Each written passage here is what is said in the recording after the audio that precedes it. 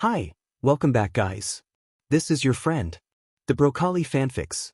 Back with amazing fanfiction.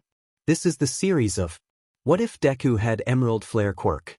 Now before starting, please give this video a like and subscribe to the channel if you want more videos like this. Now let's get into the fanfic. Midoriya Izuku had been bullied at the tender age of 4. Midoriya Izuku was diagnosed quirkless at the young age of 5. Midoriya Izuku was beaten in the school playground at 5 years old. Midoriya Izuku got his quirk at the late age of 5, and he had never been happier. Gee guys, come on. You can't pick on people just because you think you're better than them. He felt. What the hell do you mean, Deku? We can do whatever you want.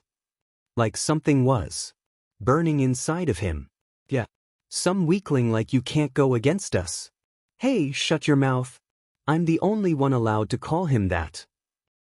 Geez. It was spreading. Like a flame or a forest fire. Really guys, hurting people isn't right. Don't you want to be heroes? It didn't burn. It was like it was a part of him, and maybe it was. Alright, that's it. Stop standing in my way, Deku.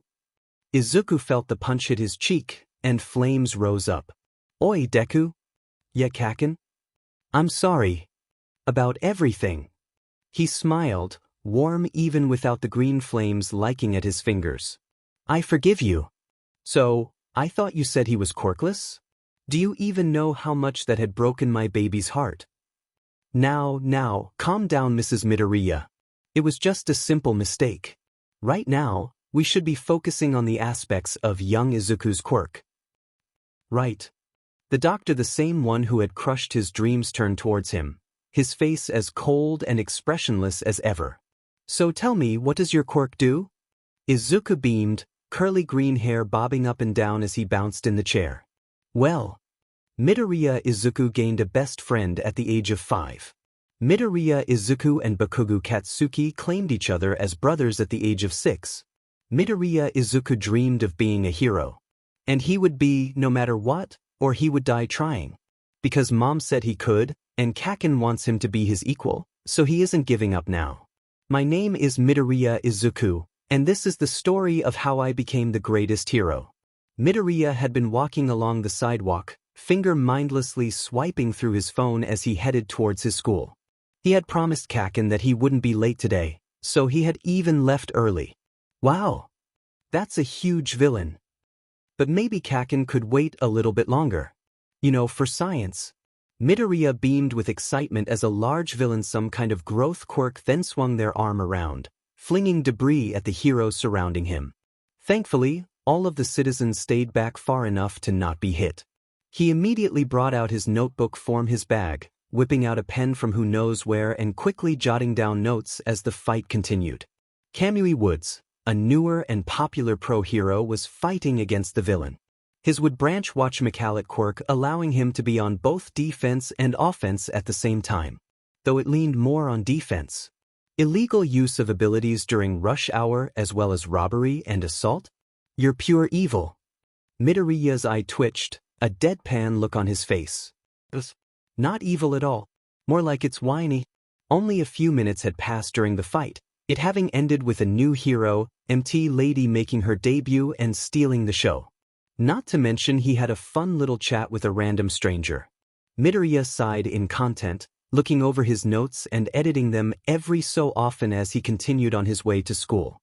He was interrupted when his phone dinged loudly, startling him. Oh, a message from Kaken. King Explosion Murder, 7:23 a.m. Get your butt F moving. You're gonna be late, you shitey nerd. Midoriya yelped, nearly tripping on his own feet as he realized the time. Quickly stuffing his notebook into his bag, he sprinted down the sidewalk, careful to hide the green flames around his ankles as he gave himself a boost. Couldn't hurt to go as fast as he can, right? Okay, it's time for me to pass out your career choice packets. The teacher drawled, a bored look on his sunken and wrinkled face as he idly flapped the packets on his desk. In a sudden burst of energy, he smiled, throwing the papers up into the air. But I'm sure you all want to be heroes. Midoriya sighed as his classmates let out a loud roar. unconsciously observing their quirks as they let them go wild in the class. He had already studied and taken notes on their quirks before, long ago when he had first gotten a notebook, but it never hurt to go over them again and see if he could find something new.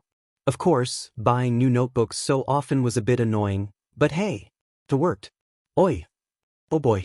Now teach, don't you go and mix me and Deku in with this pitiful group of extras. Bakugo Katsuki, Midoriya's childhood friend and brother by bond, stood up on his desk, a large smirk on his face as he practically declared war on everyone else in the room. Bakugo had always been overly confident, cocky cough, and tended to provoke a lot of anger with people, so Midoriya was usually the one who toned him down. Tando, he'll let him have his fun. Oh, shut up, Katsuki. Yeah. We're more amazing than you think, Yuji. Bakugo laughed over the many protests of his classmates, about to shout out another insult until he saw Midoriya's disapproving look. He sat back down with a smirk, pouting when Midoriya smiled at him. Their teacher sighed. Right. Bakugo-kun, you and Midoriya-kun are aiming for you, aren't you? Silence. Then chaos. You'd oughta high. That predigests school? I heard they only let in 300 kids every year. Crazy. They barely accept anyone in.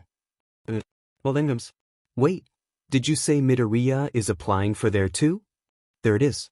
Midoriya sighed as mocking laughter filled the room, everyone except for Bakugo laughing in pure amusement at his decision. Even though Midoriya had finally gotten his quirk at 5 years old, and he became friends again with Kaken, he was still bullied. It was less sure and not for the same reasons, but it still hurt. You would only have to ask someone to know why people bully him, and you'd get all of the answers right away. I bet he's only going because Bakugo is. Just like a loyal dog. 1. Because he's friends with Bakugo. Does he even have enough money to get the uniform? I betcha he doesn't even have $2. Huh. 2. Because his family has never had much money to begin with. Too bad his dad won't be there to see him if they fail. And 3. He doesn't want to talk about that one. That's something for later. Bakugo practically snarled, stomping a foot on his desk as small explosions popped in. His hands. Shut the F up, you extras. Deku is better than all of you. You're all just prissy snobs who don't know what trying hard even means. Don't you dare try to insult him or his life, or else I'm gonna blow you to bits. Midoriya smiled gratefully at Bakugo, though he made sure to chastise him for insulting others. Kaken, saying you're going to blow someone to bits isn't exactly heroic, you know. Oh, shut up, you twat. Flashback. Midoriya happily skipped up to Kaken and his friends. If you could even call them that. He was excited he had gotten his quirk yesterday, and today would be the day he could finally prove himself to Kaken. Maybe he'll even acknowledge him. Kaken. I got my quirk. I can be a hero with you now. Bakugo looked at him in excitement, a large grin spreading over his soft baby face as he ran forward to meet up with Midoriya. What is it? It better be cool. Bakugo's lackeys followed behind him, snickering to themselves as they waited to see Midoriya's quirk. Midoriya nodded, concentrating as small emerald flames popped up on his hands, dancing over his fingers and jumping through the air. Bakugo beamed, grinning excitedly as Midoriya joyfully played around with the fire, both of them mesmerized at the sight of his quirk. Did your daddy see your new quirk? The flames on his hands were gone in seconds, mislead grin falling from his face as he lowered his head. That's... The kids sneered, pointing fingers at him as they laughed. You've only got your mommy, don't you? I bet your dad left ya, 'cause you're so useless. What do you mean? Bakugo looked at them in confusion, his red eyes still wide from the earlier excitement. Deku's way better than all of you F-tards. Kaken. That's a bad word. Midoriya packed up his school stuff into his backpack, scrolling through the news on his phone as he flipped through his notebook at the same time, a habit of his. It had been years since he had first shown Kaken his quirk, and since then the bullying had practically disappeared thanks to Bakugo's protection of him. Even though Bakugo wasn't bullying him anymore, so more people were actually coming to him to talk, mostly about homework, so he did have a few friends. Just not close ones.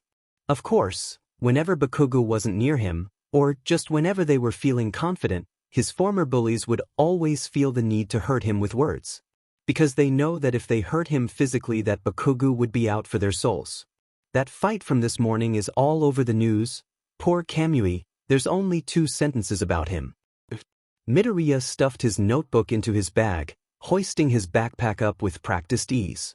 Bakugo walked up next to him, his bag slung over his shoulder. You ready to go? Midoriya nodded. And hey, Bakugo's face softened, putting a hand on his shoulder to make sure he was paying attention. Are you alright? Yeah, Kaken, I'm alright. Thanks to you, of course, my trusty sidekick. Midoriya grinned, holding in his laughter as Bakugo barked in rage at being called a sidekick. If anyone's the sidekick, it's you. You just keep dreaming. F you. Love you too. Midoriya laughed, telling Bakugo to just head home without him, since he'll be going the long way instead. He walked out of the school, humming his favorite hero's theme song, All Might, as he walked on the path home.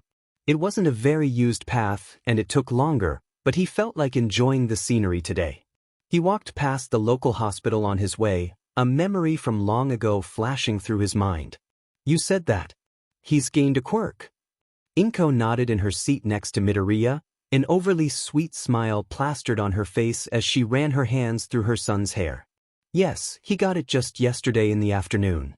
Dr. Tsubasa sighed, jotting down a few notes on his clipboard before standing up from his seat and motioning towards the door. If you would follow me, please.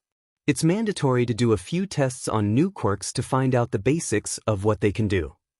Inko smiled, standing up from her seat and grabbing an excited Midoriya's hand as they walked through the hall to do the tests.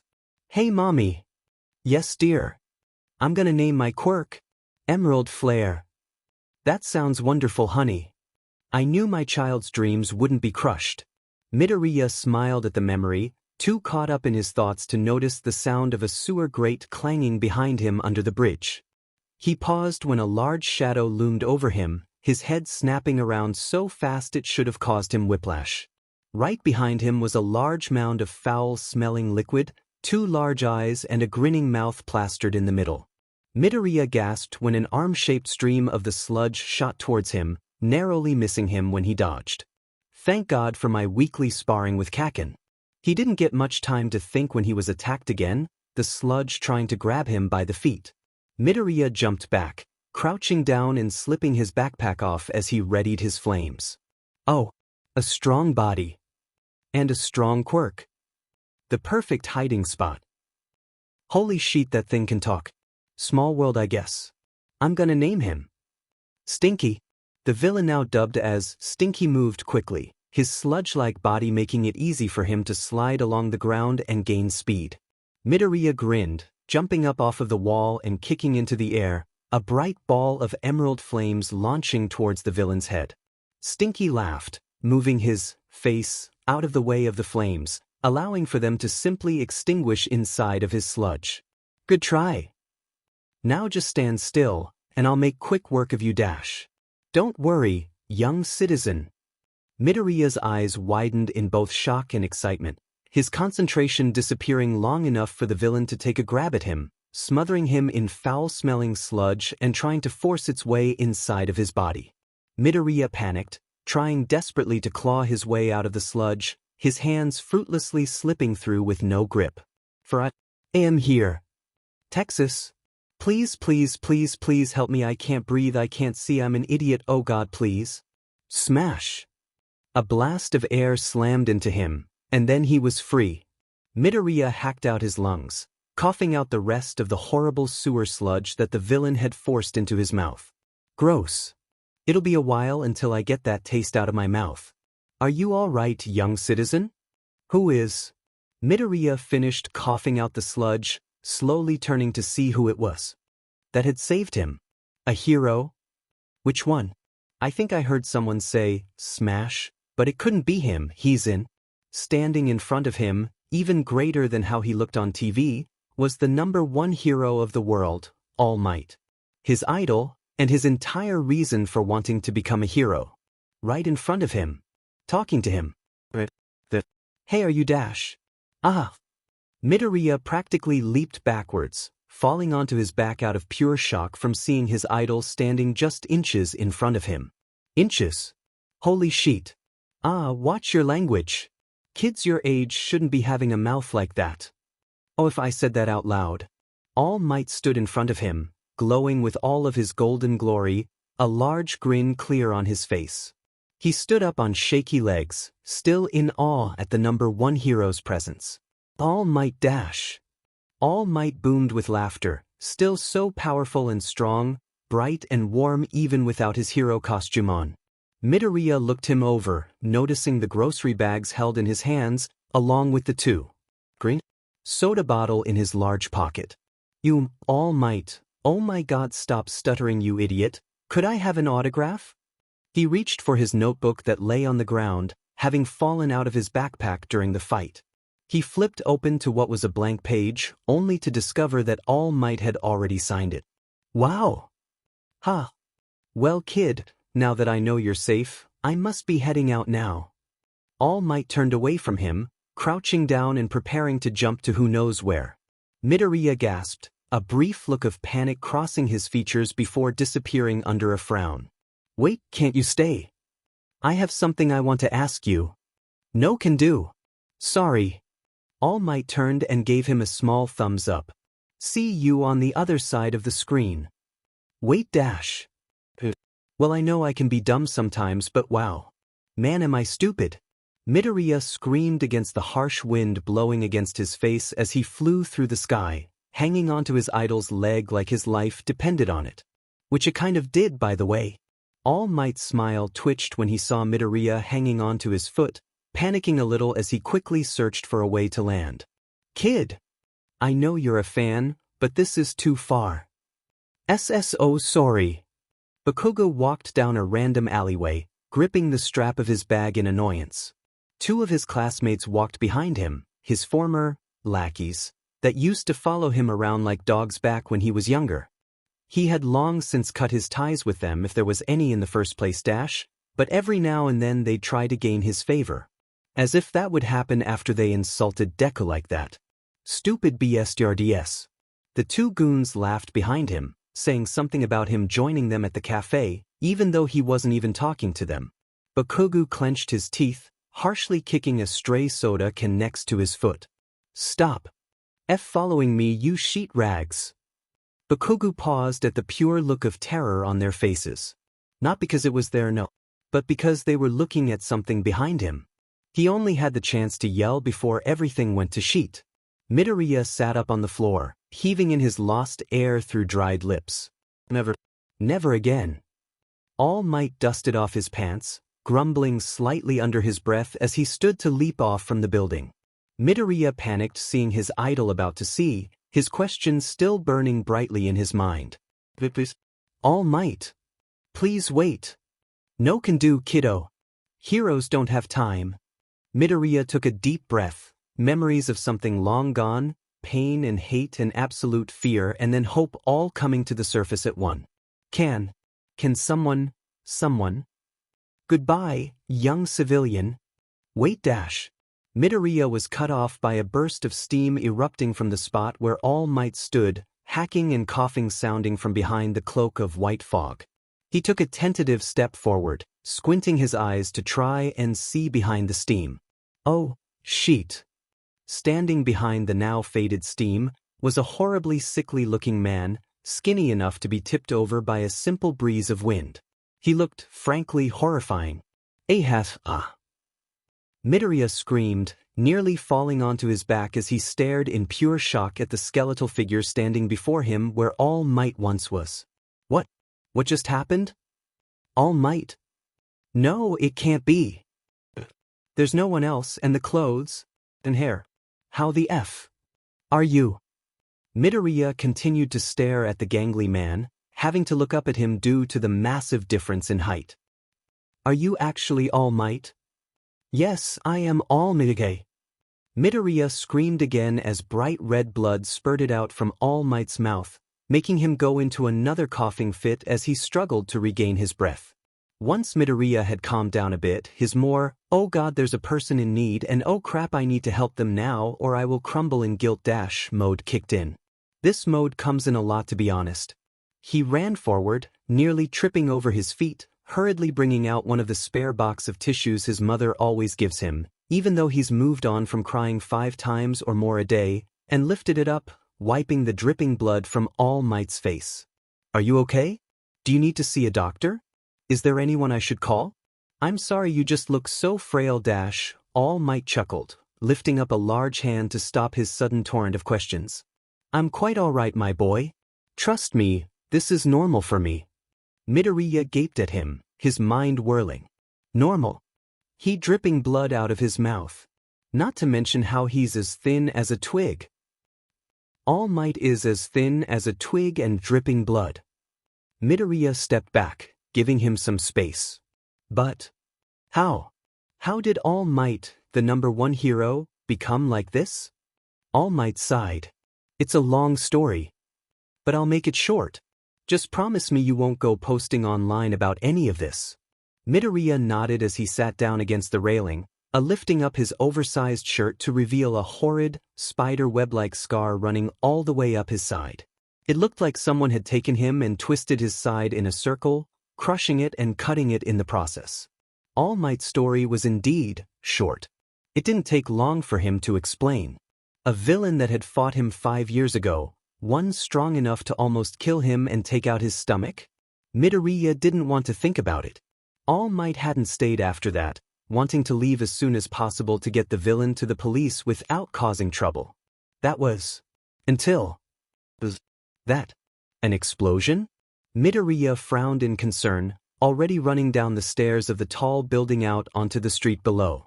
Dark black smoke was rising into the air, the smell of ashes and the sound of panicked screaming coming from nearby. A villain attack. Surely Kaken won't mind if I see one more. He quickly walked down the sidewalk, already reaching into his bag to grab his notebook when he turned the corner, finally coming upon the scene of the fight. He nearly dropped his whole bag. Right in the middle of the street was the Sludge villain, Stinky, from before. He was thrashing around with glee, large and powerful explosions bursting from his hands and destroying his surroundings. A mop of light blonde hair could be seen within the sludge, trapped and struggling to get out. Midoriya gasped at the sight, filled with worry for whoever was the victim of the villain. They must be suffocating. How long has this been happening? All Might can't help them. Why aren't the heroes doing anything? Why aren't they helping? Can't they see what's happening? Midoriya looked around himself, small snippets of conversations drifting around in panicked voices. Poor kid. I heard it's a middle schooler. So young. They've been in there for 5 minutes now. Why aren't the heroes doing anything? Their quirks aren't suited for it. Shame. Where's All Might? All Might. He can't do anything because of me. Oh no. Midoriya looked towards the chaos happening, the victim's head just barely showing through the sludge. Whoever you are, I hope help comes soon. The victim lifted their head, bright, fearful, pleading red eyes staring right at him in the crowd. Kaken. Midoriya didn't even register when he started running. All he knew was that he had, and now he was halfway to being smacked across the road by a copied explosion from the Sludge villain. He panicked, calling out to Bakugo as he reached into himself, bringing out the flames inside of him he so desperately needed to save his friend. Kaken. Bright, beautiful emerald flames burst from his body, swathing him in green light and almost burning up the villain's face, causing him to back away in fear. Midoriya stood on shaky legs, steeling himself as he grinned, ready to fight. I'm not gonna let you hurt my friend. He swung his arm, green flames swinging with it just as the villain began to yell, an arm dripping with sludge flying towards him with sparks at their palms. You? Someone was yelling, there was wind in his ears, and then suddenly he was on the ground with Bakugo beside him, a few green flames still resting on his hands. Midoriya groaned, slowly lifting himself off of the ground as he looked around himself, noticing the obvious lack of chaos there once was. A raindrop fell onto his nose as he looked at the tall figure in front of him, his eyes widening in awe as the entire weather changed from just one singular punch from the man in front of him. He didn't know when, but All Might had swooped in, saving them both. He had been saved by his hero, All Might. Bakugo stirred beside him, red eyes snapping open as he shot up into a sitting position, hiding a wince. What the? Oh, Kaken. I'm glad you're all right. I was so worried. Were you thinking? Midoriya ducked, avoiding Bakugo's fist that swung over his head. He didn't get much time to talk before both of them were dragged away for questioning, though it was more of a scolding type of situation. Midoriya had been scolded by the heroes at the scene, told that even though he had a strong quirk that he shouldn't be running out into danger, and to just leave it to the pros. Like you guys were doing anything. Bakugo, however, was praised. He looked pretty annoyed as well about the whole thing. Stupid FING heroes. They didn't even do anything. Well, I'm just glad you're alright, Kaken. Bakugo huffed, lightly knocking Midoriya in the side of the head. Yeah? Well, don't go rushing into danger like a DMN idiot ever again. After making sure that Bakugo was indeed okay, Midoriya said his goodbyes, heading down the street back to his home. Thank goodness my backpack isn't ruined, Mom would have killed me. I didn't get a chance to apologize to All Might either, for both accidentally wasting his precious time and clinging onto his leg in midair. He sighed. Yeah, that was pretty dumb. Midoriya shook his head in embarrassment, about to turn the corner when All Might suddenly burst forth, nearly running over him. I am here. Please stop doing that. Midoriya yelled, taking a deep breath as he got over his shock, placing a hand on his chest. Oh dear God. Someday I'm gonna get so scared I start cursing like Kaken. Ugh. All Might laughed, loud and booming before he hacked, spurting out blood and turning back to his normal form in a puff of smoke. He still wasn't used to it. I mean, who would be? He's a skeleton. Midoriya grimaced, telling him to not push himself as he handed him a couple of tissues to wipe off the blood.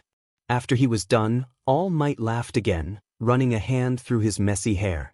Sorry about that, I had to run pretty quickly from the reporters. Right.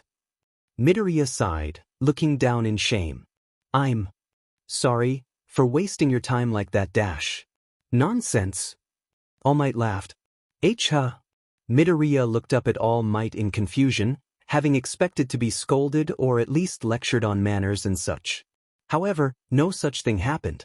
Instead, All Might praised him. What you did out there was stunning, my boy. Even though you're just a middle schooler, just a kid with no business going out and helping people, you ran out there without thinking, and you helped that boy. You did more than those heroes ever did. What? You have the true heart of a hero, my boy.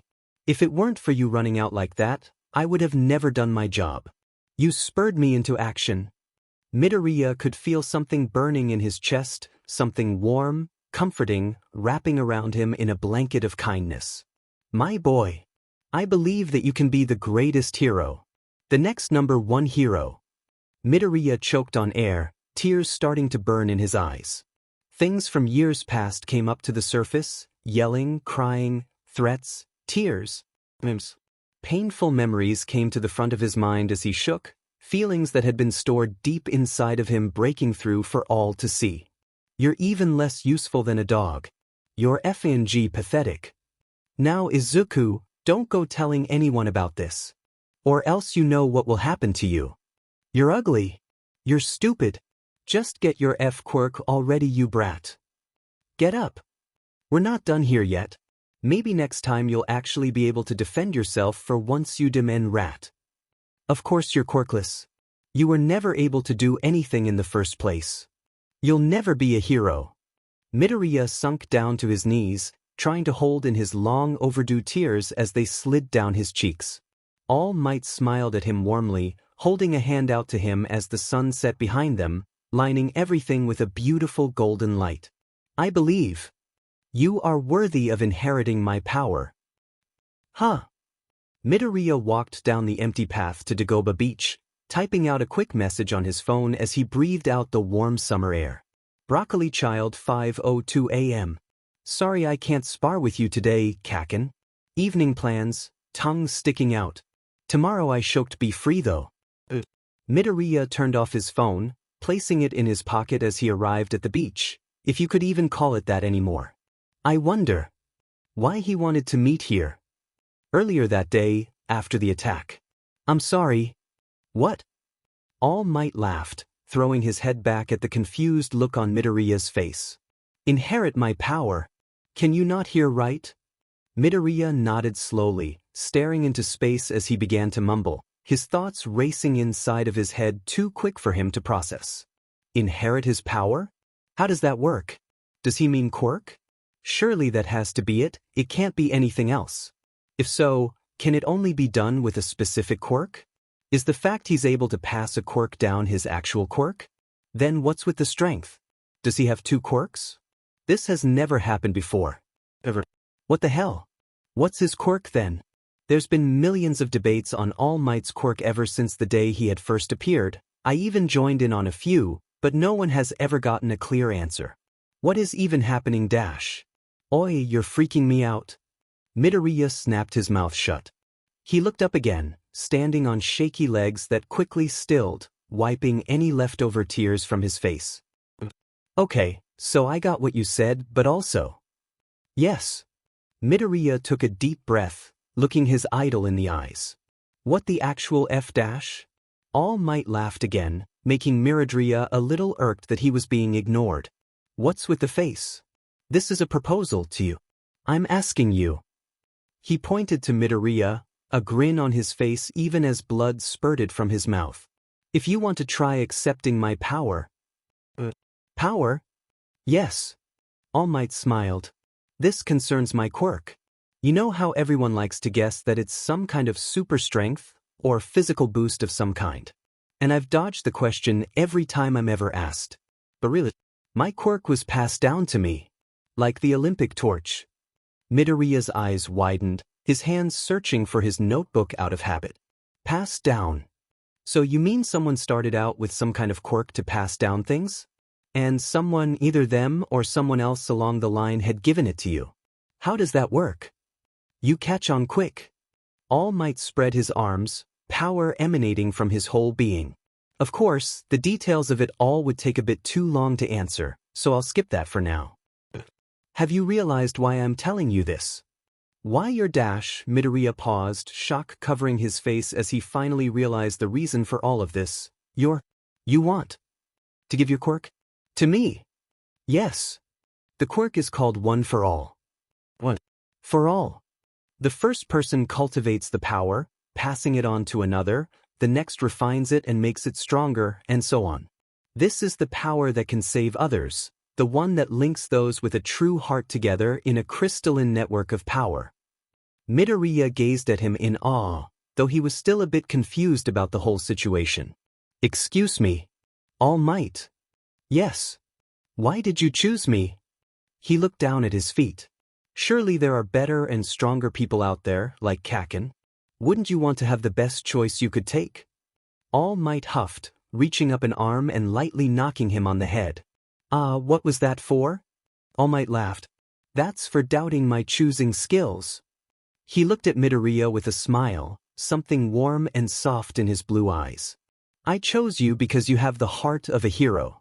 I would have chosen you even if you were quirkless, my boy. So, will you accept my power? Midoriya bit his lip, a smile blooming on his face as he looked his idol in the eye. Yes. After he had accepted All Might's power, he had been told to meet up with him again at 8 p.m. at Dagoba Beach. If you could really call it that now. So here he was, standing at the entrance to the local garbage dump, searching for the person who called him there. He walked to the clearest area, dropping his bag on the floor and sitting on a nearby pile of trash as he waited. Maybe he's already here. He hadn't told his mom about All Might or One for All, not Kaken either. It would be wrong to just go around spreading All Might's secret like free candy. Not even a minute passed when he heard someone walking towards him, beaming when he saw All Might's lanky and thin form. Now isn't that a sight in the distance? All Might. Shoo! All Might panicked, a nervous smile on his face as he quickly looked around himself to see if anyone else was near. Thankfully there was no one. Don't just scream out my hero name like that. Oh, sorry. It's all right. All Might smiled. Midoriya sighed in relief, standing up from his spot on the trash and looking around. So, just what exactly are we doing here? Are we going to clean up trash or something? To be honest, I've been planning to. All Might gave him a thumbs up, motioning to the truck left behind the entrance of the beach. Correct. This place will be the beginning of your training. He waved his arm, looking over the entire trash-filled beach. I heard this used to be a lovely beach for visitors to enjoy, but it's been tarnished. As such, you will be cleaning all of this. It's a wonderful muscle exercise. Oh, okay, wait. Midoriya's eyes widened as he looked at the surrounding piles of garbage. You mean all of this? Yes. Midoriya sighed, already accepting his fate. Okay. Why are we even doing this training in the first place? Well, you're not a proper vessel for my quirk yet. That is not what you said earlier. All Might chuckled, scratching his head of messy golden hair. What I meant back then is that you have the proper heart for it. The body is still too weak. Midoriya raised an eyebrow. Ahem. Not that you're weak, I can see that you've built up plenty of muscle and all that, but it just isn't enough. Say, if you were to try and use my power now, your limbs could possibly rip apart from the inside. Hold on, what dash? But not to worry. All Might cut him off with a smile, a large puff of smoke surrounding him before he walked out in his hero form. That's why we're training. That makes sense then. Plus, it's always good to work on the smaller things too, like public service. Heroics isn't all about fame after all. All Might grinned at him. I knew I picked a good successor. He laughed, grabbing the edge of an old fridge and crushing it beneath his hand, exposing the glorious setting sun behind it. This is your first step towards becoming a hero. You want to go to U.A, right? Midoriya nodded. Yes. All Might hummed, taking out a pack of papers and handing it to him. That's 10 months until the entrance exam. So you're going to have to clear the area I assigned by then. This is my pass the test American dream plan. Go by this and you'll have no trouble cleaning this beach. Man, there's even a certain amount of sleep. Midoriya smiled, determination carved into his face as he looked over the paper. It'll be hard, super hard, but I'll do it. Good. All Might ruffled his hair, before suddenly looking sheepish. That reminds me, I never got your name. Midoriya smiled. Izuku. Midoriya Izuku. Great, now let's start tomorrow. And so began my months of hell. Oh boy. It's not too bad. Midoriya Izuku sat at his desk, his eyes drooping every couple of minutes as he wrote in his notes. His training schedule required him to wake up at 4 a.m. every morning, go to the beach and clean up trash, head home, get ready for school, get to school, go home, go to the beach to clean, and then go home for the rest of the day. Thank God he was already used to waking up at 5 a.m., or else he would be in hell. Bakugo had been a bit suspicious as well, considering this was the third time in a row where he couldn't do any after-school hangouts or spars. So he told him that he was trying out a new fitness plan, that he wanted to step it up. Which wasn't entirely a lie, just bending the truth a little bit. Seeing as how he was already pretty in shape, picking up the pieces and chunks of trash every day wasn't so bad. Unless of course it was something huge. To be honest, he could probably finish cleaning the beach before the planned 10 months. If he did that, he'd be able to have time to train with All Might's quirk. Please see, there are 294 days left of training, and muscle recovery takes about 2 days at most, so that means I'll only have about 98 days of actual training. I could work in some extra hours during morning and night, but that would lead to overwork, which isn't good. I could do some self-training, but it would have to be light. Maybe I can ask Kaken to help me? We could pump up the spars a bit. Deku, you're doing it again. Oh sorry Kaken. Plus time for school as well. Months had passed since he began, exams, finals, plus all of the training leading up to this day. Woohoo! Midoriya stood on top of the last pile of trash he had cleaned, his arms pumped up into the air as he cheered at the top of his lungs. All Might stared at him wide-eyed in awe, having only just arrived. He cleaned up the whole beach in just 7 months. Incredible! You not only finished early, but exceeded my expectations. Congratulations, my boy. Midoriya stumbled down the pile, nearly falling when he reached the bottom. I did it. I did it. He took a deep breath, wiping his sweaty forehead with his arm as he gave a tired smile to his mentor. All Might helped him to steady himself, giving him a light clap on the back. You truly are a real entertainer, young Midoriya. Here, take a look at how far you've come. He held out his phone, showing a photo of Midoriya before they started the training. Wow. I was by no means weak back then, but wow. I wasn't Kaken level either. Now though, holy FNG sheet. Holy crap. He looked up at his mentor, a large smile blooming on his face. I can't believe you're helping me do this. Thank you. All Might looked at him with pride, plucking a single golden hair from his head. You're wrong, young Midoriya. I only told you what to do, you did it all yourself. Now, are you ready to finally take in my power? Yes. There is a difference between being born great and working hard to be great. Take this to heart, kid. You earned this power all on your own. He held the piece of hair in front of him, his smile practically glowing. Now, eat this. Duh. What? It doesn't matter what you take in as long as you digest my DNA. This is not how I thought this would go at all. Just eat the hair. No. Only 3 months until the entrance exam. Midoriya stuck his tongue out, hesitantly swallowing the hair, gagging at the feeling of it sliding down his throat. All Might laughed at him, lightly patting him on the back. Congratulations, my boy. However, the fun has only just begun. Midoriya glared at him. I thought you were supposed to be nice. All Might just grinned wider. Now, since we're done here, why don't you go home for now and get some well-deserved rest? 3 days should be good. I'll send you a message for when to meet up. Midoriya nodded, giving a tired wave to All Might before turning and heading home, occasionally drinking water when he could still feel the hair in his system. He dragged himself home, being forced into a shower before flopping on his bed and sleeping for 5 hours.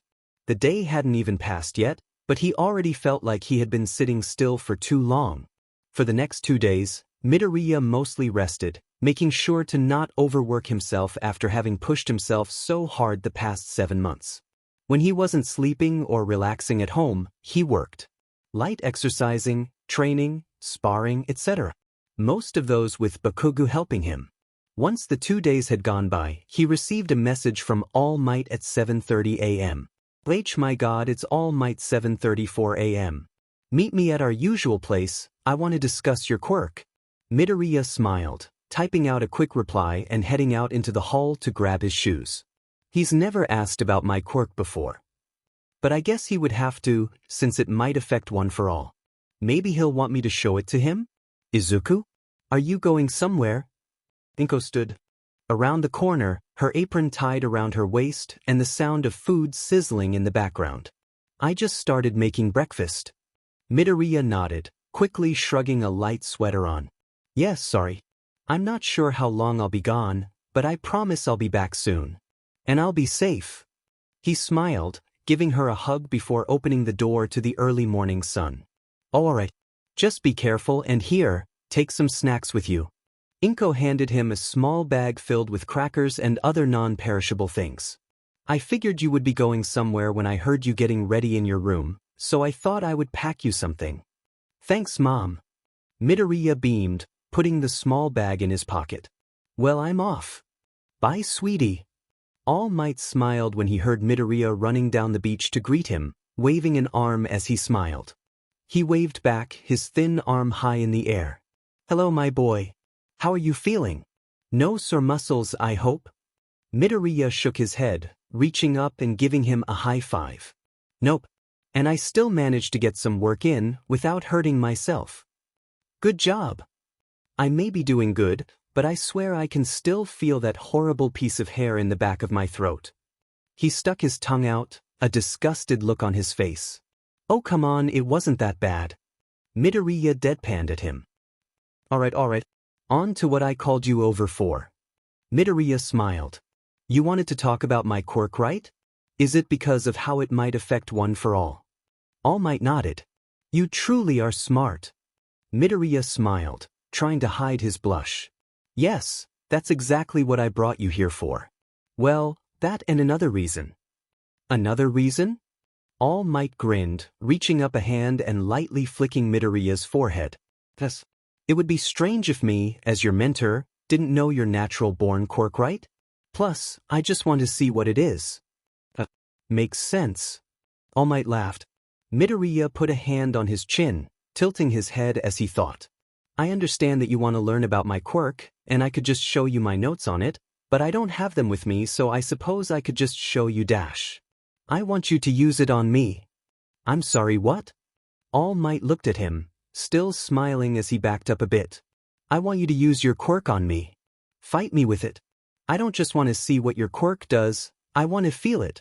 After that, I'll have you explain the details to me.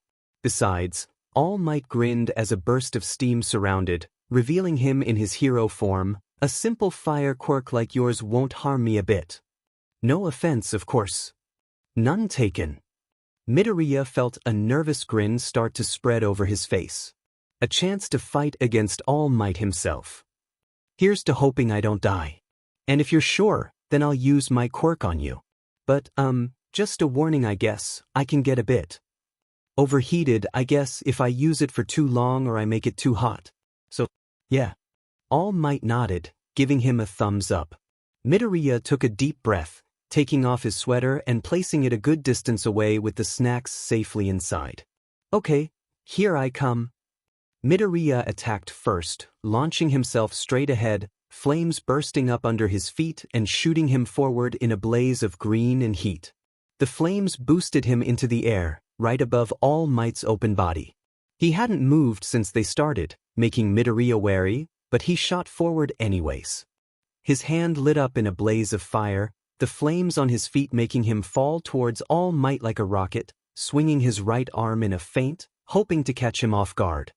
He opened his mouth in a supposed war cry, a beautiful blaze of emerald fire bellowing out from his mouth towards All Might, large enough to completely block him from view.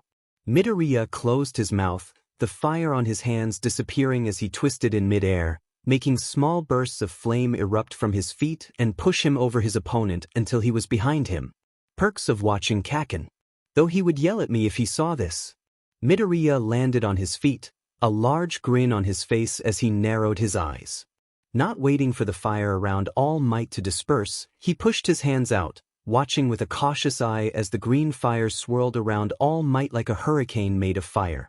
I know this won't hurt him. I doubt it even phases him. But it can buy me some time to think. Midoriya jumped back, making sure he was a good distance away. All Might mostly focuses on close-distance fighting, but the wind from his attacks also allows him to have long-range abilities, not to mention just how absurdly strong he is. I, of course, have no chance of winning. So thank goodness it doesn't seem like he'll really be fighting. The air pressure from his attacks can easily blow away my fire, but even if I cooled them down to make it easier to control, it's not like it would do anything to hurt him. I could always try that move, I suppose, but it isn't finished and it's dangerous. Pay attention, young Midoriya. Wadash, Midoriya threw himself to the side, just barely making it in time to dodge the blast of air from one of All Might's blows. Holy shit! And this is him holding back? Quickly regaining his focus, he continued to dodge the oncoming blows, every couple of blasts of air managing to graze him. He would occasionally throw out a few attacks, mainly being streams of bright fire to distract him, and then hitting him with a barrage of fireballs straight to the face. I guess I will have to use it. He did say he wanted to see all the stuff my quirk can do after all. He stopped in front of All Might, a determined grin stretching his lips as he stood tall. Is that all? Are you stopping now? Or is there more to show? Donway. Yeah, but it might take a bit, so I hope you don't mind waiting. Midoriya took a deep breath, steadying himself as he held his hands out in front of him, shaping them so his palms formed the shape of a sphere. He flinched a bit when he felt his entire body begin to be swathed in bright hot fire, two strips of emerald flames rising up on his head, like two short horns of fire. His eyes flashed a bright green, his pupils turning white like the hottest parts of his fire. He grit his teeth as the flames began to move, trailing down his arms and up his legs towards the center of his palms, seeming to be into the sphere of fire beginning to form there. Not only is this move so hard to control because of the heat, but making it all condensed into such a small area is really frickin' hard.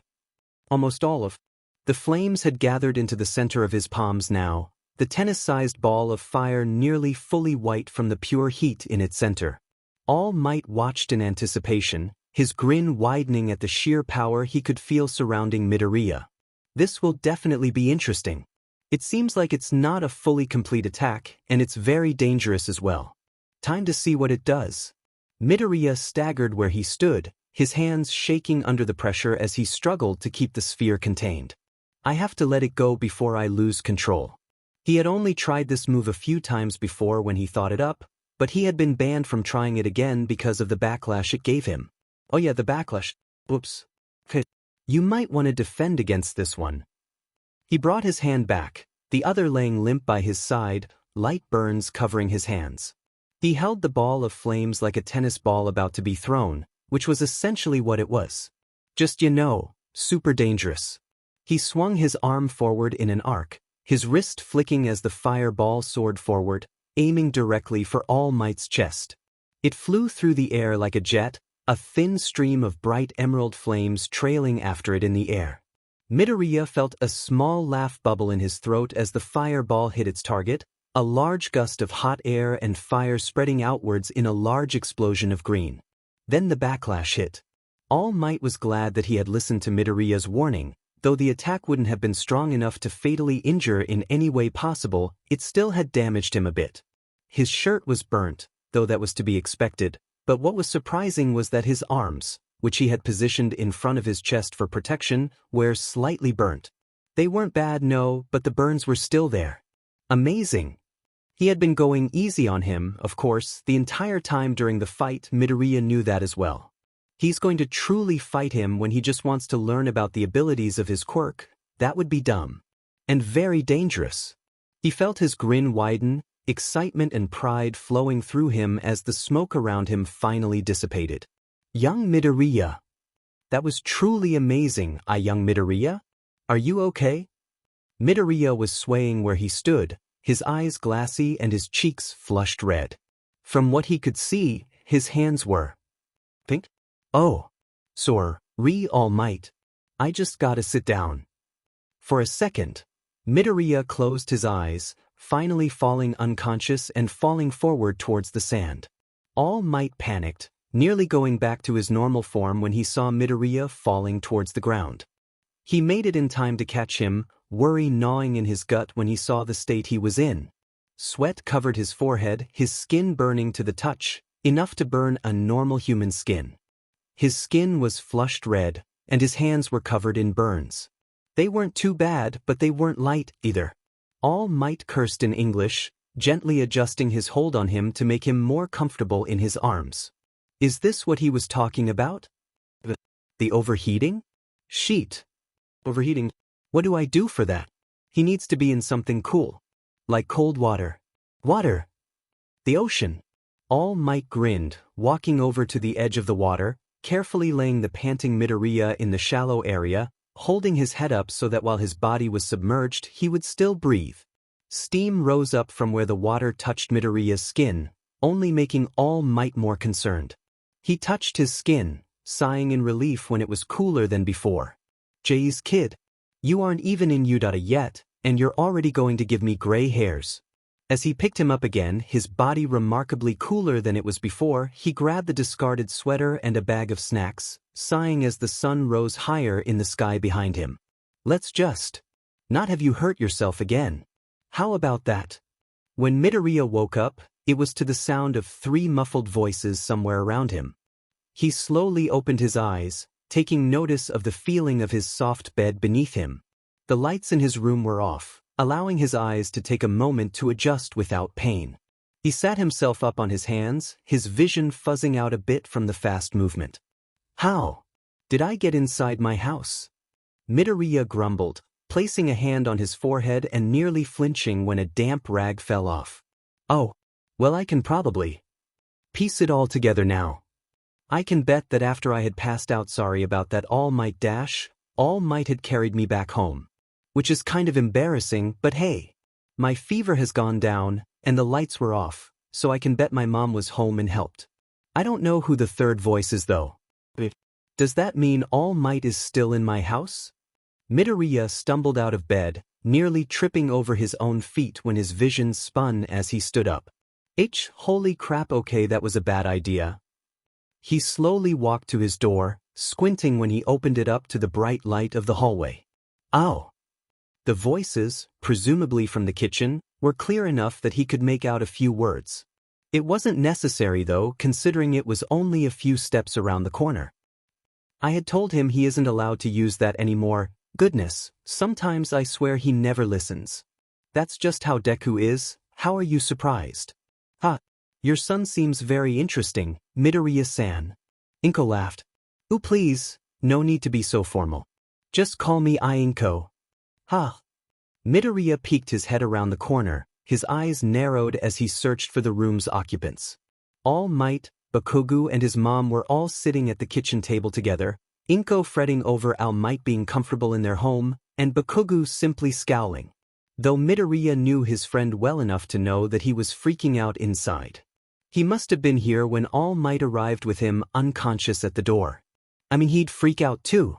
He smiled when he stayed hidden, none of them noticing he was just around the corner. Midoriya stayed low, keeping his balance as he crept along the wall, carefully staying out of sight. He silently moved across the floor, ducking behind counters and couches as he sneaked closer to the table. Bakugo turned, noticing him in the corner of his eye. Midoriya winked at him, giving him a thumbs up. Bakugo smirked, winking back before turning around and joining back in on the conversation. Thank you so much for bringing him here.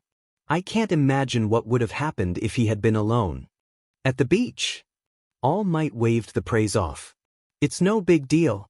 I can't just stand by when someone is in need. Especially if that someone is a child. Inko smiled. Oh, so that's his story. Midoriya grinned, managing to sneak under the table thanks to Bakugo's help. But mostly thanks to his seemingly lack of presence and silent movements. He had to be silent. If he wasn't, he would be found again and he couldn't be found. Midoriya shook his thoughts away, instead focusing on getting in the right position. Well, I just want to thank you anyway.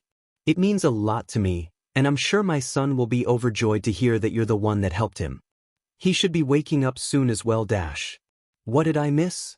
Inko yelped, nearly falling back in her chair if it weren't for Bakugo reaching out and keeping her steady. All Might choked on his tea in shock, though he was mostly able to keep himself together. Bakugo just laughed at their expressions as Midoriya snickered. Izuku. Oh my goodness. Inko leaned forward, a hand over her heart as she smiled at her laughing son. And I thought I was used to it already. You know you'll never get used to it, Mom. She nodded. Very true. All Might coughed into his elbow, his smile stretched a bit as he scratched his neck in embarrassment.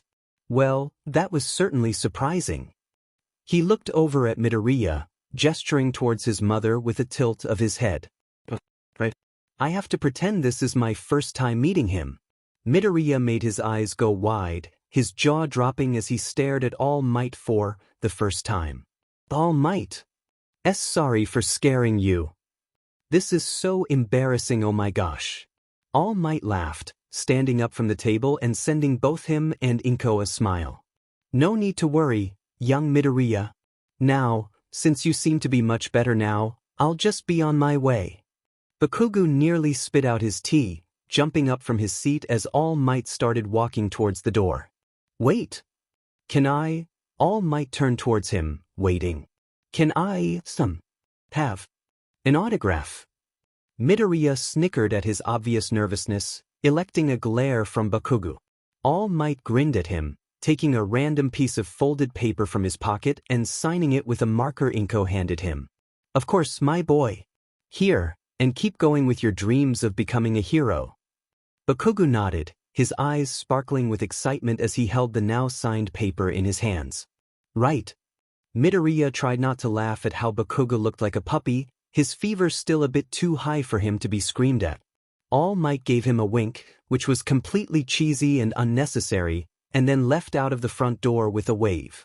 Bakugo coughed into his hand, hiding the smile that had been growing on his face as he stuffed the autograph into his backpack sitting by the door.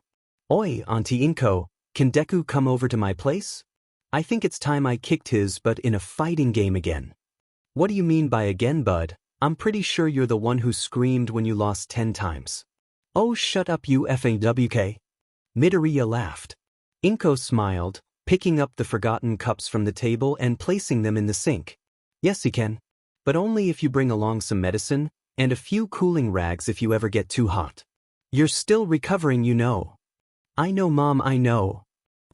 She was awfully calm about All Might being in her house. Even I was kind of freaking out, considering he might have seen my room, and I've known him for months. Midoriya went to his room, his nose wrinkling from the faint smell of sweat and sickness that had definitely come from him. He had checked the time when he woke up, 4 hours was the longest he'd been out so far from overheating, quickly packing up any things he would need before heading back out towards the door. Ready to go, Kakin? Bakugo nodded. Yeah. Well then, Midoriya smiled, his hand twisting the doorknob and opening the door to the late afternoon sky. We're off. Bye, honey. Bye, Katsuki dear. Bye, Mom. The door shut behind them, blocking out the light from outside and leaving Inko alone in the house. Well then, she took a deep breath, a slight blush rising to her cheeks as her smile started to wobble. All Might was in my house, oh my god, was everything clean? It must have been horrible, holy crap, I can't believe I just had the #1 hero in my home. What am I going to tell people? This is a miracle. A blessing. Oh my god. Hey dash. Outside, Midoriya laughed. Bakugo got to his house first, having raced Midoriya on the way. He wanted to give himself some time to think before they started hanging out. He had some questions he wanted answered. After waiting in front of his door for a couple of minutes, Midoriya finally showed up, panting as he struggled to keep things from falling out of his backpack. He had been slowed down by his backpack opening up on the way. Ha, loser. Bakugo scoffed. Deku. Midoriya beamed, finally having gotten everything settled. Kakin. Don't effing call me Kakin. But it's fun. No, it isn't. Then why do you call me Deku? Fair enough.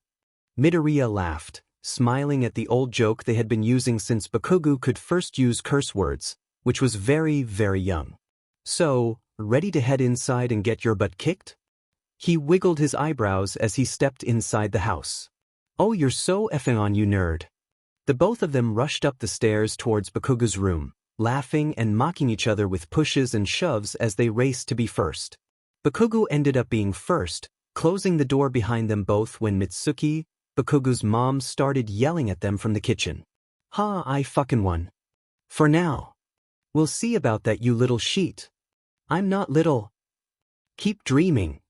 Bakugo turned on the light, dragging a bean bag over in front of the TV in his room before plopping down on it and grabbing a controller. Midoriya smiled, happily jumping onto the bed and grabbing every single blanket, wrapping them around himself like a burrito. Why must you always do that? Because. Bakugo sighed. He turned on the TV, searching through the various games on the screen before smirking when the last one popped up. Midoriya chuckled, raising an eyebrow at the colorful cover. Are you sure you want to do that one? Bakugo scoffed. Of course. I'll beat you this time. Just watch me. Aha. Midoriya's eyes narrowed, adjusting the blankets around him as the game loaded up. Well, prepare to be beaten in Gang Beasts once again, Kakin. You're effing Beach.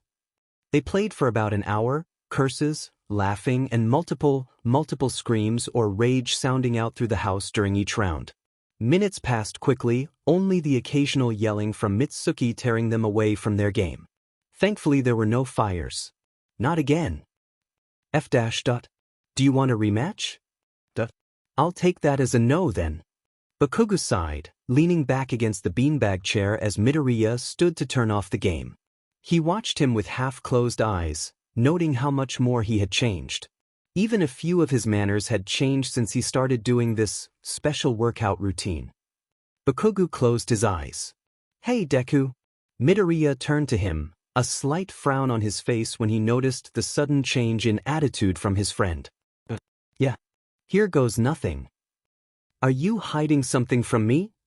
Are you hiding something from me? Midoriya froze, staring at Bakugo with wide eyes. Hiding? He doesn't seem mad. I don't think he actually knows what I'm hiding. Okay. What do you mean, Kaken? Midoriya put on a front, faking a small smile to hide his nervousness. If I accidentally reveal All Might's secret, I shall die on the inside. Bakugo stared at him, his red eyes sharp and focused as he spoke. I know you're hiding something. I've known you since the day we were born. Don't expect me not to notice how skittish you've been around me lately. Not to mention how tired you've been in class, skipping spars, waking up earlier. This isn't just some branched-off form of training. You can't really lie either. You've always been too nice for that. Bakugo looked up at him, the sharpness in his gaze replaced by concern and curiosity. Is there something you're not telling me? Midoriya gulped, guilt starting to settle in his stomach as he looked down, fiddling with the blankets wrapped around him. I can't tell Kaken about All Might training me, much less everything about his quirk. If I told him about the training, he'd want proof, and there's no doubt he'd want in on it as well. If that happened, he'd see All Might's true form. So telling him anything about All Might is off the list. Completely. He took a deep breath. I'm training. That isn't a lie. Bakugo raised an eyebrow. It's not. It isn't, I swear. But I'm not training by myself. Someone else is training me. Bakugo narrowed his eyes. A professional trainer, or something? No, well maybe. Midoriya sighed. Either way, they're training me, and not just physically either. They're helping me with my quirk as well. Finding out limits, seeing what it can do. You know, all that kind of stuff. They're really cool. And I'm sorry, but I can't tell you or show you who they are. That would be betraying their trust. Bakugo sat in front of him for a while, his arms folded over his chest as he stared at Midoriya. So, you're telling me that the only reason you've been acting skittish, nervous, and a sheet-ton more confident than usual at some points is because you're training with this random stranger? Well, when you put it like that, Midoriya sighed. That's pretty much what I'm saying. Bakugo leaned back in his beanbag chair, a slight smirk tilting his lips as he reached over and grabbed the discarded controller. Well, why were you hiding something so DMN simple? What? Did you think I'd get mad that you were training with someone else? Midoriya chuckled, scratching the back of his neck. Yeah. An angry Kaken isn't exactly a good Kaken. Demonstrate. Midoriya sighed in relief, failing to notice the strange look Bakugo gave him. The next day, 5:02 a.m. All Might stood near the edge of the beach, the waves barely touching his shoes as he waited for Midoriya to arrive. Ever since he had met Midoriya, he had started having dreams of his former master. Thoughts on everything as well. How long has it been now, since she left? 20, 30 years? Time goes by so fast. I can't even remember. How sad. Every time he saw Midoriya, saw that bright smile so full of determination, hope, strength, and pure kindness, he saw her. He looked nothing like her, of course, but their souls were the same. He knows it's not exactly the best reason, but it's also part of why he chose him to be his successor. Someone like that, who wears their heart on their sleeve, with a smile so bright and so pure that it can light up a whole room, someone who simply wants to help others. That's the type of person who is meant to wield one for all. All Might. Think of an angel and it shall appear. All Might smiled, turning his back against the just rising sun to greet the frantically waving Midoriya. He laughed as Midoriya ran up to him, lightly ruffling his hair and handing him a fresh water bottle from his pocket. How are you, my boy?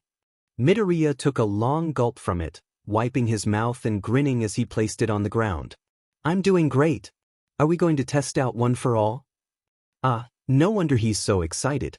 All Might nodded, grinning wider when Midoriya pumped a fist into the air with a cheer. He wanted to start teaching him how to use one for all as soon as possible, so that he would at least have the basics down before the entrance exam came. Wouldn't want him hurting himself. Now, since One for All is already inside of you, it should be no problem bringing it out whenever you need it. The only problem is control. But for now, let's work on learning how to actually bring it out so you can use it when the time comes. All Might grinned, putting a hand on Midoriya's shoulder and pointing to a decently tall pile of sand a bit away from them. I want you to try using One for All on that pile of sand. Right there? On that sand? Punch it. Yes. Okay, sure, why not? He watched as Midoriya concentrated on the single spot of sand, his grin widening when he saw the red tendrils of energy wrapped around his arm as he pulled it back in preparation. Midoriya let out a shout as he ran forward, throwing his fist right towards the center of the pile of sand in a burst of strength. The punch hit, sending sand flying through the air in a giant blast of wind and power. All Might had to cover his face to prevent any from getting in his eyes. When the dust and sand cleared, all that was left of that poor pile of sand was a quickly filling up crater. And Midoriya. Is my arm supposed to bend this way? No. I think you're in shock. And I think you should take me to a doctor. On it. All Might was in fact taking him to a doctor, just not the one he was thinking of. You know, a normal doctor in a normal hospital. Not Recovery Girl, a pro hero who has healed thousands inside of UFN. School isn't anywhere close and yet he's already inside the front gates. Are you sure I'm allowed inside? 'Cause I'm really not sure I'm allowed inside. You'll be fine. Are you sure you won't freak out? No. That's fair. Midoriya squeaked when All Might picked him up, the last bits of steam from his transformation already drifting away. His shock had gone away a bit ago, which had left him crying for a while, but after a bit of time he had been able to bear through the pain. It still hurt horribly, but he insisted he walk. Which, obviously, was not taken into consideration. Well, let's get you inside then. Midoriya laughed. You know, my arm looks like it was colored with a purple crayon. You okay? No. He wanted to walk, but it would be best to get it healed as quickly as possible. Midoriya gaped in awe as they walked through the hallways, just barely containing his excitement because oh my god, I'm in UA and this is so cool and holy frick. He hissed a little when All Might accidentally bumped his arm, sending a flash of hot pain through his system. Oh, I'm sorry my boy. Are you alright? Midoriya nodded, sending him what he hoped was a convincing smile. Good. It only took them a few minutes to arrive outside of Recovery Girl's infirmary, with All Might gently putting him down so he could knock. Which he didn't get the chance to do, considering Recovery Girl had slammed the door open before they could even say a word. Recovery Girl. All Might stuttered out, a nervous sweat covering his forehead. How nice to see you. Recovery Girl scowled, whacking All Might in the legs with her syringe-like cane. Don't you tie me, mister? Just how many times are you going to be in here? You don't even look injured. Midoriya winced, stepping forward into her line of sight. It's actually me that's hurt. All Might is just the one that brought me here. He smiled warily, waving his good arm a bit in greeting. Recovery Girl turned to him, giving him a warm smile as she looked him over for any injuries. No need for an introduction, dearie. And there's no need to tell me what's wrong either, considering I can already see it. Midoriya chuckled, carefully walking inside of the infirmary, making sure not to move his arm. Once the door closed behind them, All Might deflated back into his true form, sighing in relief and plopping down in a chair against the wall. That's better. Midoriya yelped at the sudden transformation, a panicked look on his face as his eyes traveled between All Might and Recovery Girl. All Might laughed at the look on his face, waving off his panic with his hand. Don't worry, my boy. She's known for years about both this and One for All. So don't panic. Oh, okay. Now, dearie, Recovery Girl walked over to him, patting to soft white bed and motioning for him to come and sit. Come over here and sit so I can see the wound properly. Midoriya did as he was asked, gingerly lifting himself onto the bed and shuffling around until he was comfortable.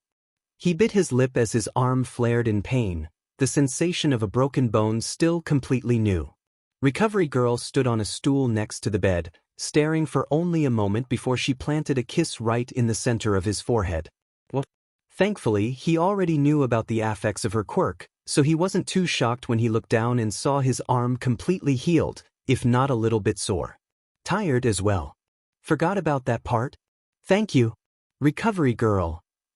She smiled at him, handing him a few gummies and hopping off the stool in one quick motion. Now then, you should be all fixed up, dearie. Just don't do anything too harsh with it for a day or two. So, mind telling me just exactly why this kid here had a broken arm? All Might gulped, looking more nervous by the second. Well, young Midoriya here is my next successor. Recovery girl stared at him in silence, causing Midoriya to silently shuffle towards the door as he eyed the two people in the room. Until she finally snapped. He's what? He's my successor dash. He is a child. He's not even in high school yet. Yes, I know, I'm sorry dash. Shush. Let me be angry with you in silence. Okay. Midoriya laughed despite himself, the sight of recovery girl, who isn't even half his height, fuming and poking All Might in the leg with her cane, nearly sending him into a fit. Sorry. I couldn't help it. Recovery girl sighed, lowering her cane and walking over to him, giving his arm one last gentle pat. It's okay, dear, I know I'm funny. All Might snorted. Now, I don't want to see you in this office again until you're 50, so keep practicing with this idiot over here until you've got this power under control. Midoriya nodded, a bright smile on his face as he turned towards the door to leave. Yes, ma'am. All Might gave her a tentative wave, yelping when she whacked him with her cane again and quickly leaving through the door, along with Midoriya. I swear, those two are gonna be the death of me. The last 3 months passed by quickly, and after multiple visits to an angry recovery girl's office, many small craters in the sand, quite a few broken bones, and a lot of practice, he finally managed to get to the point of being able to use 7% of One for All without breaking a bone. Now, he stood in front of U.A, with 15 minutes until the start of the entrance. The exam that would truly start his path to becoming a hero. Holy frick, I can't believe this is actually happening. I mean, I knew this would happen, but still, and even though I've been here so many times already, it's still so amazing, and oh gosh, I'm so nervous. What do I do? Oi! Deku! Midoriya was snapped out of his thoughts for the moment, twirling around to see Bakugo walking towards, a creamy white scarf gifted to him by Inko wrapped around his neck, small wisps of warm air leaving his mouth. Oh, hi Kaken. Don't effing call me Kaken. But it's fun. No, it isn't. Then why do you call me Deku? Fair enough. Midoriya laughed at Bakugo's usual scowl, dodging the incoming nuggie with practiced ease. You can't get me that easily, Kaken. Wanna bet? Midoriya squawked as Bakugo tried to tackle him, making him trip and head straight towards the cement ground. Well, guess I'll die. That or not. Midoriya stared confusedly at the ground just inches beneath him, his skin. Not even grazing the ground, even though he was completely sure that he was just falling, and that he was not doing a weird plank at the moment. Oh, I'm sorry for using my quirk on you. But it's bad luck to fall, right? Midoriya stared blankly ahead as he was gently lifted up right by someone, flinching when gravity came back to him and letting his feet touch the ground. He hadn't even noticed they weren't. Are you okay? Midoriya looked up, his cheeks burning a bright red as he came face to face with a girl. A cute girl. Oh dear Lord, save me now. Bakugo snickered beside him, making him jolt. Oi, nerd, I'm gonna head in, so don't be late. Oh, you be. Wow, you guys must be good friends, huh? Midoriya yelped, his mind snapping back to reality as the girl in front of him kept talking. Must be nice having someone here that you know. Your name is Deku, right? The girl in front of him smiled, have lightly clapping together. She had cherry brown hair that was cut to the middle of her neck, with 2 long streams framing the side of her face. It's nice to meet you. Midoriya didn't think his face could get any redder than it already was. Sure, he had interacted with girls in middle school, but it was almost always just for help with work, never just a casual conversation. And never with a girl so cute. So, he tried his best. My name's Midoriya Izuku. He could only hope that his face wasn't still cherry red, but he could tell it was. Deku is just a nickname. Oh. An embarrassed smile crept over her face, making her almost glow. So sorry about that. It's kind of cool though. It sounds like you can do it, you know. She clapped her hands together, giving him another smile. Anyways, I'm gonna head in for the exam now, good luck. Midoriya stood as still as a statue, blinking in shock as he tried to understand what had just happened. He felt a goofy smile making its way onto his face, his blush finally dying down. I talked to a girl. Mom will be so proud. There was a skip in his step the entire way inside. Midoriya sat next to Bakugo inside of a large auditorium, the writing part of the exam already finished, and the practical about to start. Present Mike, a popular pro hero as well as radio host, stepped up onto the stage, the spotlight focusing on him. Can I get a hey? Present Mike laughed. Tough crowd. All right, my young listeners, I'm here to tell you all about your practical exam. Are you ready? Aizawa. Midoriya tried to stifle a laugh at Present Mike's attempts to get everyone hyped up. Oh geez, I hope he isn't too down from this. I listen to his radio shows every week, it's amazing. Maybe he'll talk about the exams on them this week. Shut up, Deku. Okay. The screen behind Present Mike lit up like the screens you'd see in a movie theater, showing a map of their current location, as well as 7 other boxed areas labeled AG. Present Mike pointed up at the screen, pulling out a sheet in front of him. This is how the test will go, my listeners. You will be doing a 10-minute-long cityscape maneuvers. Midoriya looked down at the sheet he was holding, searching for what area he was in.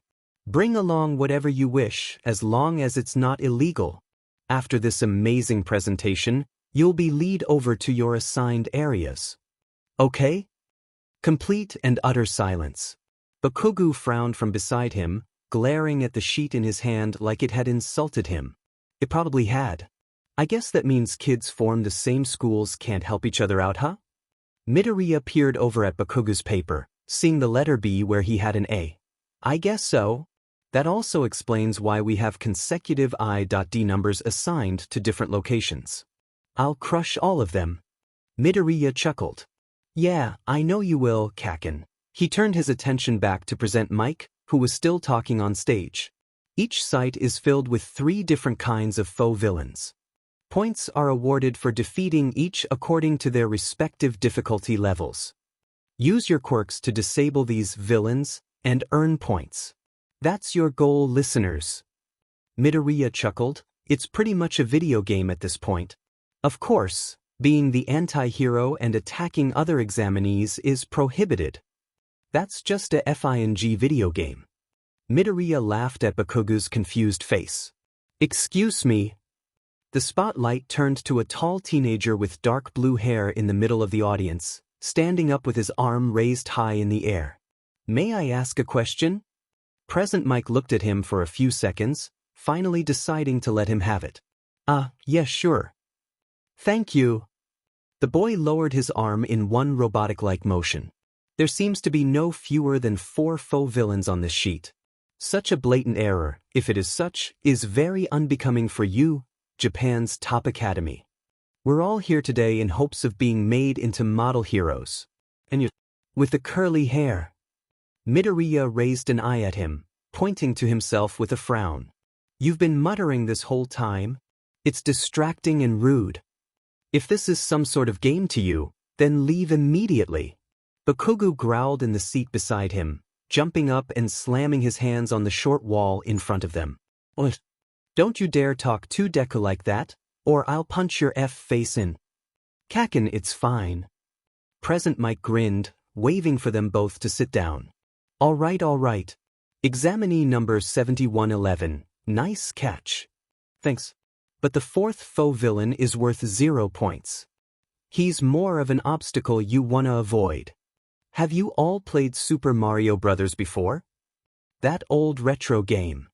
The screen changed, showing the large silhouette of the 4th faux villains, the number 0 in bold right beside it. It's kind of like a thwomp. Only one at each area. A gimmick that will go crazy in close quarters. The screen turned off, the spotlight on present Mike growing brighter as he gave the final words of the presentation. That's all from me, little listeners. I'll leave you all with our school motto. The great hero Napoleon Bonaparte once said, "True heroism consists in being superior to the ills of life. Plus ultra. Break a leg, everyone." Midoriya knew that Uraraka had a lot of money, but not this much money. It's a whole city. A complete and possibly fully functioning city. What the actual F dash? Midoriya let out a small laugh as he tugged on his simple white t-shirt, his shorts swaying slightly in the wind. He looked around at the rest of the contestants, his hands itching to grab a notebook and pencil. 1, 2. Midoriya looked up, smiling when he saw the girl he had met earlier. I should go thank her for keeping me from falling. I didn't get the chance last time. He took a step towards her, only to be stopped by the very same boy with glasses that had yelled at him during the presentation. What a good start to the exam, right? Hey, that girl seems to be calming herself down. Are you trying to distract her? Midoriya gave the boy a weird look, feeling annoyance start to build up inside him. He turned to face him, staring up at him in defiance. I'm not going to distract her.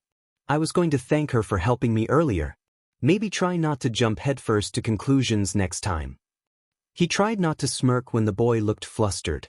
Geez, Kaken really is rubbing off on me. Go!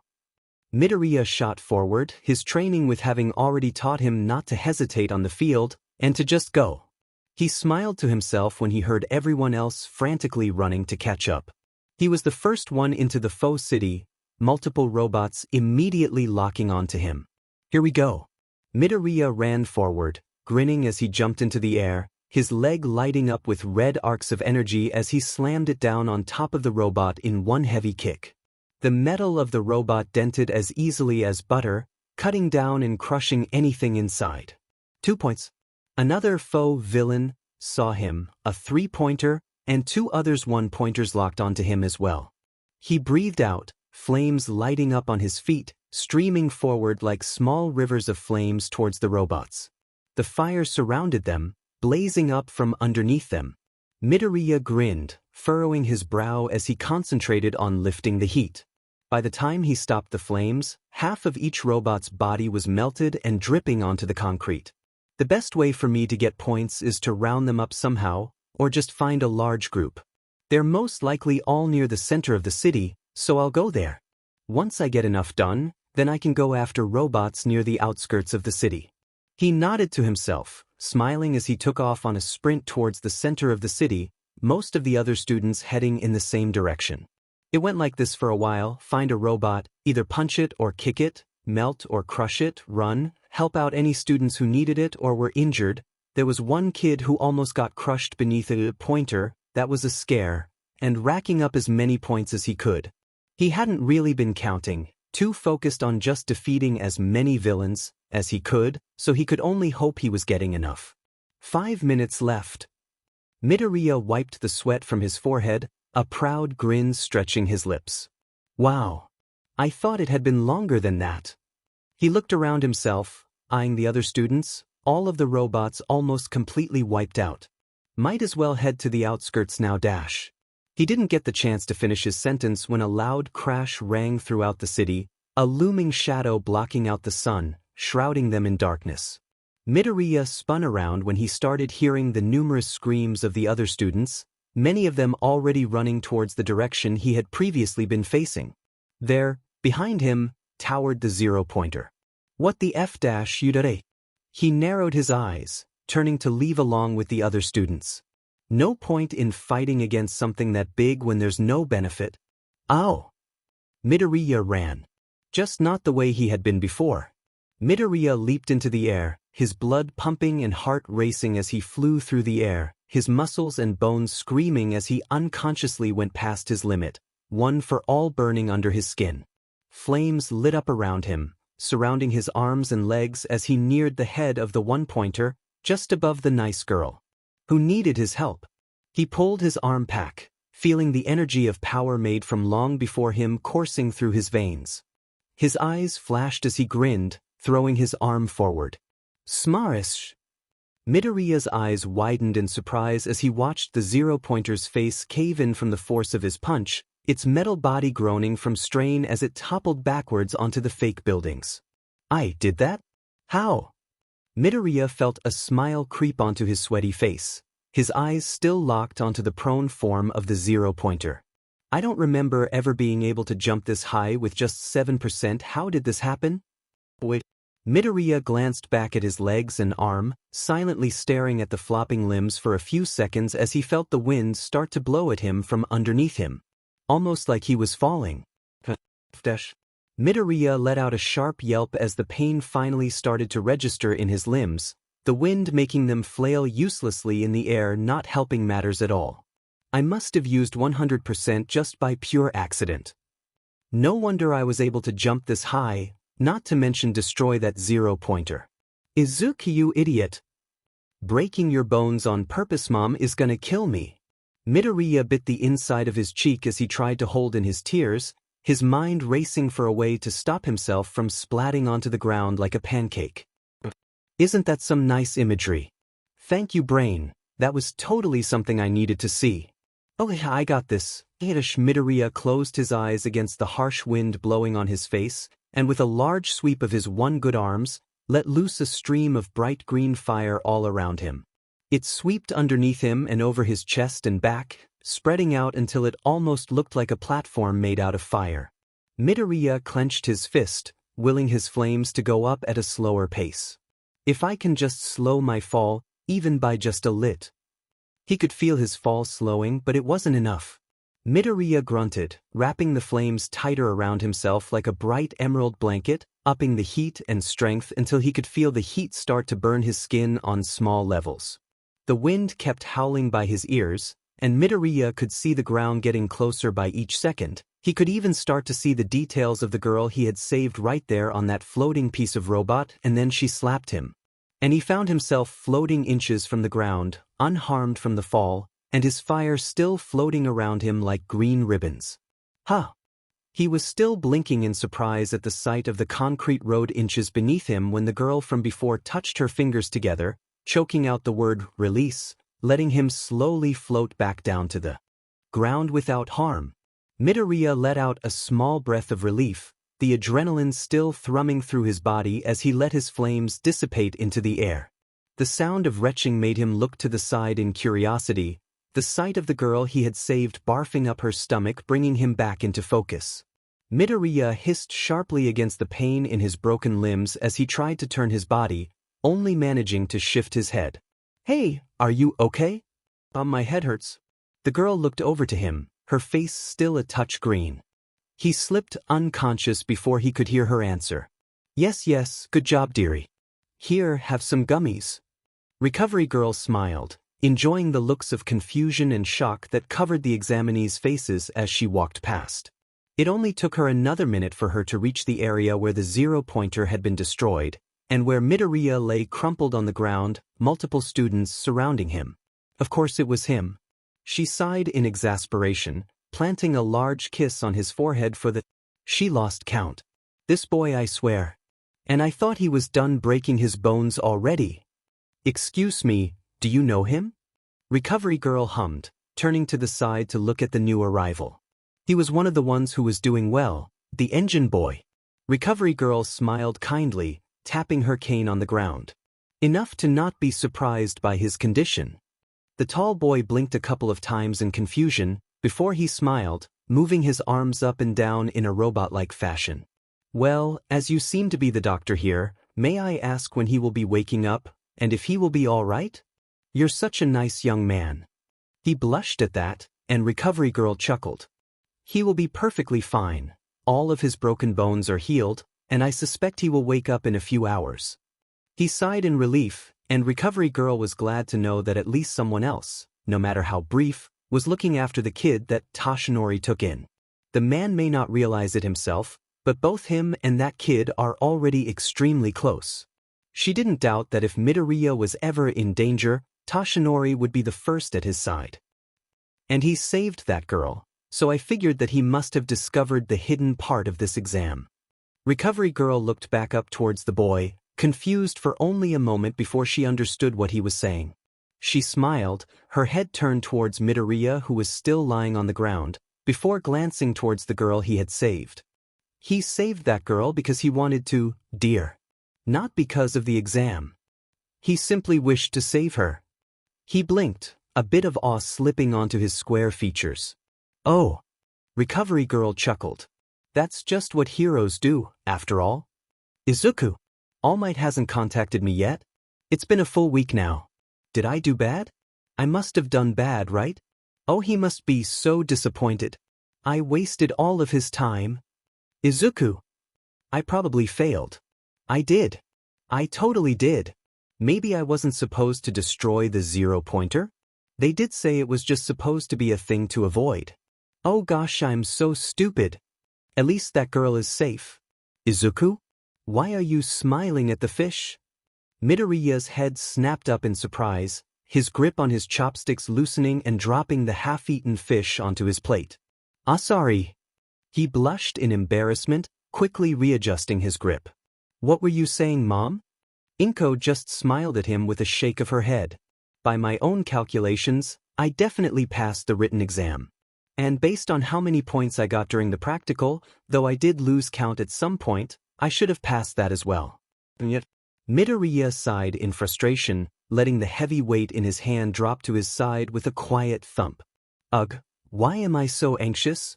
I know that I've gotten the amount of points needed to pass, and yet, he frowned, lifting the weight up and placing it on the table in front of him. He lifted up his hand, smiling as he watched a small green flame dance on the middle of his palm. Izuku, you said that the letter would arrive sometime soon, right? Inko called from the kitchen, and Midoriya didn't have to see her to know that she was smiling. Unlike him, Inko was fully confident that he had passed and would make it in. Midoriya groaned, letting the flame on his hand drop. If only I could have the same confidence.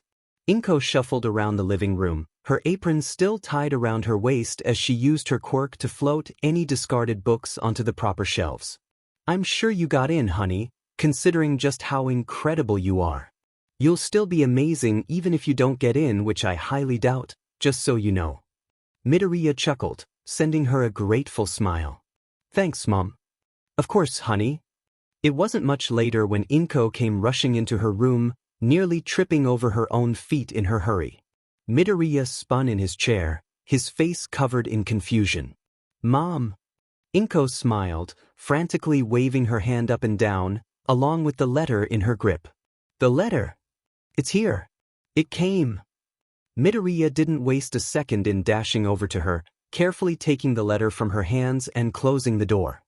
He rushed back to his seat, anxiously tapping his foot with trepidation, the letter still held in his hands. Okay. This is it. Either way, you're still awesome. You've got this. Just open the letter. With a grunt, Midoriya ripped open the letter, watching in surprise as a sheet of folded paper and a small metal disc popped out onto the surface of his desk. I am here as a projection. All Might? Midoriya stared up in shock at the image of All Might in front of him, his mind reeling. Isn't this from U.A? Why would All Might be doing this video, then? Unless, of course. Apologies for not having contacted you sooner, young Midoriya. There was much to do. As I'm sure you've already figured it out, I will be teaching at U.A. Midoriya chuckled, a large smile on his face. I can't believe All Might will be teaching at U.A. I wonder if I'll be able to be his student. Well, I'm already his student, I suppose.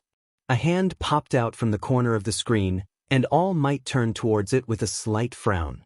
What? You want me to wrap it up? Yes, but I have a lot to it can be said later. Oh, all right. All Might looked back towards the camera, speaking once again. As you've probably guessed, you passed the written exam with flying colors. And in the practical, you passed with 53 points. However, that isn't all I will be telling you today. Midoriya pet his head to the side. What? He watched as the images on the screen changed, moving to a recording. The camera focused for a moment, and then a girl came into view. Midoriya smiled. That's the girl I helped. I'm glad she's alright. Her uniform looks a bit familiar. I wonder if she lives around here? Probably not. I might just be mixing it up. Excuse me? The girl, he really needed to find out her name, no use in calling her the girl all the time, shuffled nervously, and Midoriya could see the blurry image of present Mike on the side of the screen. There was a boy in the same area as Miam. Green hair, curly, freckles. Sort of plain looking. Midoriya chuckled. I don't know how many points he got, but he used up the last of his time to save me. So, could I give some of my points to him? That boy saved my life. What? Midoriya mumbled. His eyes widened in awe, and a warm feeling filled up inside of him. He could hear present Mike talking to the girl, and All Might saying something in the background as well, but he couldn't really focus on it. All he could hear were the words that the girl had said, and all he could was some warm fuzziness that rested pleasantly inside of him. Midoriya smiled, touching a hand to his chest as he looked back up to the screen. We could never turn away those with the heart of a hero. As such, rescue points were also a factor in the exam. 45 points for young Uraraka, and for you, 60 points. Young Midoriya, this is your hero academia. Thank you. Oh, Katsuki-kun. Inko beamed as she opened the door, letting Bakugo inside with a warm hug. Come in. I'll get you some tea. Bakugo nodded, a small smile on his usually scowling face. Thanks, Auntie Inko. Where's Deku? Inko hummed, bustling around the kitchen in search of a cup. Oh, he's somewhere. He told me that he's hiding again. I'm really not surprised. She chuckled at that. Yeah, me neither. Bakugo grinned, shrugging off his backpack and dumping it on the ground next to the couch. Guess I should go find the fucker dash. Language. Idiot then, huh? Inko laughed. Yes, I suppose you should. Bakugo huffed, though there was the hint of a smile still on his face. He turned towards where the hall to the bedrooms was, a grin growing on his face. Wish me luck, Auntie. He was already on the hunt by the time he heard her call out to him in laughter. Bakugo snuck through the hallway, all of the lights turned off around him. Midoriya had made it a small tradition of theirs if Bakugo came over after something important, Midoriya would go and hide somewhere in the house and try to scare him. Bakugo couldn't really be scared anymore, more like startled, but even through all of their years of doing it, he had never managed to find Midoriya before he jumped out to scare him. It was absolutely infuriating. And he absolutely loved it. Where are you, Deku? I'm getting better and better every time. You sure about that? Bakugo snapped his head to the side, startled from the sudden voice right by his ear. But when he turned, no one was there. Oh, you little piece of shit. Bakugo smirked, looking around himself once again, turning this way and that. It was a little trick of Midoriya's. For some reason, he says. Of course he knows the reasons. Midoriya, no matter how light it was or how good your hearing and sight was, it would be like he was just invisible. He'd have almost no presence at all. Which was part of why Bakugo always loved to play this game. It was always a challenge. Bakugo stuffed his hands in his pockets, grinning as he moved towards the last bedroom at the end of the hallway. The door was slightly open, evening light filtering in. Window is open. He's probably either under the bed or inside of the closet waiting, I'm sure of it. This time I'll finally get him. I win. Fu dash. Midoriya tackled Bakugo to the floor, laughing as loud as he could as he wrapped his arms around his neck in a tight hug. Bakugo screeched in rage, before reaching around Midoriya's sides and tickling him. No, how dare you, Kaken. Midoriya squeaked with laughter as he let go of Bakugo's neck and fell onto his side. Bakugo grinned, cackling with laughter without stopping his attack. Midoriya sputtered, quickly standing up and wiping a tear from his eye. Oh my god, how could you? So rude. Absolutely uncalled for. I have been attacked. Oh, shut up. You FING drama queen. Bakugo laughed, dusting off his pants with a genuine smile on his face. He reached forward, wrapping an arm around Midoriya's head and giving him a harsh noogie, much to his loud protests. And that's what you get for tackling me. Well then, what was the tickling for, UJRK? Midoriya pulled his hand off of his head, running a hand through his wild curly hair in an attempt to fix it. The attempt failed, by the way. Bakugo scoffed. Hiding in the first place. Midoriya opened his mouth to argue again, but Inko cut him off from the kitchen. Boys, I've got your popcorn ready. Bakugo blinked, turning to Midoriya with a blank expression. Did you tell her I was planning on watching movies with you all night? Midoriya shook his head, still grinning. Nope. He laughed. This is Mom we're talking about. Are you really that surprised? Fair enough. Midoriya laughed again, tugging on Bakugo's shirt as he walked past towards the hallway. Bakugo huffed, dusting off his shirt. Nerd, tackling me to the ground like that. He usually just startles me, the beat as he followed him out. The kitchen was completely set up, games laid out on the table, popcorn bags set near the couch, a couple of movies right next to the games, and 2 bottles of water in Inko's hands. Bakugo smirked. Auntie Inko, you're effing amazing. Kaken. Language. Alright, fine. Auntie Inko, thou art effing stunning dash. Oh my god.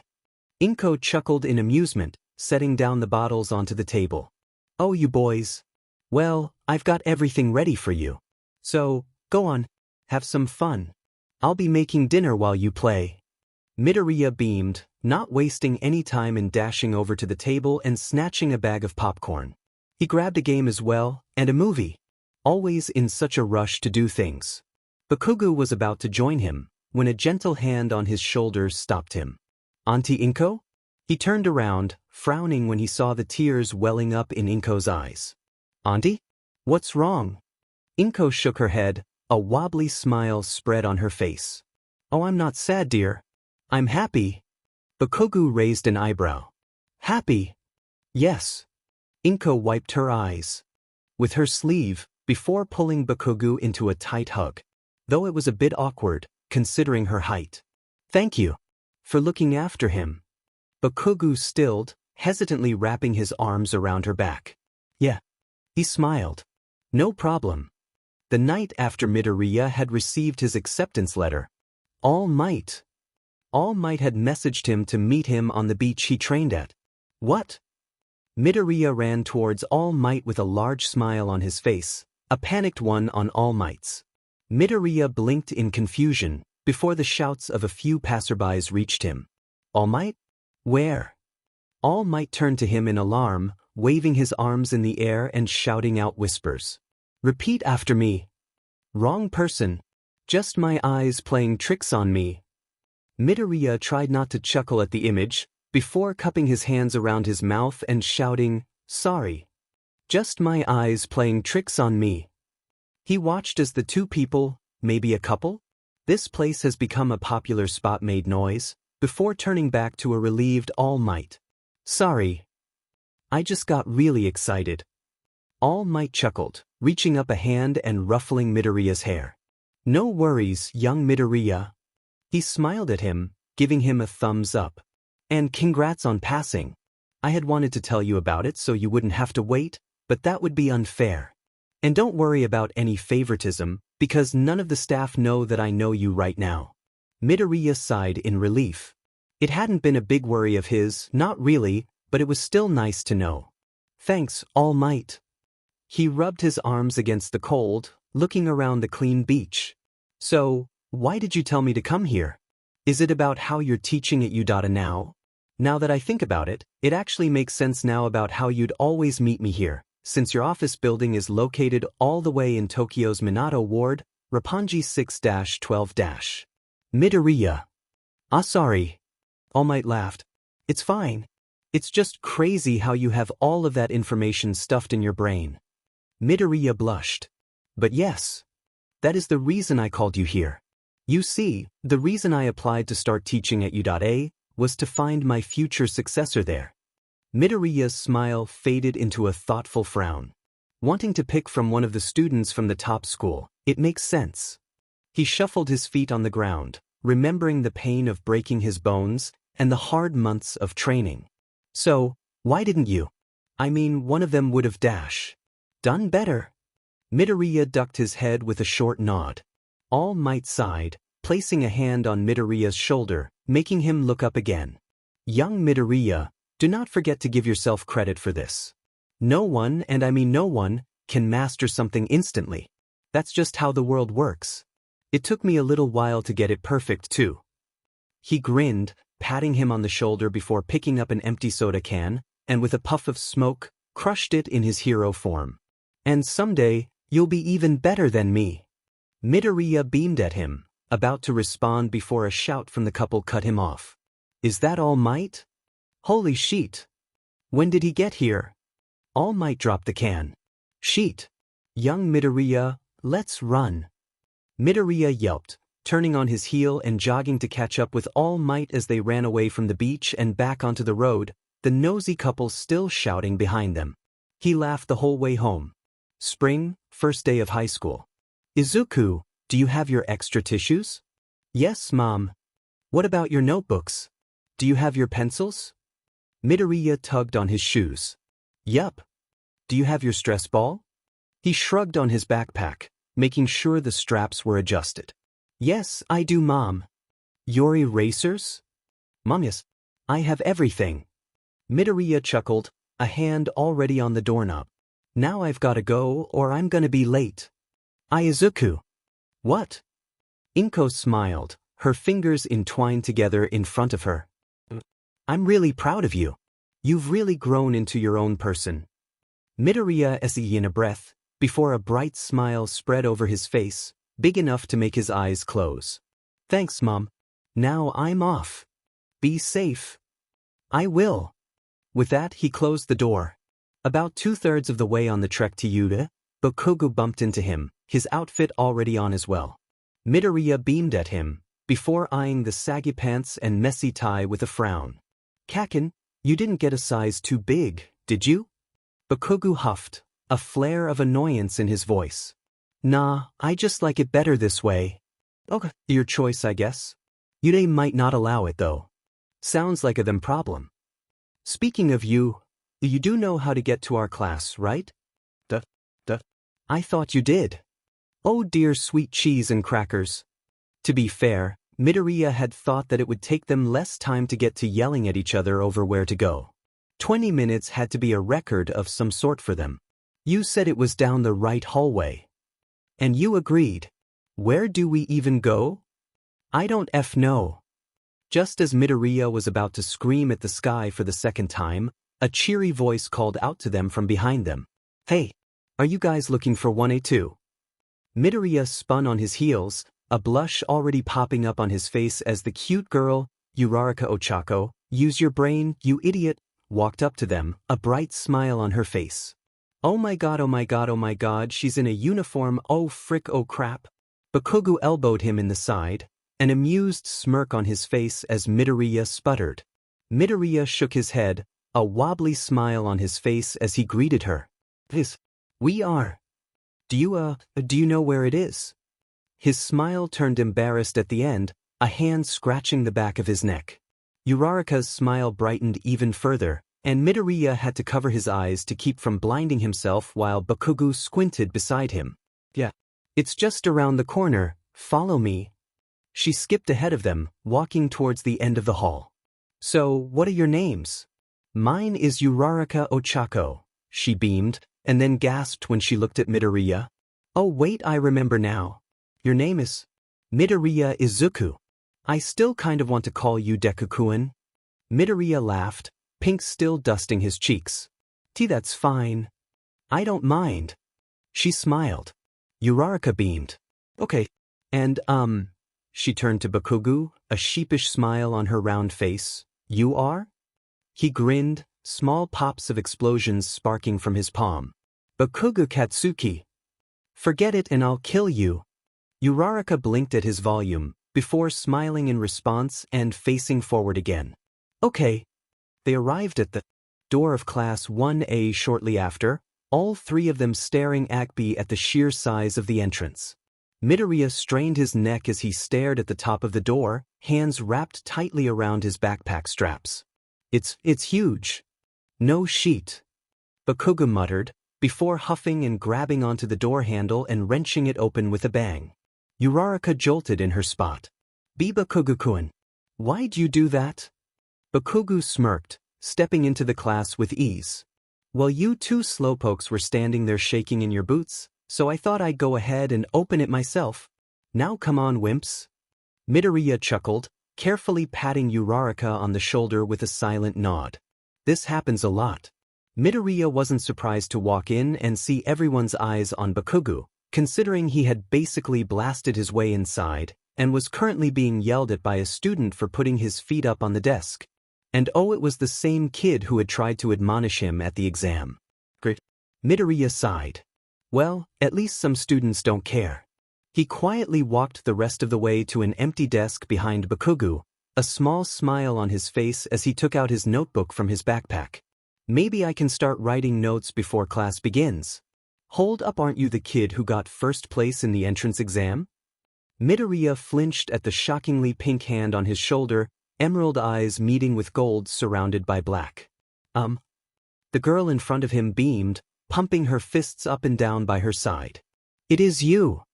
You're the kid who destroyed the zero-pointer during the exam. I'm Ishido Mina, what's your name?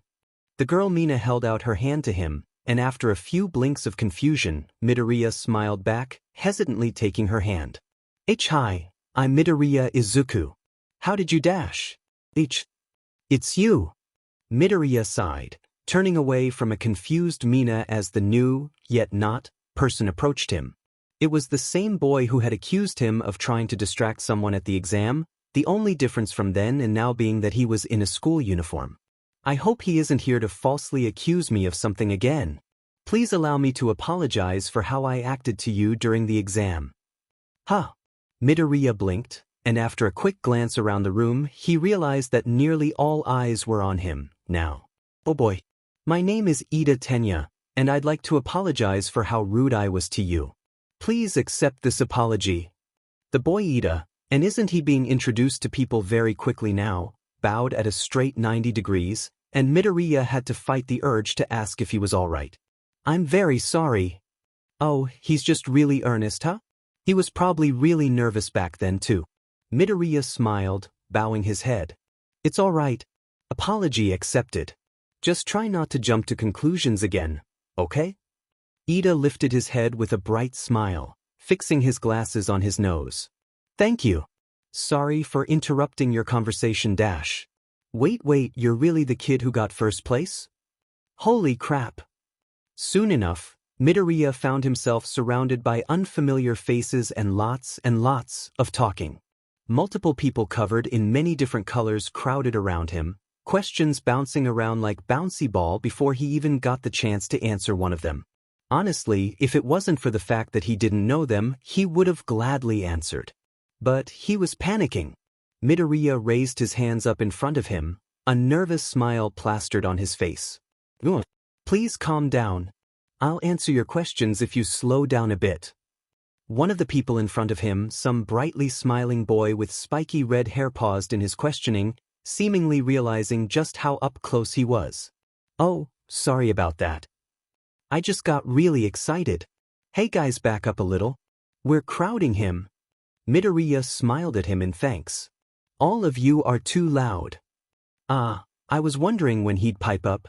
Bakugo stomped his way over to the mini crowd around Midoriya, a large scowl on his face and Uraraka chuckling awkwardly by his side. Were they chatting? If you're all gonna ask the DMN nerd questions, then be quiet dash. If you're here just to chat, then leave now.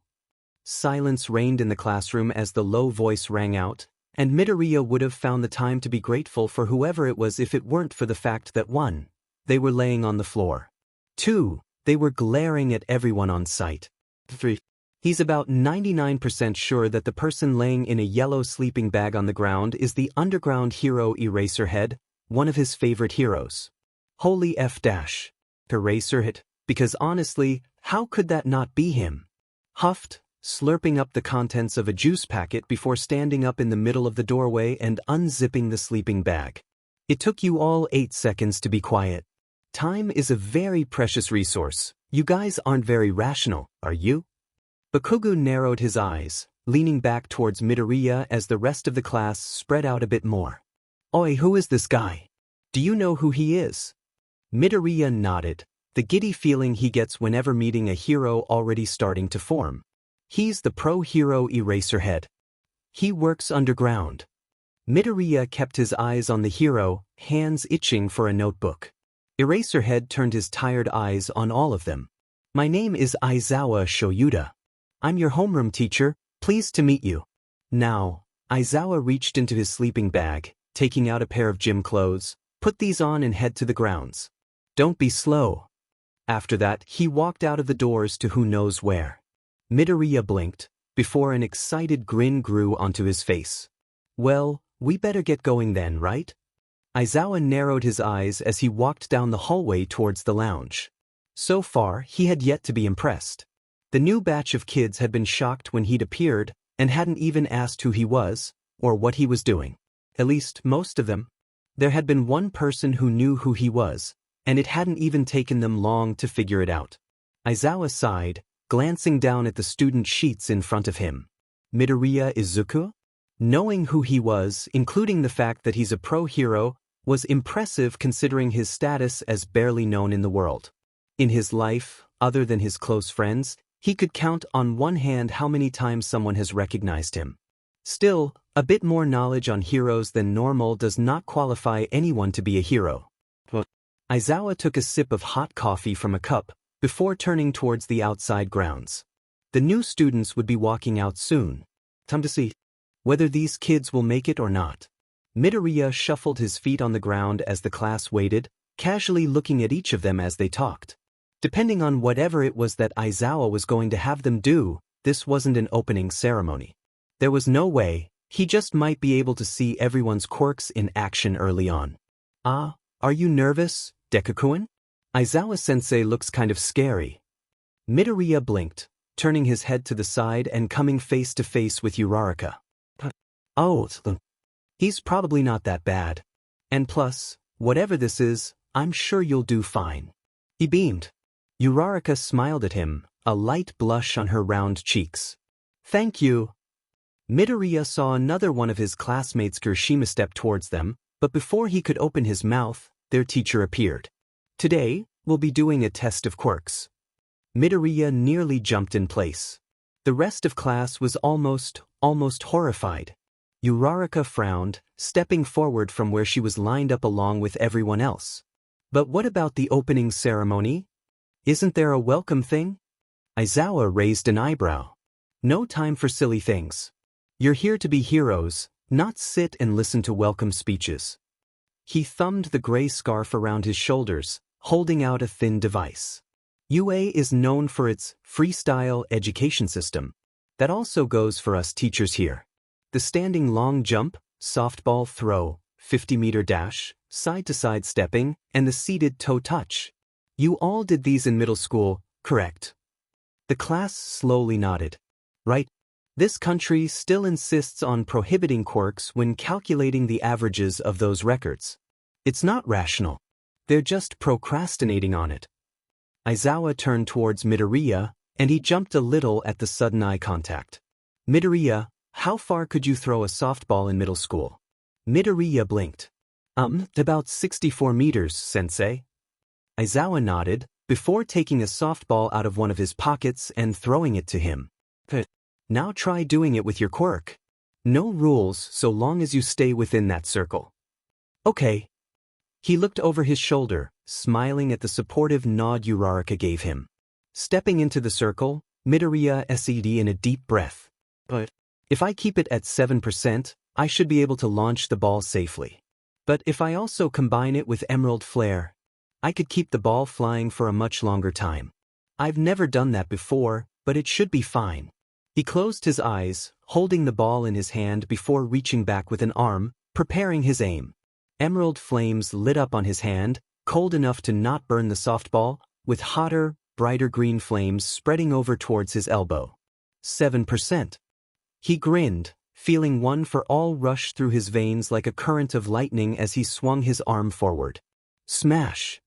A strong burst of wind blasted behind him, a few flames liking the air as the ball rocketed into the sky.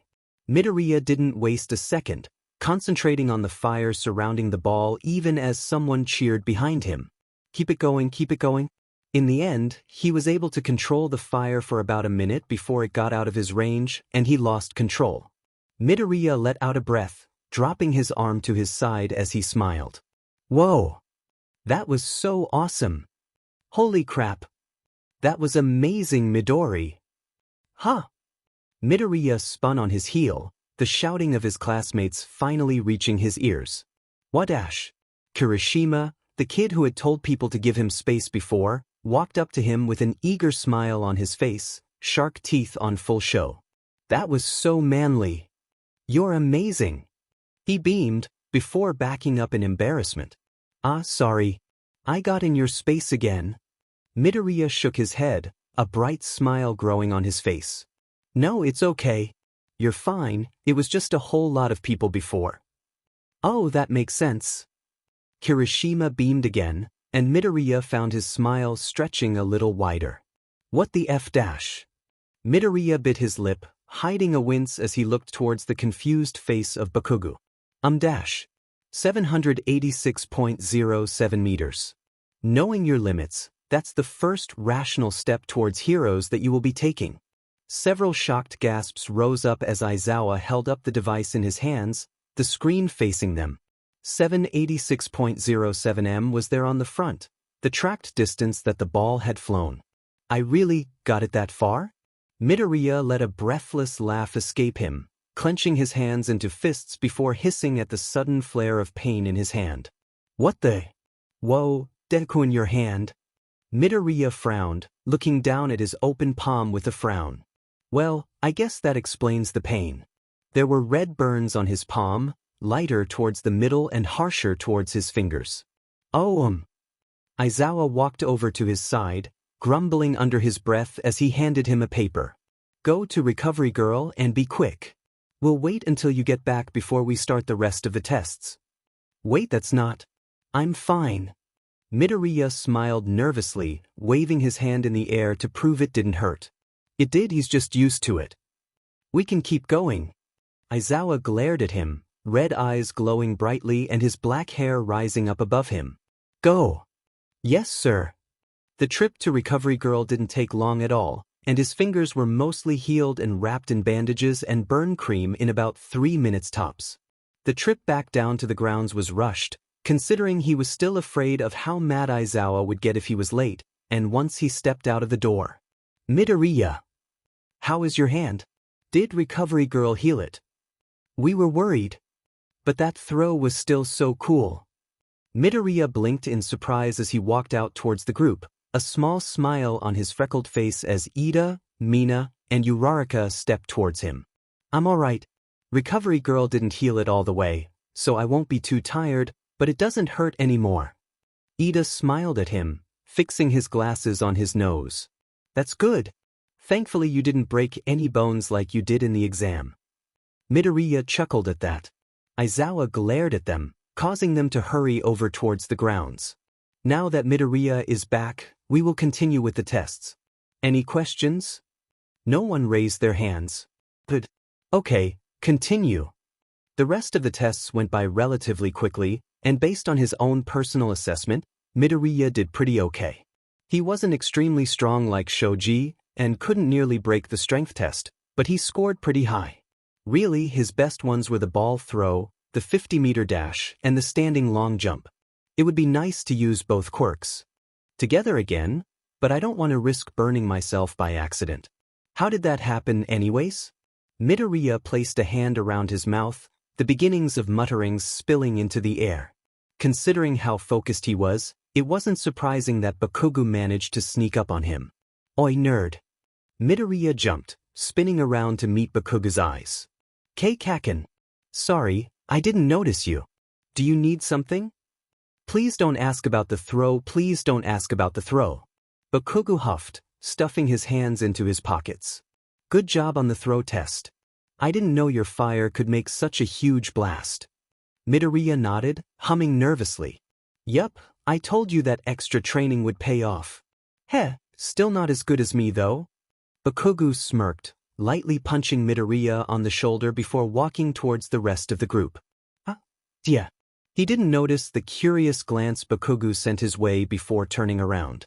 In the end, no one got expelled like Aizawa had said. It was a logical ruse. Totally.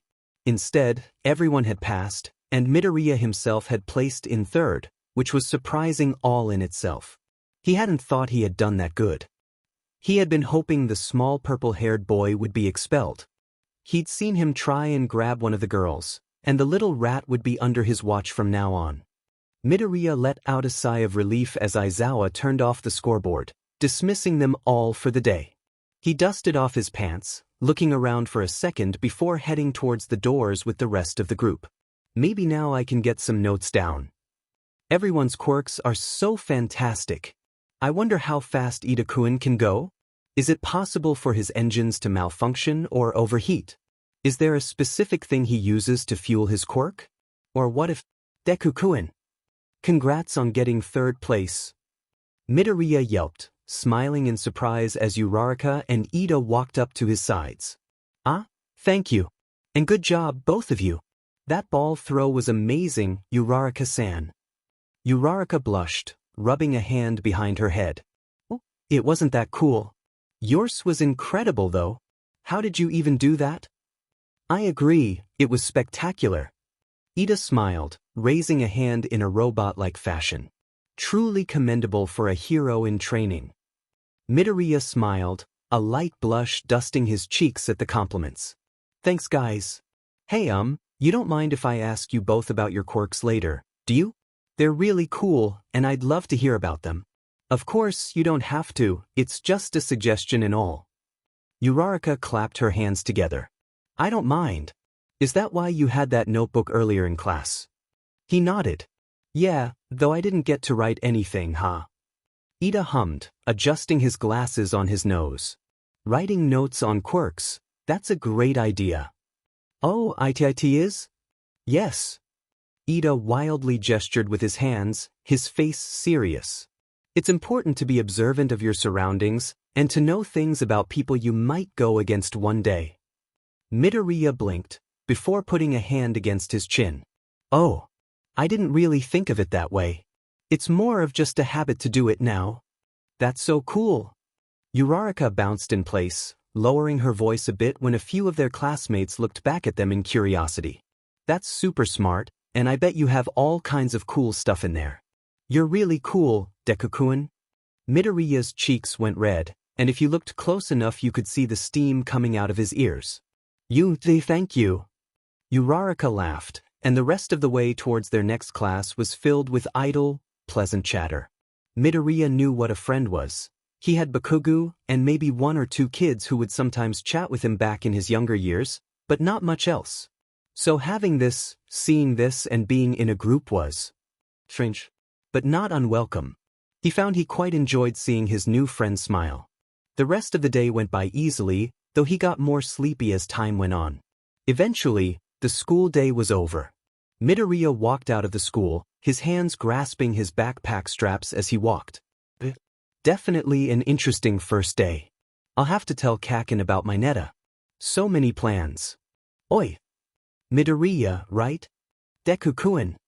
Huh. Midoriya turned around, watching as his friends. He has more friends.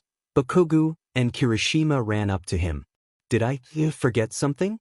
Bakugo scoffed. Sadly, these idiots said that they want to walk home with you. Uraraka laughed, and Ida and Kirishima nodded. Yeah. Sorry about the randomness of it all. If you don't want us to, we can go. Midoriya stood in shocked silence for a second, before a warm smile made its way onto his face. No, it's all right. I just wasn't expecting it.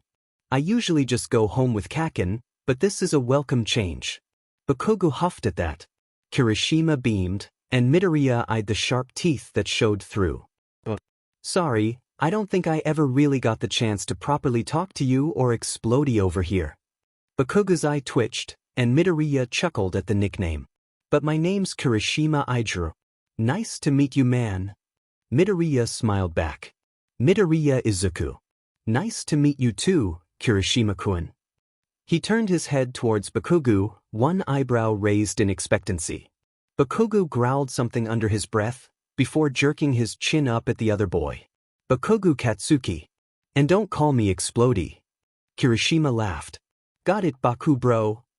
Midoriya and Uraraka laughed, and Ida let out a small smile even as Bakugo threatened to blow Kirishima's face off. He had explained to Ida earlier that Bakugo didn't mean any real harm, but he could tell that his friend's words irked Ida. Still, it was pretty funny.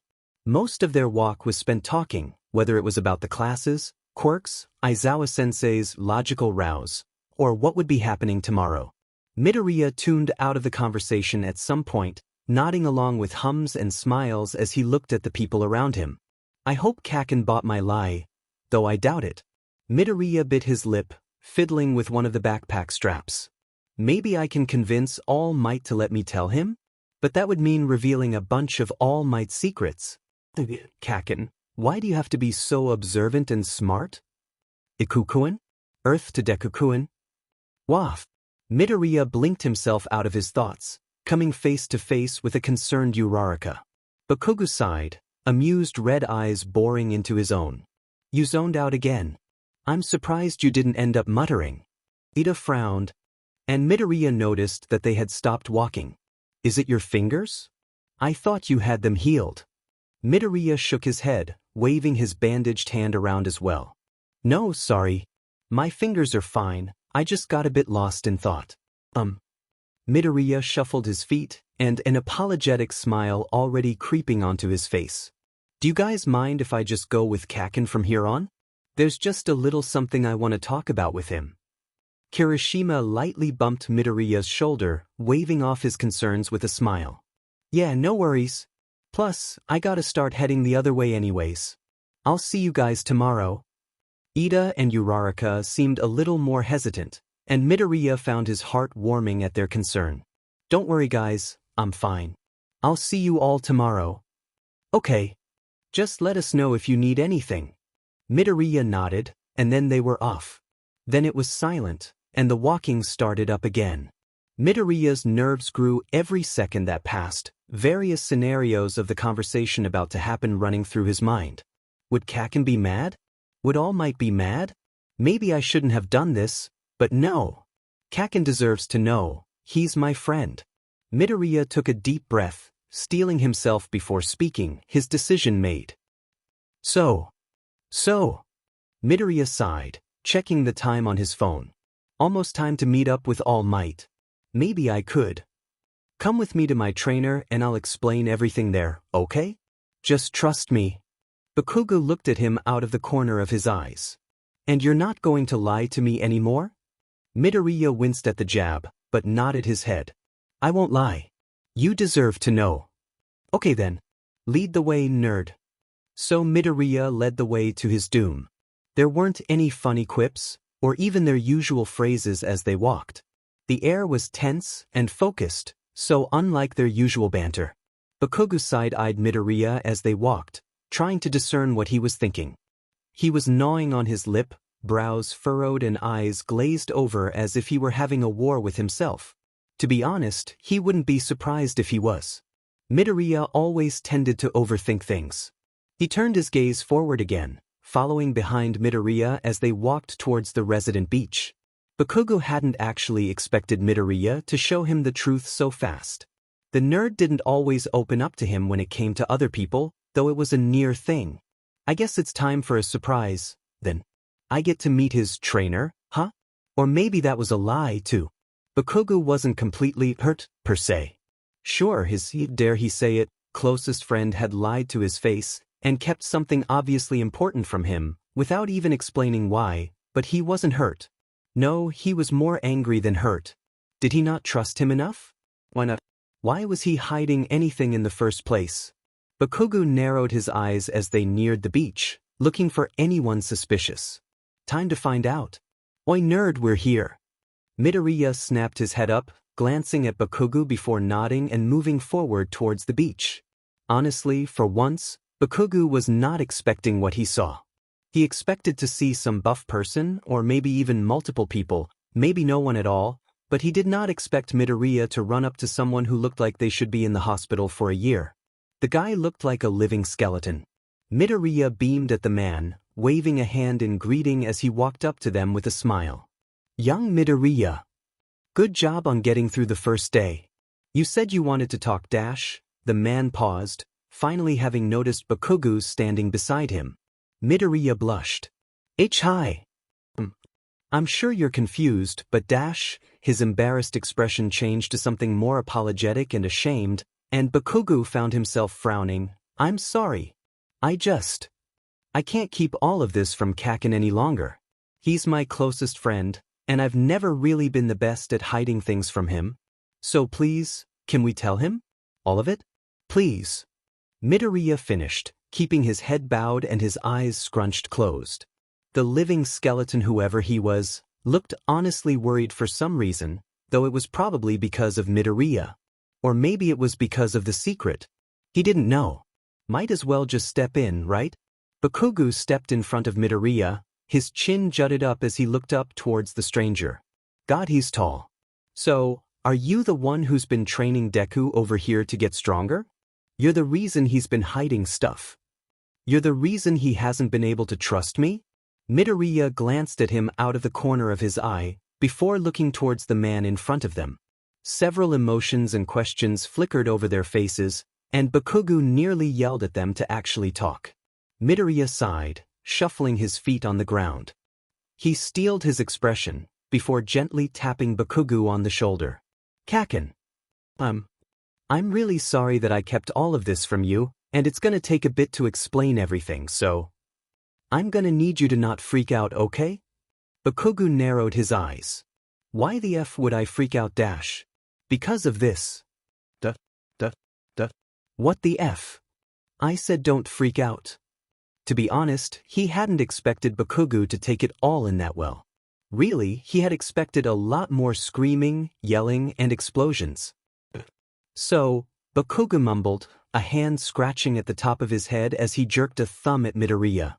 You're saying that Deku over here is who you chose to be your successor? All Might nodded nervously, folding his hands in his lap. Yes. They had told him everything. It had taken a few minutes to get him to calm down from the sudden appearance of All Might, as well as the deflating afterwards, not to mention the large injury and scar. That entire explanation had gone well, with only minimal cursing from Bakugo about how All Might needs to take better care of himself if he's limited. All Might had been fairly embarrassed about that. Now, they were waiting for his reaction to One for All. Midoriya was worried, because Bakugo had been quiet, and he was never quiet about things. Midoriya fidgeted anxiously, hoping that his nervousness didn't show too much. Kaken, I know you're probably mad at me, and I understand it, and I get it if you wouldn't want to spar with me anymore, but please you can't tell anyone else about this. If the public heard about it dash. Oh shut up you shitty nerd. He blinked. Huh. Bakugo scoffed, his red eyes narrowed in something Midoriya couldn't quite place. I'm gonna tell anyone, you idiot. I'm not. So petty to spill all your secrets to the public just because I'm a little mad. He poked Midoriya's chest with his finger, a harsh smirk on his face. Plus, there's no way I can't spar with you now. Not with your weak but handling FNG All Might's power. I bet I could use it way better than you. He laughed, crossing his arms over his chest as the earlier tension disappeared. Midoriya laughed, his smile brightening as relief coursed through his body. Is that a challenge? Bakugo's smirk widened. Do you want it to be? Now, boys, no fighting outside of school. All Might chuckled, brushing off his pants as he stood. So, how would you both feel about some evening ice cream? I'm sure you're both hungry. It can be my treat. Midoriya sputtered, waving his hands in front of his face. There's no need. You don't have to pay. All Might smiled. Don't be silly. You know I have plenty of money. A few ice cream cones won't do anything. But dash. Just take the offer, idiot. Ugh, Fiyin. All Might laughed, before nodding to them both and walking towards the exit of the beach. Midoriya moved to follow him, before being stopped by a light tug to his shoulder. He turned his head, blinking in surprise at the face of his friend. Kaken? Something wrong? Bakugo sighed, scuffing his heel against the ground before raising his eyes to meet his own. Look, I don't hate you, but I am mad at you. Got it? Midoriya gulped, nodding. You hid this entire thing from me. And I know it isn't really my business, but don't that again, okay? You don't have to worry about hiding shit from me. And I hope you know I'm gonna be effing you up even more in our spars from now on. Midoriya chuckled, scratching the back of his neck. Yeah, I know. Thanks, Kaken. Bakugo smirked, stuffing his hands into his pockets before starting towards the exit where All Might was waiting. Whatever. Hey, wanna play some video games later? Wanna get your butt beat in them later? Oh, you're so on. The next day's classes had passed by pretty quickly, and now everyone was waiting for their next class to start. Heroics. Everyone had been waiting for it to start, all of the other classes had been normal, and Midoriya could tell that everyone was getting antsy waiting for it to start. Midoriya himself was sitting at his desk as people wandered around, flipping through the pages of his notebook. Last night, as well as during free time during classes, he had been able to jot down plenty of notes about his classmates' quirks. No sketches yet, he wanted to see their costumes first. Uraraka-san's quirk is zero gravity. She said there's a limit of about 2 tons, but can it be extended with training? Can she make water lighter? I wonder if there's any way for her to make specific parts of an object lighter instead of the whole thing? Midoriya tapped a pencil against his chin as he read through the notes, adding in other pieces here and there. Can Kirishima harden the inside of his body, or only the outside? Is it possible to make his skin even tougher than it already is? Could he? Hey, whatcha doing? Midoriya snapped out of his thoughts, turning his gaze towards the person standing beside his desk. Uraraka smiled at him, and he felt a light blush rise to his cheeks. Midoriya smiled, tapping the end of his eraser onto the page. I was going over my notes. Oh, and I never said thank you for letting me ask about your quirk. So thank you for that. Uraraka beamed, waving the thanks off. It's no worry. It was fun being able to talk about my quirk. Not many people do. Really? But your quirk is so interesting. Midoriya furrowed his eyebrows, placing his hand back over his chin. How could they not? Uraraka laughed, accidentally bumping against Bakugo's chair. Oops, sorry Bakugo-kun. Tisich, just watch yourself next time. Bakugo grumbled. Uraraka nodded, before tilting her head in thought. Hey, so why do you call Deku-kun, well, Deku? Midoriya lifted his head from where it had ducked back down towards his notebook. Why Kaken calls me Deku? Bakugo turns his head around again, looking slightly miffed. Because I can round face. Uraraka's eye twitched at the nickname, but she persisted. Come on, there has to be some reason. Childhood nicknames always have reasons. You guys are childhood friends, right? Sorry if I'm wrong. Midoriya chuckled. You're not wrong. Bakugo nodded. Yeah, we're childhood friends or whatever. Yes, indeed, less. What? Midoriya glanced at the both of them, suddenly a bit more self-conscious than before. What? Did I say something wrong? A small grin was threatening to cross over his face, and he looked like he was about to start laughing. Did you just say indeed less? Yeah. It's a word. That's not a word. Where did you even hear that dash? But Mom says it all the time. Bakugo scoffed. Indeedless is not a word. How? By this point, a few of their classmates had peered over at them, watching the show unfold. I'm telling you, it's a word. It is not a word, oh my god. It's a word, Kaken. It is completely invalid. Mina, one of the ones who had been watching from the moment it started, jumped up from her seat with a gasp. Bakugo! Indeed, less is a totally valid word, even if it's not in the dictionary. Midoriya beamed, waving one of his hands towards the pink-skinned girl. See?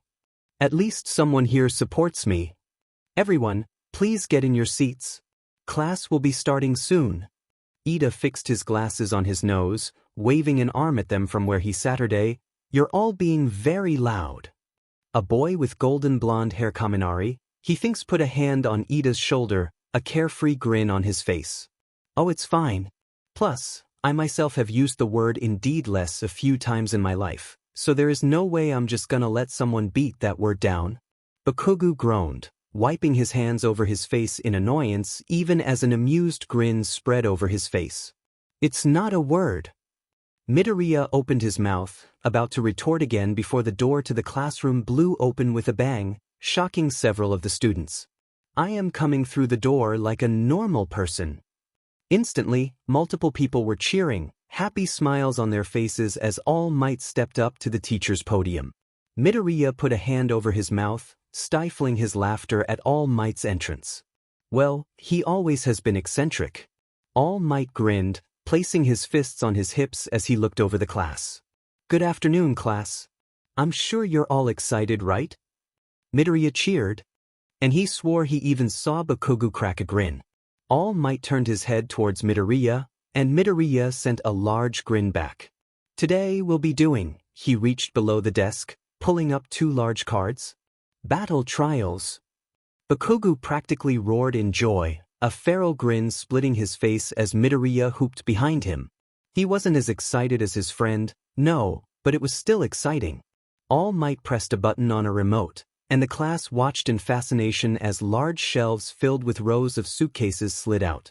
To do that, you'll all be needing your costumes. Now, go get changed, kids. To be blunt, everyone ran. It was almost like they were all kids again, racing to see who could get inside the house first if they didn't want to become a rotten egg. Bakugo was the first to reach the locker rooms, rubbing inside the first chance he got and screaming at everyone else behind him. Midoriya came in second, with Kirishima and another kid with tape for elbows right behind him. The only people who came last were the people who didn't run, aka Ida and a kid with two-toned hair. So they were excited to sue them. Midoriya rushed to find an empty space in the locker room, opening up his case and dragging out his hero costume. It was put on in minutes, and once the final lace on his shoes were tied, he walked over to a mirror, hesitance in his steps. It was better than he thought. His costume consisted of a dark green, it fits his hair, as well as his mom's, jumpsuit, with black lines running down the sides of his chest area in symmetry. Thin stripes of light, almost bluish-green ran along the black lines, and a few turned into a ring running around his biceps. A hood hung off the back of the suit, 2 nearly bunny ear-like appendages sticking out from the top, just above the eye holes. A red belt, the color was courtesy of Bakugo, went around his hips, small bags attached all the way around. Midoriya opened up one of the bags, smiling at the medical tape inside, along with the small candies. It had been his mom's idea to put medical supplies in all of the bags, along with the candy. She'd said that it would be good if he could do immediate first aid, and she'd put the candies in saying he could give them to frightened children. Honestly, he loved the idea. He raised his gloved hands, fireproof, all of it, goodness knows he'd be replacing things constantly if it wasn't, to his shoulder, searching the white strips of padding over the suit until he felt a small bump. Looks like they got the buttons in place then. Hopefully it works. The rest of the costume wasn't extravagant. Black braces around his knees and elbows, and a silver mask that held a built-in filtering system sat against his chest. All in all, it was simple but efficient. It was exactly what he wanted. Midoriya beamed, dusting off his pants before hurrying out towards the exit, just slightly behind everyone else. He could see Bakugo near the front, the sight of his explosive bunny ears, as dubbed by Midoriya, and gauntlets being hard to miss. They had gone over their costumes for years, meticulously redoing designs every time they came up with something new, and poring over each other's work until each of them had added in something to help the other. Midoriya had convinced Bakugo to make the gauntlets on his hands smaller, for better function, though it had taken a good 5 months to fully convince him.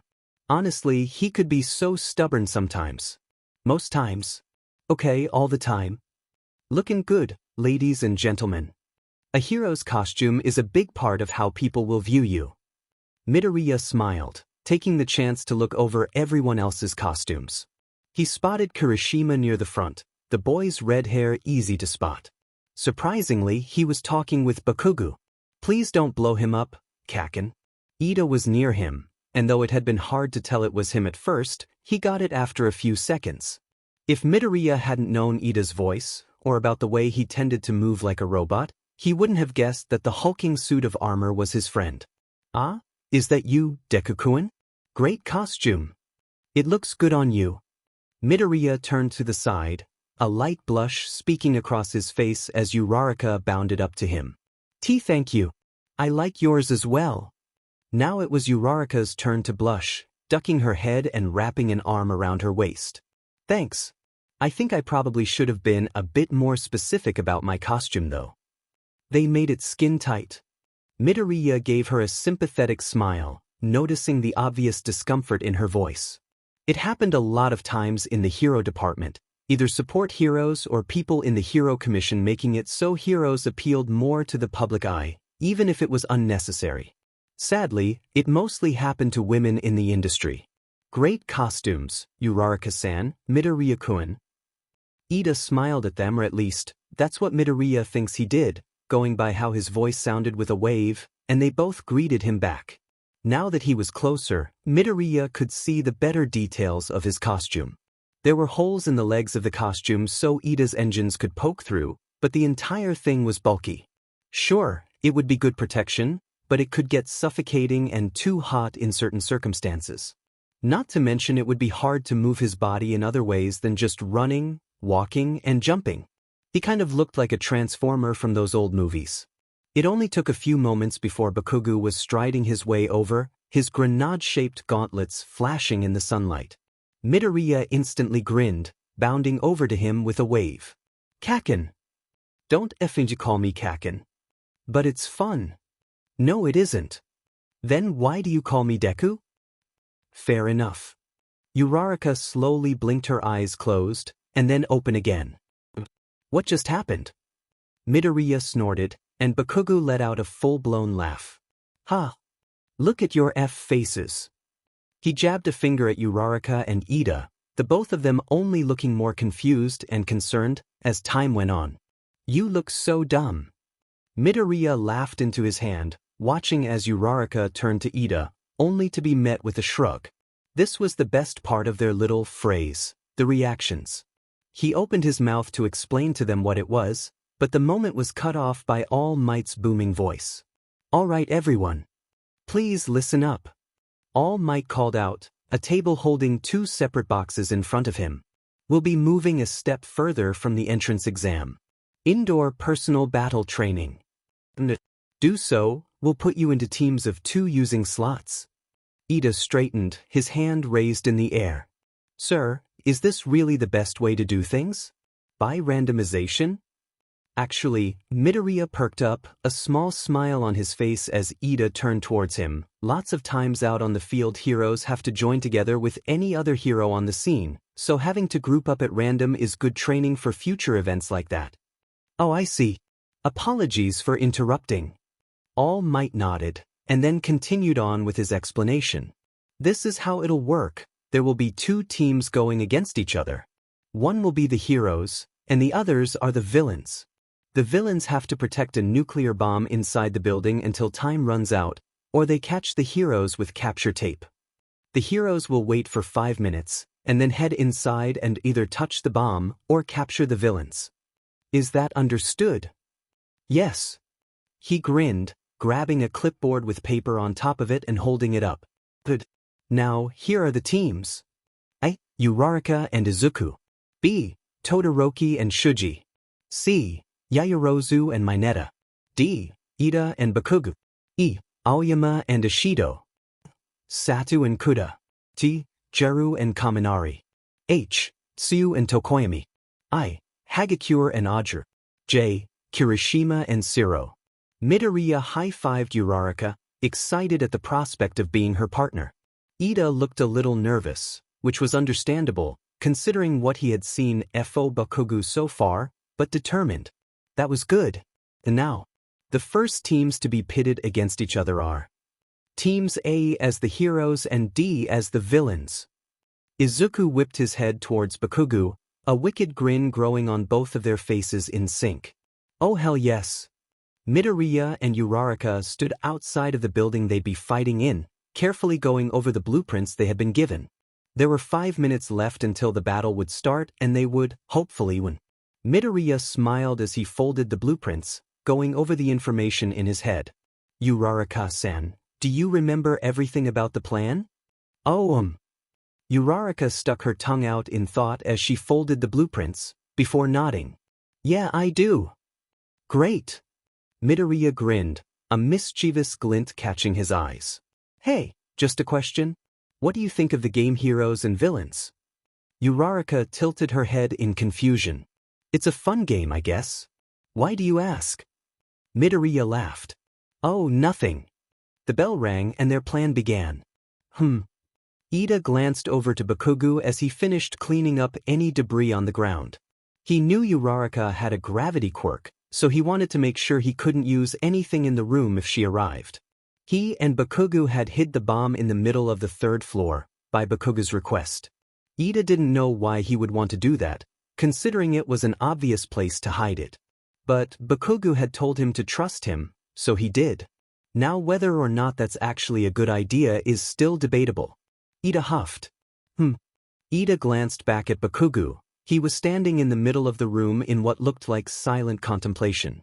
Except, not really silent, for the most part. Ida sighed, the insistent humming making his eye twitch. Is there something you're thinking of, Bakugo-kun? Bakugo finally paused for a moment, a lovely piece of silence on Ida's ears. But what came next out of the blonde's mouth made Ida wish he hadn't spoken at all. Bakugo smirked, pointing a single finger in his direction. I got it. You shall be named Dr. Four Eyes. Ida sputtered at the insulting nickname, raising his arms in a robotic motion as he protested. Tish, that is not my name. What is that even for? Please take this lesson seriously, Bakugo-kun dash. Oh, shut your pie hole. You'll find out what it's for soon enough. Once Deku gets in here anyway. Bakugo scoffed. Just remember that it's your name, the Four Eyes. Ida gawked. After a few minutes of internally, not externally, because that would just look childish, grumbling over the nickname he had been given, he turned back to his teammate. Bakugo-kun, what's the plan? We still haven't discussed it. Bakugo hummed. We'll wait here until Deku and Roundface get inside the building, and then I'll head down there and go after them. You'll stay here. Wait. Shouldn't we stay together? Plus, my quirk isn't exactly suited for fighting in small areas such as this dash. Mine isn't either, idiot. Bakugo scowled, small pops of smoke erupting from his palm. I can't make any proper explosions without damaging the surrounding areas, especially in this room, and possibly the bomb. And even if I could, I'd be the better choice to go down there. You have trouble with turning, right? Ida blinked in surprise. How did you know that? Bakugo shrugged. Deku. That was the only explanation he gave. You're right. I do have trouble with turning. Bakugo smirked, cracking his knuckles against each other. So then you get it, right? I'm able to do fast and precise turns with my explosions, so it's better for me to FNG destroy the both of them. Got it? Ida nodded his head. Right? Good thinking, Bakugo-kun. Yeah. Bakugo jerked his chin. Now, here's the rest of the plan. All Might stood in front of the monitors in the watch room, all of 1A behind him waiting eagerly. He adjusted the small mic and earpiece in his ear, making sure it was in place. It was the only thing that allowed him to hear what was going on inside the faux building, and the only device in the room that could do it. Of course, he could make it so the others could hear, but privacy. Of course, apparently that didn't matter. Hey, All Might? Could you let everyone else hear what we're saying? Midoriya's static muffled voice rang through his earpiece, and All Might found himself asking why. Well, it's just that I think they'll probably want to listen. Well, all right. But remember that you can ask to mute yourself again at any time. All Might watched Midoriya nod on one of the monitors, before turning around to face the rest of the class. All right, everyone. Listen up. Young Midoriya has told me that he would like you all to be able to listen to what they're saying as well, so pay close attention to this match. Thus, the battle began. Uraraka carefully tapped Midoriya's arm with all 5 fingers, keeping a good grip on his shirt as they floated up the side of the building. Midoriya latched onto a window from the 4th floor, opening it as quietly as possible and slipping inside. The plan was simple. They would sneak inside and split up to search for the bomb, and give each other updates through the earpieces during the search. Bakugo would definitely, go after Midoriya, so Uraraka would be sent to the higher floors, where the bomb was more likely to be located. Then, if Ida was there, Uraraka would hide out and give her location to Midoriya, and wait for her signal. Midoriya stepped around the corner, keeping his ear pressed against the wall to listen for any footsteps. Hearing none, he gave Uraraka the all-clear. They walked down the hallways, silently sharing whispers of the things around them as they went. Uraraka nearly bumped into Midoriya when he suddenly paused in his walking, before he threw a hand back and pushed Uraraka to the ground with a shout. "Found ya!" Bakugo burst from around the corner in a blast of orange and red explosions, another blast popping out of his palm and shooting over their heads. Midoriya rolled off of Uraraka, quickly checking to see if she was all right, and sighing when there was only some dust covering her. He grinned, standing up as Bakugo landed on the ground. Bakugo stood in front of him, red eyes already alight with excitement and his grin matching his own. Midoriya narrowed his eyes, trying, and mostly failing, to keep his face serious. "So, we meet again, Dr. Explodius." Midoriya heard a very confused but amused snort by his side, and had to stifle a laugh of his own at Uraraka's reaction. "Ha! You thought you had me beat before, didn't you?" Bakugo took it all in stride, not one word slipping as he raised his hands out in front of him in a dramatic flourish. "Well, you were wrong. And now, I shall blow up this entire city, along with you all flame. I won't let you, villain." Bakugo launched himself towards him, blowing himself forward using his explosions as he flew through the air. He swung his right arm forward, a usual habit that Midoriya took advantage of. The mouth guard extracted from around Midoriya's face, a torrent of emerald flames pouring out from his mouth. Bakugo cursed, quickly throwing himself to the side to avoid the fire. Midoriya glanced behind him, signaling to Uraraka for her to run. "Go, I'll handle Dr. Explodius." Uraraka nodded, a serious look on her face. "All right. Stay safe, all flame." She hurriedly ducked under the smoke still infiltrating the air, slipping around the corner as Bakugo steadied himself. Midoriya turned his body back towards Bakugo, coming face to face with a right hook. He dodged backwards, the gloved fist grazing his cheek as he widened the distance between them. Midoriya swung out a leg towards his opponent, a quick burst of one for all along with it sweeping Bakugo off of his feet. But that could never keep him down. Bakugo didn't waver, standing up and jumping into the air, leaving a large smokescreen behind him as he grabbed the back of Midoriya's costume. "You really think your sidekick could take down Dr. Four Eyes?" He pulled Midoriya down, slamming him against the ground with a smirk. "How naive." "Heh." Midoriya grabbed onto Bakugo's arm, still holding onto the back of his costume, and with a grin, promptly flipped him onto his back. "Sidekick? She's a powerful hero all on her own." The both of them stood up at once, sweat forming on their foreheads as they faced each other. Bakugo charged first, aiming a punch right towards Midoriya's face. He dipped towards the side, avoiding the blow and throwing Bakugo forward, using his own momentum against him. The two of them fought, throwing childish insults at each other as they went. Midoriya aimed a fire-tipped kick at Bakugo's stomach, yelping when his ankle was grabbed. Bakugo smirked, blowing a raspberry at him before using his explosions to spin himself in a circle and throw Midoriya into the wall. "Ow f-."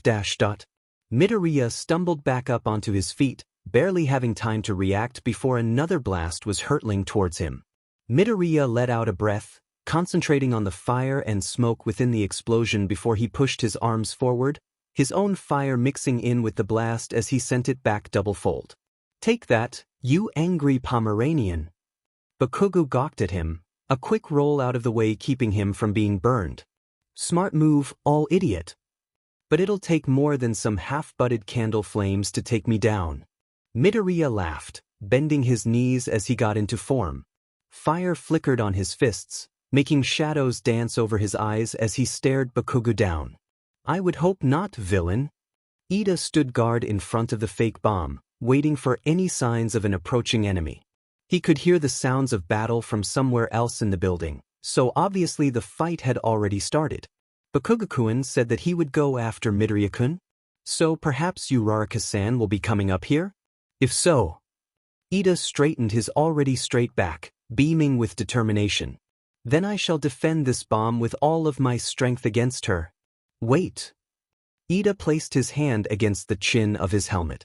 If I'm to be a villain in this scenario specifically, Dr. Four Eyes, then I must act the part as well. Ida's face darkened underneath his mask, and a low chuckle escaped him.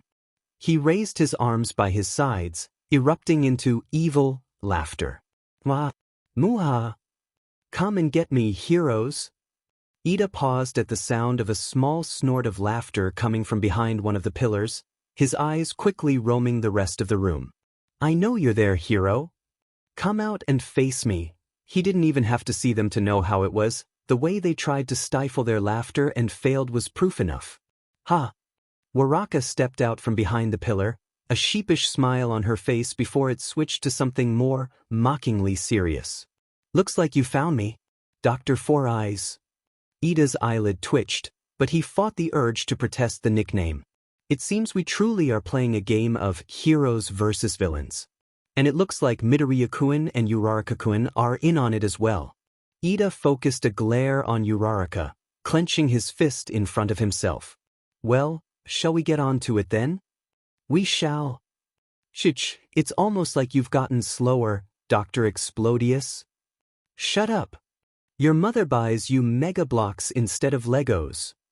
You take that F back dash. Bakugo jumped into the air with a laugh, pushing off of the wall right before emerald flames burst against it. He scoffed at the fire, landing into a roll as Midoriya tried to catch him with the capture tape. Ha, your aim's gotten better, all flame, but you're not the only one who's improved. Bakugo jumped back, careful not to hit the wall as he raised his arm in front of him, a small O formed with his right hand. You're the one who taught me this move, now face the consequences. Bakugo sent a concentrated blast through the space between his finger and thumb, a stream of bubbling fire and smoke billowing towards Midoriya. Sheet!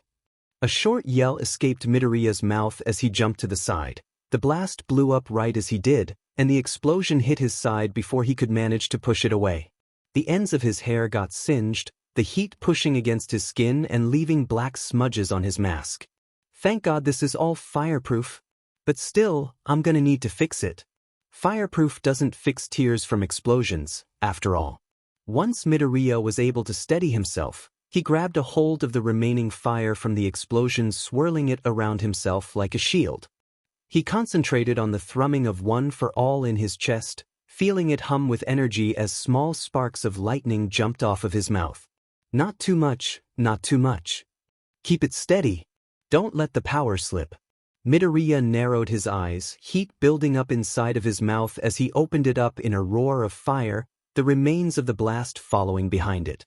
Let's see you stand against this, Kakin. Bakugo's eyes widened at the sight of the powered blast, a loud curse slipping from him as he fired a shot to try and block the attack. While he was distracted, Midoriya booked it. He sprinted down the bland hallways, trying his best to keep the smacking of his shoes against metal as quiet as possible. It wouldn't take long for Bakugo to find him. He was a wonderful fighter, and he knew a blast like that wouldn't be able to keep him down. So, he ran as far away as he could, and then slipped into an empty room. Midoriya slowed his breathing as he leaned against the closed door, observing the plain empty room he was currently in. Considering Kakin has been fighting at nearly full power down here, the bomb probably isn't down here, right? It could get damaged if it were. That must mean that... Dexari all flame? Are you there? Midoriya startled at the sound of Uraraka's quiet voice in his earpiece, but he quickly relaxed and gave his response. He could hear Bakugo's marching footsteps through the metal already. He would need to hurry. I'm here? What's up? Did you find the bomb? I did. Dr. Four Eyes is in there. Oh crap. He spotted me. Sorry all flame. Midoriya hummed, crouching away from the door in case Bakugo decided to suddenly burst it open. It's alright.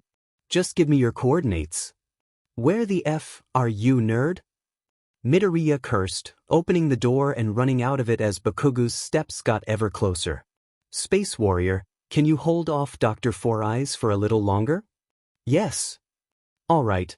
Midoriya grinned, the coordinates already memorized in his head. Just hang in there.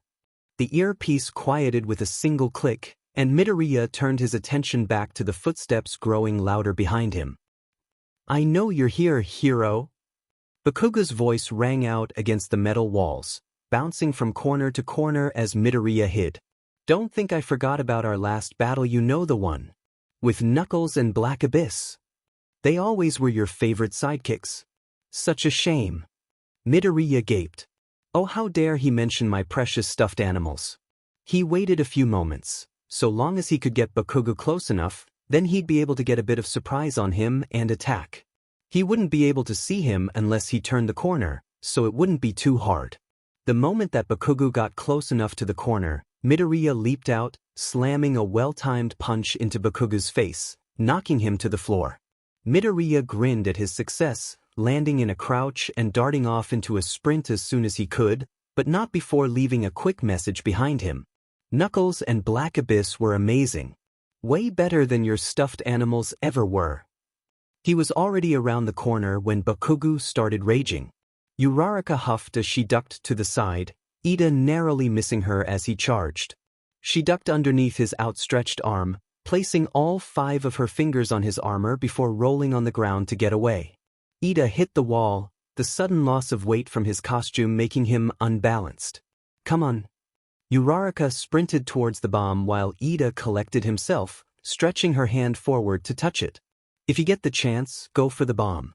We don't have to use the last part of the plan, we just need to win. She was only about a foot away from it when Ida pushed her aside, skidding along the floor and almost floating into the air from her quirk. Uraraka winced as she released her quirk, watching Ida nearly fall from ditch adjustment. I wish we didn't have to fight, Dr. Four Eyes. Maybe in another world, we could have been friends. But I just can't let you and Dr. Explodius hurt all of those people. Uraraka shouted, grabbing onto the nearest pillar. Ida scoffed at her from the other end of the room. Ah, a clever move, hero. However, you could never beat Yuzdash. Then, of course, Ida got cut off by the ground exploding in front of them both. Hell yeah, DekuEAM. It didn't take him too long to get to the center of the 4th floor. The sound of, my god, he's really mad, this is so much fun, explosions following behind him. Just hold on, Uraraka-san. Bakugo came raging around the corner behind him, explosions popping out of his palms and his face absolutely livid. How dare you insult Mr. Fluffy and Explodo. I'll have you know they were the F best. Oh, he is so gonna kill me for this one.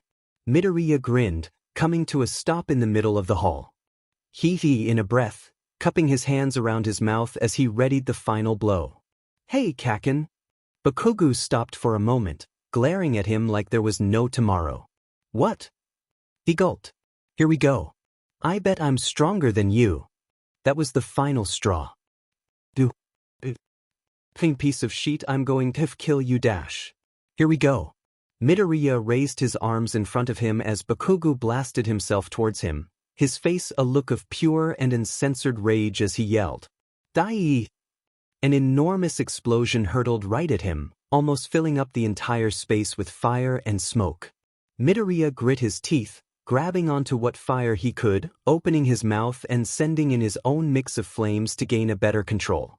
He flashed a grin, catching Bakugo's eyes just before he threw his arms down towards the floor. All of the fire and smoke going with it. Uraraka yelped when the ceiling suddenly exploded in a burst of orange and green flames, barreling right through the floor as well, thankfully keeping away from the bomb. Uraraka let out a breathless laugh, a nervous smile on her face. Way to go, DekuEAM. Uraraka looked up at where a stunned Ida was staring at the large hole in the ground. The pillar beside her cracked right through the middle of it. Oh, perfect. She grabbed the pillar with both of her hands, sighing in relief when its weight lifted and she was able to grab it. Ida looked up at her in shock, instantly back on high alert. Wait, I won't let you win dash. Sorry, Doctor. Four Eyes. Uraraka smiled, swinging the pillar against all of the rubble still falling through the air. But I'm not called Space Girl for nothing. The pillar smacked against the rubble, sending it all flying towards a poorly defended and shocked Ida. Hold on a second dash. Uraraka jumped off the edge of the broken floor, tapping her thigh and making herself float until she was straight above the bomb. She grabbed onto it, practically hugging it with a sigh of relief. I got it. She grinned as All Might's voice echoed throughout the building, announcing the winners of the round. Hero team wins. All Might stepped back after turning on the speakers, curious as to why Midoriya wanted them on. What did you change, All Might sensei? He turned back, smiling down at one of his students. Kaminari, if he remembered correctly. Good question, young Kaminari. Young Midoriya wanted me to turn the speakers on, so all of you could hear what is going on as well. He answered, gesturing his arm at the control panel. Another one of his students, Yaoyorozu Momo, stepped up, a calm look on her face. Perhaps he wanted us to har his plans? Learn something from it? If so, that would mean he is either trying to help us, or is just showing off. I don't think so. Kirishima frowned. He doesn't seem like that kind of guy, you know? Yaoyorozu crossed her arms under her chest, raising an eyebrow in Kirishima's direction. You've only just met him. There's no way you could know that about him. Well. There you are. The class jumped a bit at the sudden yell, immediately looking towards the monitors. The screen showed Midoriya, Uraraka, and Bakugo all in a hallway, with Bakugo launching towards the other two. Get down dash. The class watched with growing excitement as the fight went on, marveling at the techniques. Then Midoriya called Bakugo Dr. Explodius. And that's when the real fun began. What? Dash.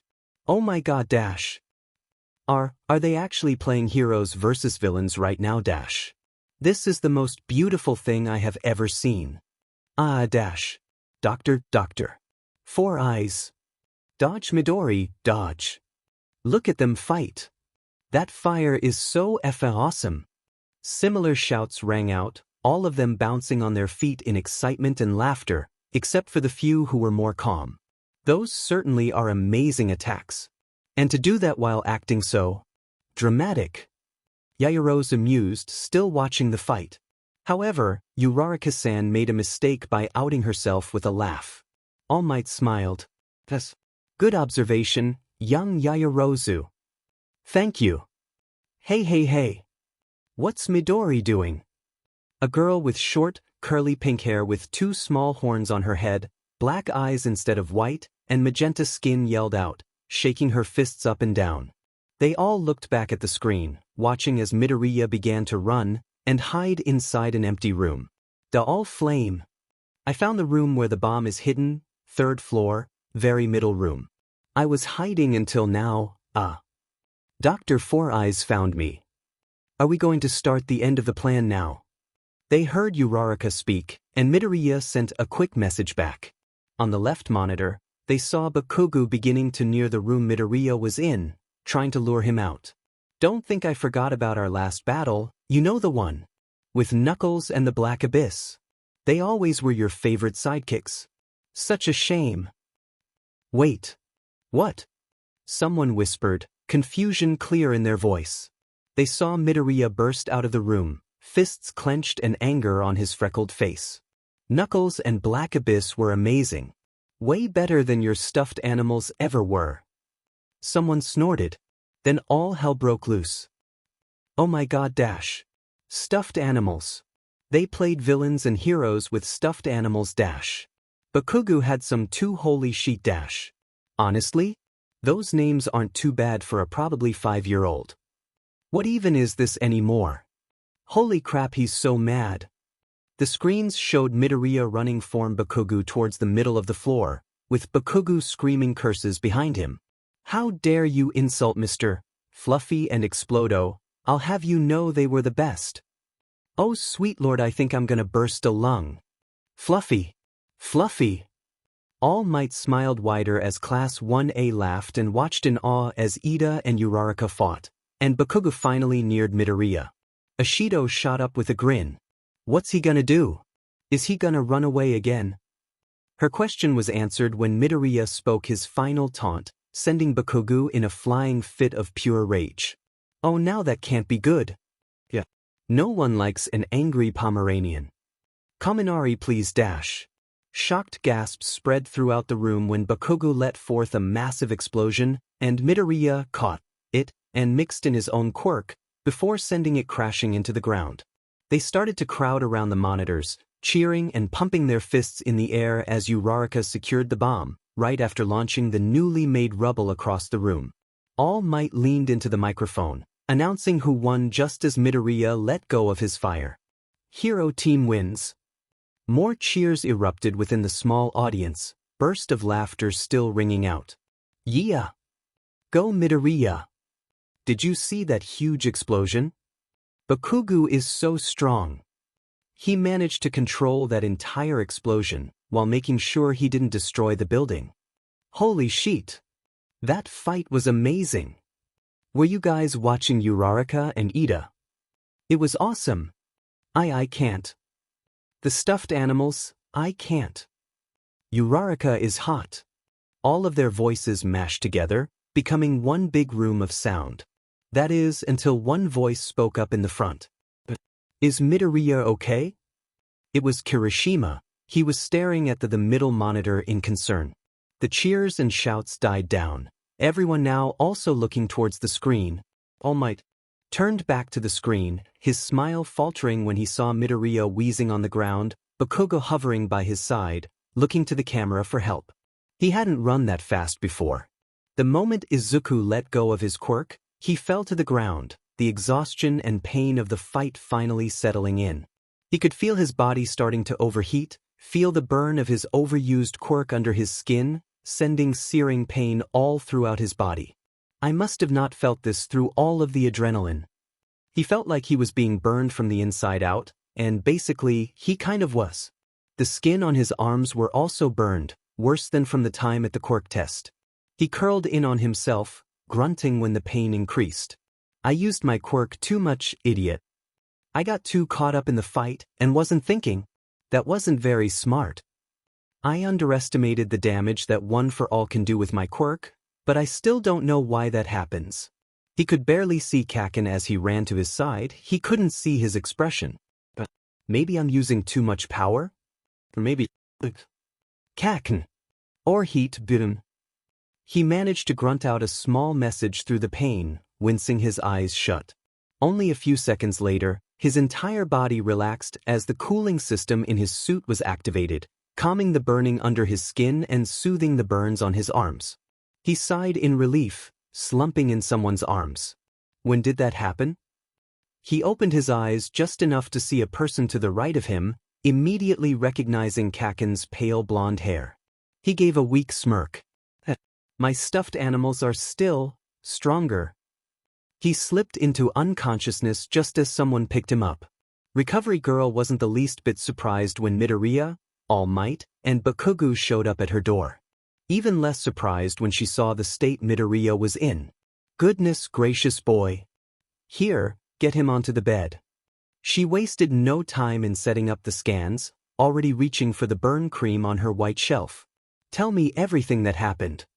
Bakugo told her how Midoriya had overused his quirk, and after telling him she knew about One for All, he explained even more.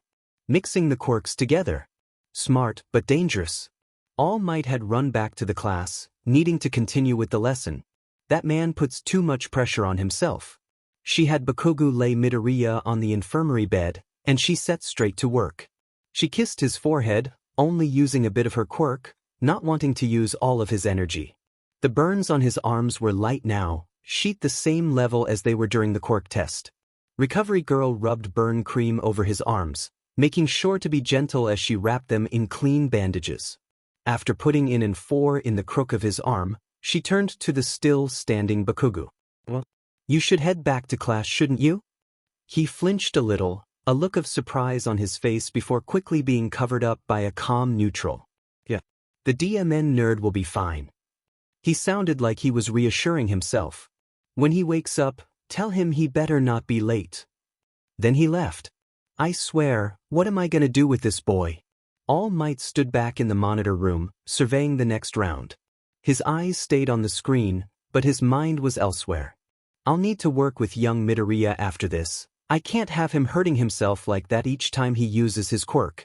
Still, Mixing together his quirks like that was so cool. All Might smiled wider as he felt a surge of pride flow through him at the thought of Midoriya's accomplishment.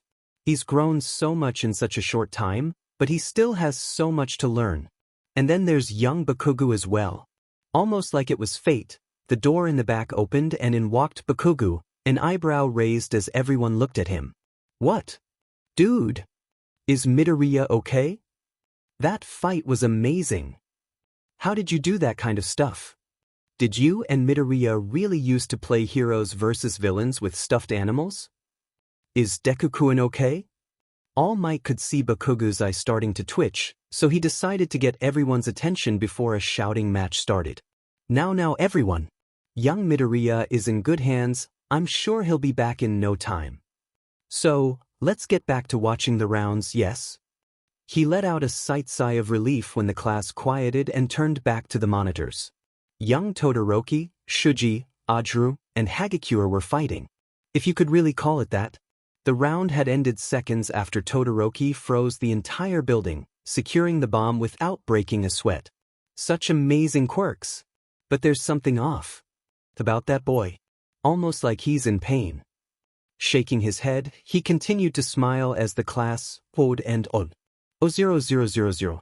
Uraraka fidgeted near the corner of the room, concern flickering over her face as she shuffled her feet. I hope Deku-kun's okay? He looked like he was in a lot of pain. And I wasn't able to help him either. She shook her head, lightly slapping her cheeks as she scolded herself. No thinking negative thoughts. You gotta be strong. She mulled over her fighting, thinking over what she could have done better, if she could have gone anything else to help. She was broken out of her thoughts when Ida out his hand on her shoulder, startling her. Ida-kun, you scared me. She laughed, turning around to face him. Sorry Uraraka-san. I came over to congratulate you on winning the round. He smiled, fixing his glasses with his hand. Uraraka stammered, waving her hands in front of her face as she protested.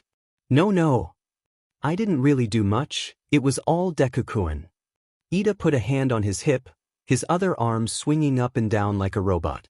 Don't sell yourself short, Uraraka-san. You did great all on your own. You were able to get away from me and secure the bomb without any help. Thank you. I promise I won't sell myself short again. She blushed, smiling wide. That's the spirit. Sorry I'm late. What did I miss? Uraraka spun on her feet, her eyes widening in surprise and glee as she ran to hug the new voice. Deku-kun. You're okay. Midoriya stumbled back from the hug, how face going cherry red as he stuttered for an answer. You Uraraka-san. I what? Realizing just how close she was, Uraraka quickly stepped back, her cheeks pink with embarrassment. Sorry about that. I was just worried. You're okay, right? She asked, twiddling her thumbs. He smiled, holding out his bandaged arms for her to see. I'm all good now. Just light burns. Oh, and no hot foods for a day which isigis. I'm glad you're all right, Midoriya-san. Ida walked up, helmet tucked under his arm. Oh, Ida-kun. Good job during the practice, you all did great. Thank you. Midoriya walked to join the rest of the class, blushing whenever someone complimented him on his fight. I hope I didn't miss too much. Good thing I remembered to bring my notebook. He brought out his notebook, pencil at the ready as he watched the rounds go by, writing down any information he got, and jotting down his own ideas. Todoroki-kun obviously has a strong quirk, but based on what I searched up, he should have another side to it. Is he holding back? Or are there side effects so bad that he rarely uses it? His ice side seems to freeze him over. Does his probably fire side undo that? And Ashido-san's quirk is something about making acid from her skin, so I wonder if she has a resistance to it? If she cupped her hands together with a small opening, could she make her about shoot father? How much damage does it do? Can it dash? Deku, you're doing it again. Oh, sorry Dash. Are you writing notes? Midoriya jumped at least 2 feet in the air, completely used to people just ignoring him when he mumbled. Not for people to listen in. He stuttered, searching for something to say, but no words were coming to mind. Thankfully, Bakugo took the lead. Yeah, he's got about, 14? 15 notebooks? Yeah. It's all analysis on quirks and heroes. I bet he's already got about 30 pages for each of you already. Wouldn't be surprised.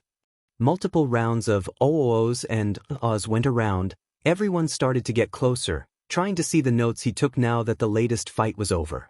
Wow. Midori, these are amazing. So much. Do you have anything written about me in there? Whoa. Midoriya blushed at the attention, a wobbly smile making its way onto his face as he showed everyone his notes, answering any questions and asking ones of his own. It was different but fun. I could get used to this. You're amazing, Deku-kun. Thank you. Izuku finished up his notes just as everyone else left, the lesson over for the day. He was about to leave as well when All Might, in his true form, put a hand on his shoulder. Young Midoriya. Izuku turned, smiling up at All Might. Did you need something, All Might? All Might returned the smile, his face brightening. Not really, no. Well, I did want to ask you about the burns you got when using your quirk. Right. I'm still figuring that out actually. I'm almost completely sure that it's because of One for All though. I think it's kind of like how I broke my bones. My control of One for All is a lot harder to do with my fire than it is with my body itself, so I think I'm putting too much into it. What do you think? Izuku asked, already updating his own section in his notebook. All Might put a hand on his sharp chin, a thoughtful expression on his face. Well, I wouldn't know. All Might laughed. It's your body, young Midoriya, only you know how it feels to use One for All. And to me, what you said is very possible. I wouldn't be surprised if it were true. So, without my help, I want you to train yourself on how to fix this. Izuku nodded, a determined look in his eyes as he smiled. Got it. Oh, young Midoriya? He turned back around from the door. Yeah, All Might. I'm proud of you. Izuku fought the urge to cry in front of his idol, instead choosing to give him a teary grin. Thank you, All Might.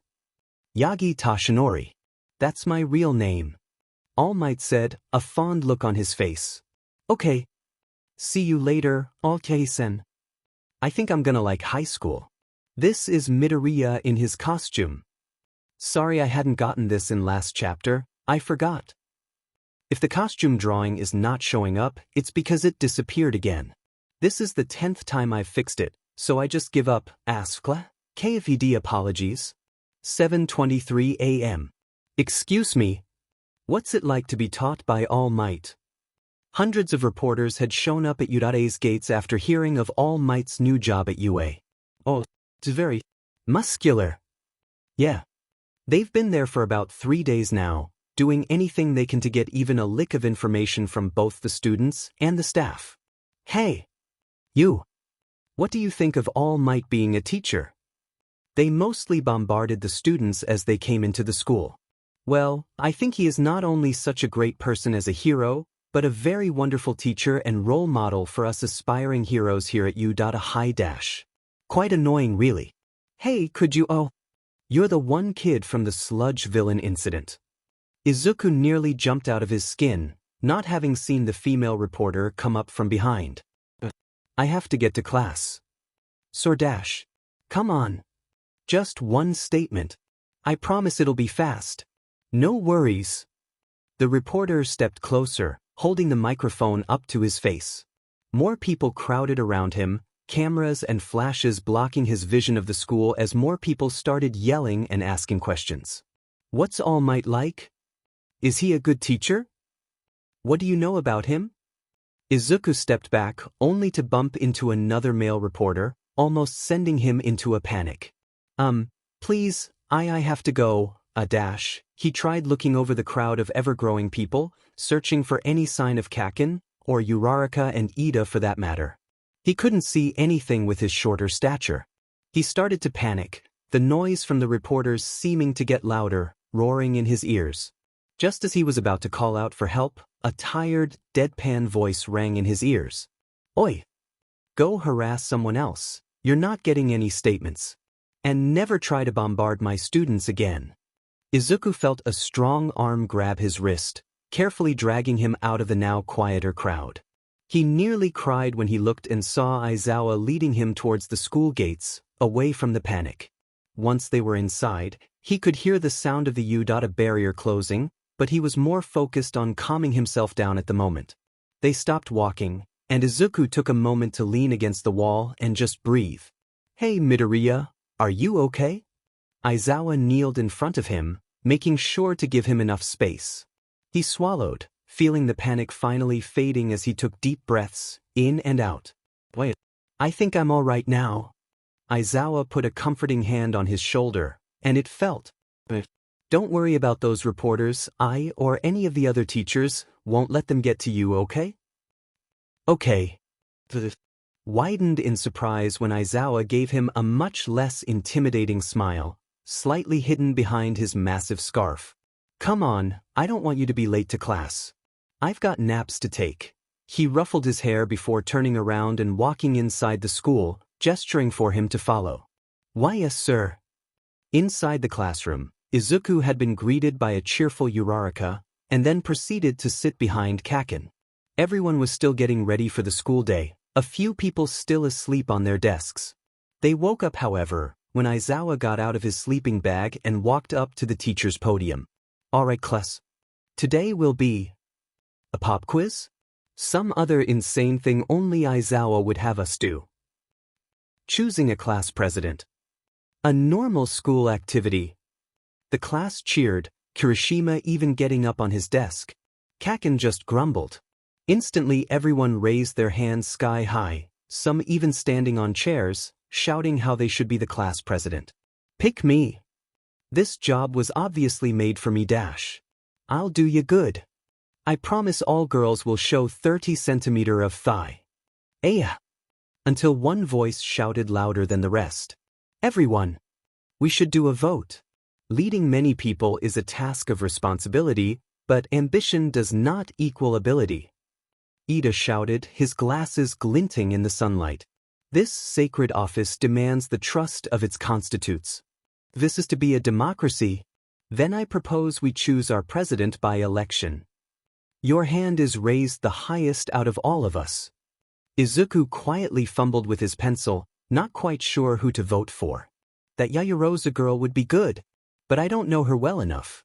Ida would be a good leader as well. I know who I'm gonna vote for though. Izuku handed in his vote, smiling as he waited to see the results. Midoriya Yaoyorozu 2. Idon. Tagikirba. Minarko. Rikido Sadaun. Izuku's soul almost left his body that day. 5 votes? How? He stood up at his desk, shock evident on his face. How the hell did you get 5 votes? How did I only get 2?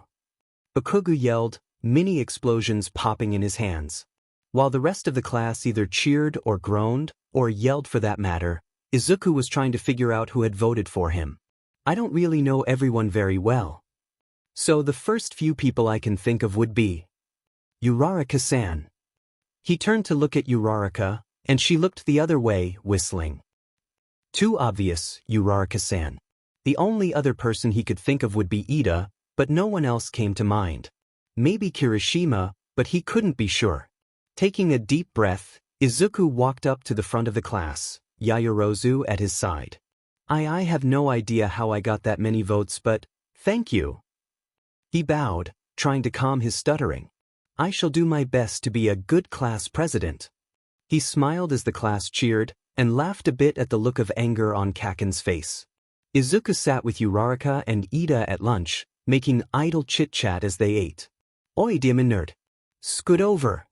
Izuku nodded, moving to the side as Bakugo sat down, already sprinkling his own skis onto his lunch.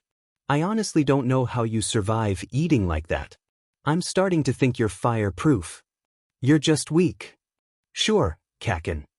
Izuku snorted at Uraraka and Ida's dumbfounded expressions as they watched Bakugo eat his incredibly spicy food. How the hell? Uraraka slowly put down her chopsticks, suddenly not in the mood to eat anymore. You get used to it. Aha! He laughed again. A few minutes passed when Tsuyu and Kirishima joined them at the table.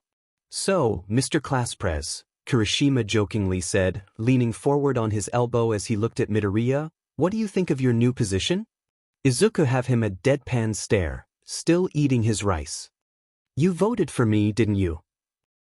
Well, I voted right. Ugh, why would you vote for me? He put his head in his arms, and Uraraka parted his shoulder as Bakugo snickered. Tsuyu put a finger on Hey frog-like mouth, speaking before Kirishima or anyone else could open their mouths. We voted for you because you seem like you'd be good for the position. You had good strategies during the battle training, and were able to stay calm while in the heat of battle. Not to mention that you're very nice and humble. Oh, and Mina-chan voted for you as well. Izuku blinked in shock, mouth opening and closing without any sounds coming out. He began to blush, stammering out thank yous as Uraraka, Ida, and Kirishima nodded along to what Tsuyu said. Thank you, Tsuyu-san. Call me Tsu-chan. Ah. Uraraka giggled, getting back to get food. Ah. Even the cold here are pro-heroes. The food is so good. Ida smiled, agreeing with her statement. Yes, Lunch Rush is quite an extraordinary cook. Ida frowned, confused at his friend's silence. Is there something wrong? Izuku shook his head. Oh no. I just don't think I've ever seen you smile before. Ida moved his arms in shock. What?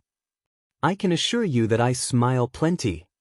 Uraraka grinned, having realized something about Ida. Hey Ida-kun, are you a rich boy? Tsuyu nodded. I bet he is. He speaks very properly. No wonder he acts like such an elite butt. Bakugo scoffed, shoving another spoonful of spicy curry into his mouth. What? Well, Ida stuttered, trying and failing to protest their claims. No wonder you always looked so familiar. You're Ingenium's brother, aren't you? Ida cleared his throat, standing up from his seat. Yes. I am the younger brother of the pro-hero Ingenium. He's not even trying to hide it now. I've looked up to my brother all my life, he's why I want to become a hero. Ida put this hand on his chest, a proud smile on his face. Kirishima cheered, pumping his fist in the air at Ida's small speech. Super manly bro. Just as Izuku opened his mouth to say something, an alarm blared throughout the cafeteria. Ear. Please evacuate the building safely. This is a level 3 alarm. Please evacuate the building safely. He jumped in his seat, the others at the table doing the same. People started panicking, rushing to get out of the cafeteria. They all crowded at the exit, pushing and running. What's going on? Izuku yelled, getting on top of the table to avoid being pushed aside, his friends doing the same. An upperclassman yelled back to them, panic clear on his face. Someone has entered the school. This has never happened within my 3 years of being here. He took off right after. He was done. They tried to get through the crowd, staying near the sides to avoid getting crushed. Uraraka got pushed through the panicking students, separated from Ida and Kirishima. He couldn't see Bakugo or Tsuyu over the heads of people. Curse his short height.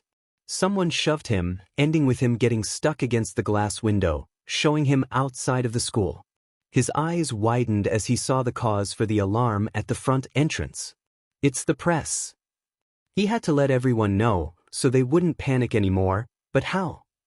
Izuku looked around himself, searching for any way to get higher in the air. By pure luck, he spotted Uraraka in the crowd. He reached his hand out, gaining her attention as he got closer. Uraraka-san. Make me float. She did as she was told, touching his hand with all 5 fingers, making him start to float in the air. Once he was high enough in the air, he took a deep breath and activated his quirk. Emerald flames, bright and beautiful, spread through the air. High enough as to not hurt anyone, yet low enough to gain everyone's attention. Please listen. Izuku yelled, letting his fire die out once everyone stopped running and pushing. It's just the press. There is no need to panic. Please return to the cafeteria safely, you could hurt someone. Multiple sighs of relief sounded throughout the large hall as everyone started to head back, and there were many who cheered and clapped after Izuku finished speaking. Deku-kun, I'm gonna lower you down now, okay? He looked down at Uraraka, nodding to her as she released her quirk. Once he was down on the ground again, Ida, Kirishima, Tsuyu, and Bakugo ran over, each of them a little frazzled. Man, that was pretty crazy, wasn't it? Kirishima said to each of them, a toothy smile on his bright face. But then Midoriya went up there and got everyone's attention. It was hella manly. They all laughed as he stuttered out a thank you, heading back to eat. Yet, the entire way, he couldn't help but feel like he was missing something. Something big. Netsu stood in front of the U.A barrier. Or what was left of it anyways. The reason the press had managed to get inside the school was because someone had crumbled the barrier to dust. Completely. Why do you think they did it, Principal San? Netsu turned to face the heroes behind him, looking up to their serious faces. This wasn't done by some simple reporter. Someone instigated this. Did an evildoer slip in? Or... He turned back to the crumbled mess of a barrier. Are they trying to wage some type of greater war? Please enter the bus peacefully. Try not to crowd the door. We don't want people being pushed around. Midoriya silently praised himself for not stuttering too much as he entered the bus last, a small smile gracing his lips. He sat down next to Uraraka and Ida, Bakugo begrudgingly sitting next to them. Kirishima and Tsuyu sat across from them. So, are you guys excited?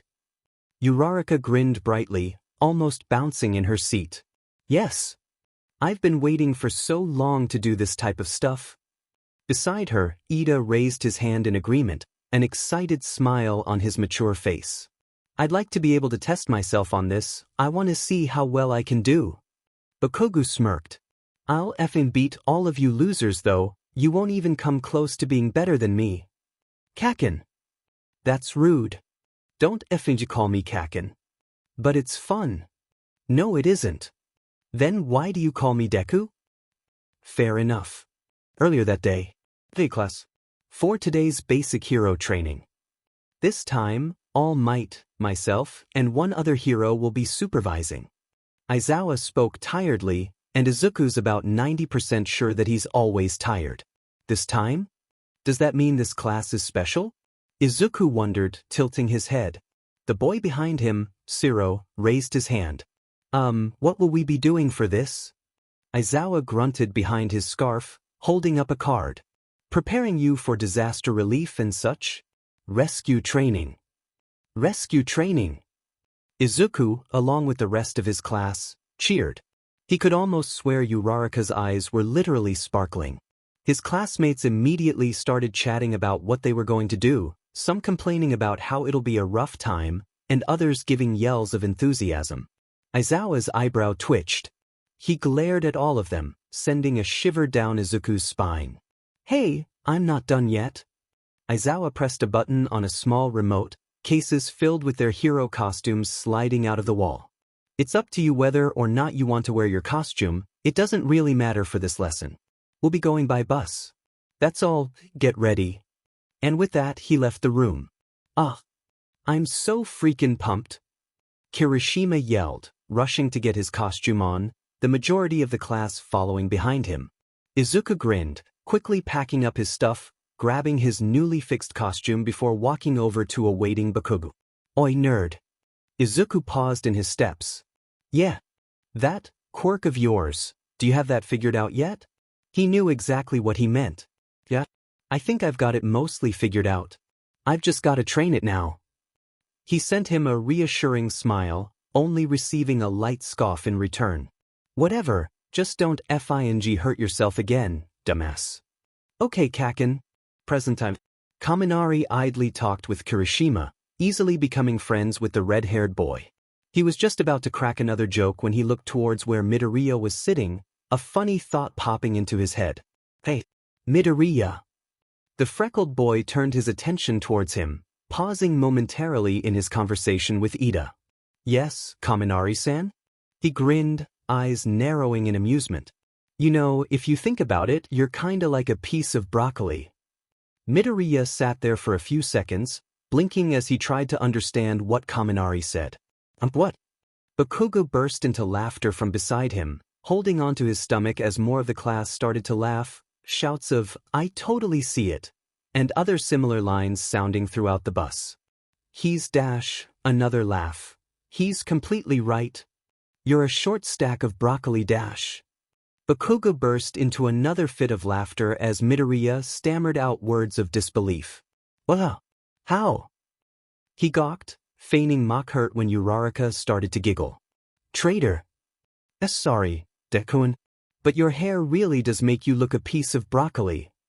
Kaminari yelled in triumph, grinning at Kirishima who was laughing beside him. Midoriya put a hand in his hair, grumbling lines of protest. "It's not broccoli." Bakugo snorted. "It so is." Midoriya gasped dramatically. "Oh. Betrayed by my closest friend. How the universe hates me so." He placed a hand on his chest, his other arm raising high into the air as he continued his performance. "The pain is too much. Whatever shall I do?" Uraraka stood up from beside him, puffing out her chest and stretching her arm towards Midoriya. "Do not fret, my friend. I shall never betray you like that scum, Bakugo-kun," she shouted, earning several cheers from their classmates. Bakugo squawked in rage, pointing an angry finger in Uraraka's direction. "How dare you accuse me of being scum, when Deku can't even handle a simple insult? I request a duel. The winner shall be the mightiest of warriors, and the one who loses shall become the scum of this kingdom." "No, please Uraraka-san. Do not fight for me." Midoriya gracefully stood up, wiping a fake tear from his eye as he gently placed a hand on her shoulder. "This is my fight. One that has been put aside for too long." He turned a fierce glare towards Bakugo, quickly drawing out a black marker from one of his pockets on his belt. "Now, face me fair and square, king of the dragon tribe. For our friendship has been broken." Bakugo smirked, grabbing a black marker that Mina held out to him. "Fine then, ruler of the broccoli kingdom. I shall win this duel." The class erupted in cheers and shouts, some other even standing up and holding onto the bus poles. Kaminari shuddered a bit when Aizawa turned around from the driver's seat and glared at him. Midoriya swiftly uncapped the marker, taking a swipe towards Bakugo's face. He stepped back just in time, quickly striking Midoriya's arm, leaving a large black line. "How dare you!" Midoriya ducked below Bakugo's next attack, straightening up and putting a squiggle on his forehead before retreating. He stumbled in the tight space, letting out a squeak as he fell back, his marker falling out of his hands. Bakugo immediately snatched the opening, holding Midoriya down by his arms as he doodled all over his face. Managing to get halfway done with a broccoli drawing before Midoriya pushed him off, regrettably admitting defeat. Everyone on the bus cheered and clapped, Mina even jumping up and down. Even Ito was clapping. "How the heck do you do that?" "Forget the battle training, that was the most beautiful thing I've ever seen. That was basically an entire play. How do you just come up with that stuff on the spot?" And Uraraka too. Joined in with it. Midoriya blushed, an embarrassed smile on his face as he wiped off the marker on his cheeks and forehead, including his arm. Me and Kakin used to do this kind of stuff all the time when we were kids, so it's just a second skill now for us. And a DekuEAM good one too. Especially when I win." Kaminari laughed. "Sure, Bakugo. What's that supposed to mean, Pikachu?" Kaminari wheezed. "Pikachu dash." The rest of the bus ride continued in a similar fashion, Midoriya or Aizawa occasionally stepping in when things got too crazy. After a bit, they arrived. Midoriya stepped off the bus, fixing the knot in his laces before heading in the large dome-shaped building with the rest of his class. Once he walked inside, he gasped at just how massive it was. They walked into a large flat area, a color arc standing above the staircase leading down into the middle area of the place. The building was divided into what looked like 6 sections, each with their own purpose.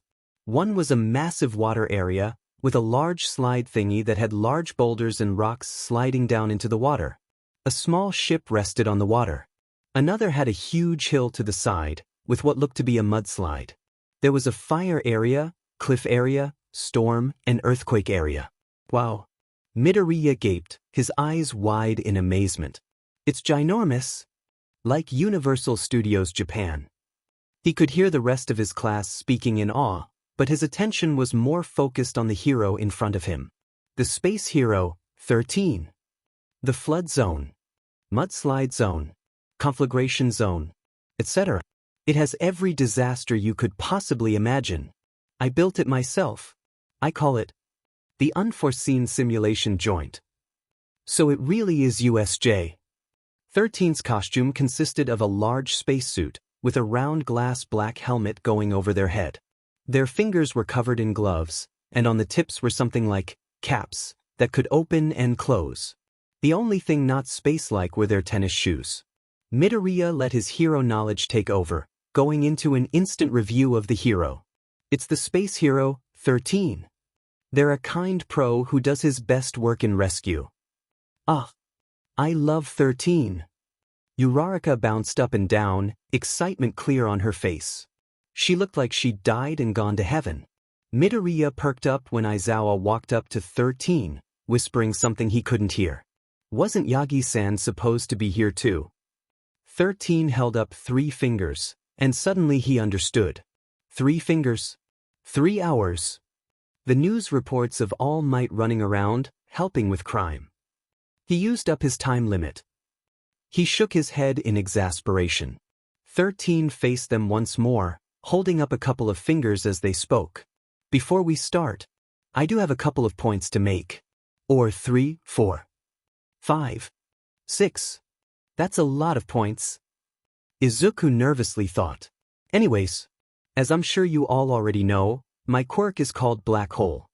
13 spoke, and Uraraka nodded her head so fast it started to blur. Even though I've used this quirk in many rescues, my power could easily kill. I have no doubt that there are some of you with dangerous quirks as well. Midoriya looked down at his own hands as 13 talked, the hero's words playing through his head. My power. One mistake of control, and I could blow someone to smithereens. Or burn them to ashes. But that's why. You will learn how to utilize your quirks to save lives. Your powers are not meant to inflict harm. I hope you leave here today with the understanding that you are meant to help people. That is all. 13 bowed as Midoriya clapped, with Ida shouting chants of "Bravo" next to him. Woo 13. They're so awesome. Aizawa leaned against the railing, his face still half hidden behind his scarf. Okay, so, first off let's dash. He was cut off by the sound of shattering glass as all of the lights inside the dome building broke, shadowing the area. What the dash? Midoriya's eyes widened in horror as he watched it.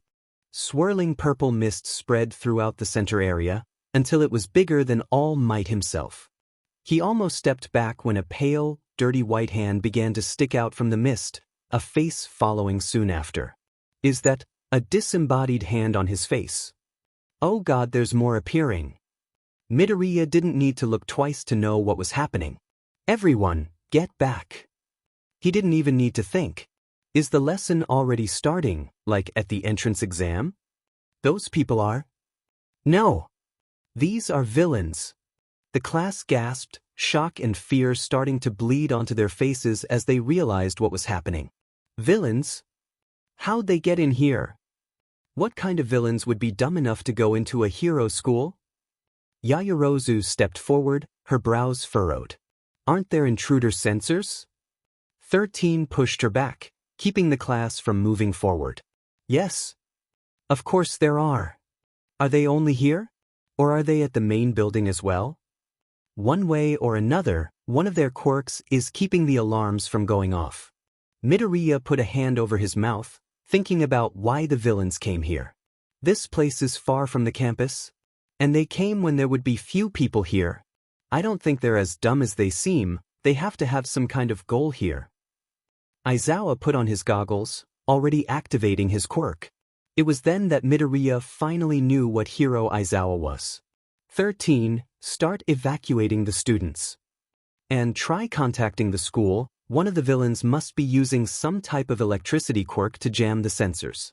Kaminari, try using your quirk to call the school as well. Okay. Just as Aizawa was about to head down towards the villains, Midoriya called out to him. Wait. You can't fight them alone. As Eraserhead, your fighting style is erasure of their quirk and then a quick capture. Head-on battle is. Midoriya, no good hero, is a one-trick pony. Aizawa started running down the stairs, his capture scarf floating around him. 13. Take care of them. Midoriya watched in fear as his teacher ran down to fight the mass of villains, itching to go and help. Midoriya-san. Hurry, we have to evacuate. Ida yelled, waving his heft towards him. He hesitated for a moment, before finally turning to leave. Right dash. He didn't get the chance to finish his sentence. Now, where are you trying to go? He felt his muscles tense, his fist clenching as the large black mist from earlier appeared in front of them. It grew in size, spreading until it blocked the view of the exit. Two bright yellow lights appeared near the top of it, above a metal chest plate thing with an open front. Now that he thought about it, those yellow lights were probably its eyes. He hadn't realized it had spoken before until its cold voice rang out once more. We are the League of Villains. And we have come here to kill All Might, the symbol of peace. The thing going by the time of voice, probably a man, narrowed its eyes, a threatening aura radiating from them. He does not seem to be here. Was his schedule changed? What? How did you guys get in here? Kirishima shouted, his quirk activating as his skin hardened like a rock. Bakugo stepped forward. You dumb motherfucker. You're a stupid piece of shit if you think we're gonna let you do that. Wait dash. 13 yelled, trying to call Bakugo and Kirishima back as they jumped forward, arms outstretched and ready to attack. Bakugo let loose an explosion, and Kirishima tried punching the mist. However, it did no damage. Well, that was close. The mist villain quickly spread all around them, encircling them in a dome of darkness. I forgot to say, we're also here to slowly torture you to death.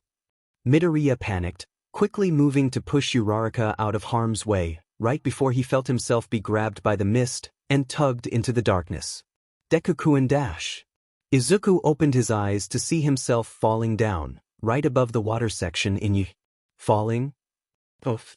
He braced his arms in front of him as he broke the water's surface, water flooding into his ears. He clamped his mouth shut before any water could enter, already looking around himself and his surroundings. That mist villain teleported us. It has to be some kind of portal quirk. He was about, maybe 15 feet deep in the water, with the ship right above him. Oh, and the villains swimming right towards him. Izuku flailed, quickly starting to swim upwards as fast as he could, boosting himself with one for all in his arms and legs. The villains came closer, all of them with some kind of fish-like trait on their skin. Must be their quirks. Just before one of them managed to grab him, he felt something wrap around his midsection, suddenly pulling him up towards the surface of the water. Izuku searched for whatever was pulling him, a few bubbles of air escaping him.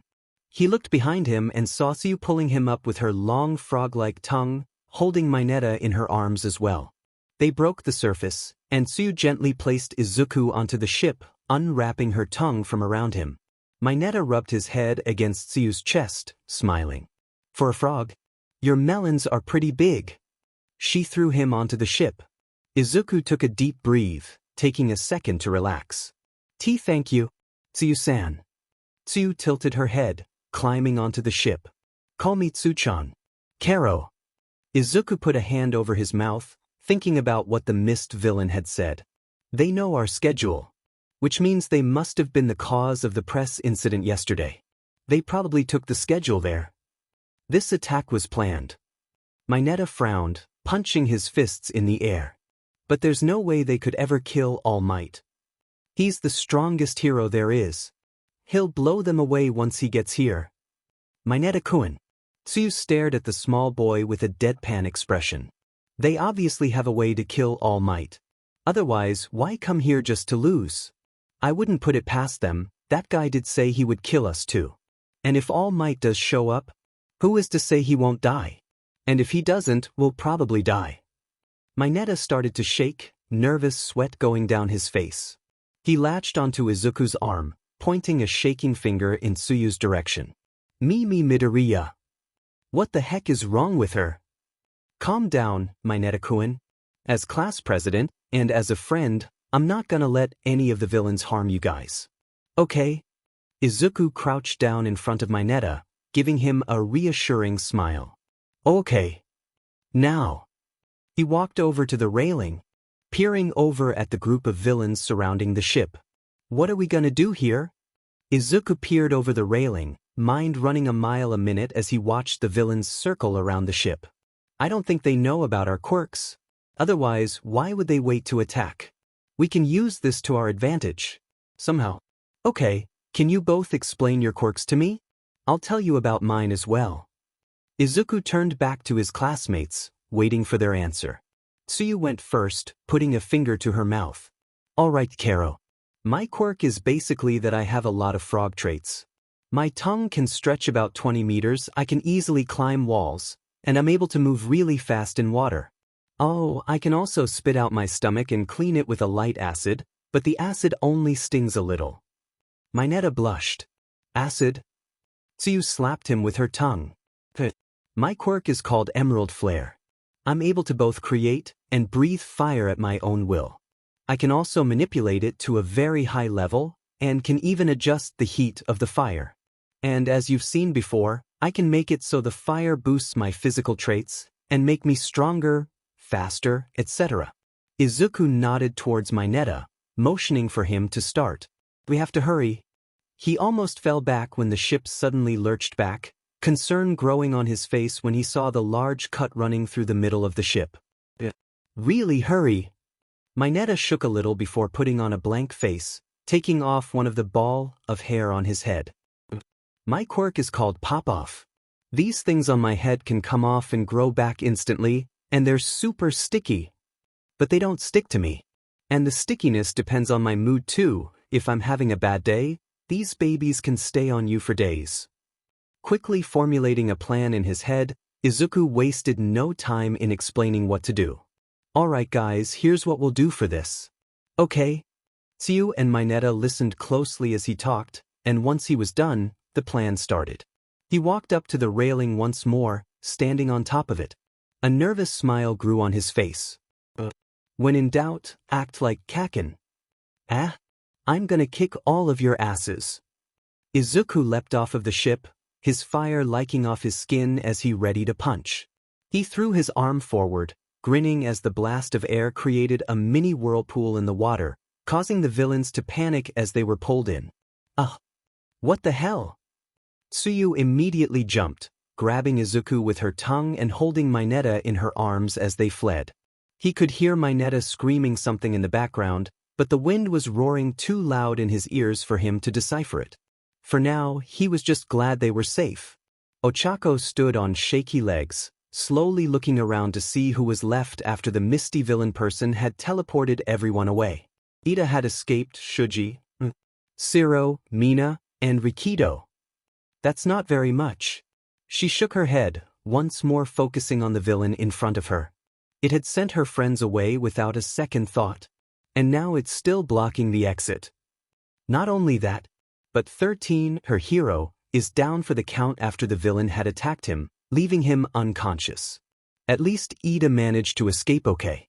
She closed her eyes in a silent plea. What am I going to do? All Might please. As Izuku, Tsuyu, and Mineta walked through the shallow water safely, he thought back on what happened at the main entrance. I hope everyone's okay. How many people got teleported away like us? Are they alright? Are they fighting villains as well? Is that mist villain still there? What about Uraraka-san? And Ida-kun? Did anyone manage to get out? Oh, and Aizawa-sensei, he must still be fighting all those villains. I hope he's okay. I'm glad we got out of there okay. It could have been much worse. I'm just glad that 7% of one for all was enough. Midoriya-chan, stop it. Oh, sorry. He hadn't even realized he was talking out loud. So, what are we going to do now? We can't possibly leave with that portal villain still here. Tsuyu asked, a blank stare on her face as she looked to Izuku. He lowered his head a bit, slowing his pace once they reached the edge of the plaza. You're right, I don't think we can leave, that would be too easy. But we should try to help as much as we can. He pointed to the middle of the plaza, where Aizawa was fighting. Aizawa-sensei is still fighting. He may be holding off the villains for now, but I know he won't be able to do that forever. Not even he can fight for that long against so many. He jumped in to protect us. Mineta shuddered at the implication, fear taking over him once more. Me, Midoriya? Don't tell me you're that stupid. No. I'm not saying we should run right in. I'm not going to underestimate these villains so much as to think that we can beat them so easily. I'm just saying that if things get really rough, we could go in and help Sensei by taking out the weaker villains. He paused for a moment. Of course, you guys don't have to. I don't want you to be in danger after all. Tsuyu shook her head, once again smacking Mineta, who had made a perverted comment once again. No, it's okay, Midoriya-chan. If we must fight, we will. He smiled, a determined gleam in his eyes. Landslide area. Bakugo finished up beating the most recent small fry villain he had found, wiping some fallen dust off from his shoulder. Small fry? The hell do they think they are? He grumbled, looking around the ruined and cracked building. Kirishima stood next to him, a bright grin on his face. I don't know. But I sure do hope everyone else is okay. Do you think so? Bakugo scoffed, kicking a stray rock on the ground. If any one of those extras was beat by one of these weaklings, then they don't deserve to be in the hero course. I baby could beat these villains. Kirishima let out a nervous laugh at the angry look on Bakugo's face, rubbing the back of his neck. Yeah, I guess you're right. I'm still worried though. Two of those villains looked like they were really strong. Whatever. I'll still crush them. Bakugo smirked, launching an explosion at another villain that had tried to sneak up on him. Right. Kirishima beamed, pumping a fist in the air. Still, I didn't know you could be so. Not screamy.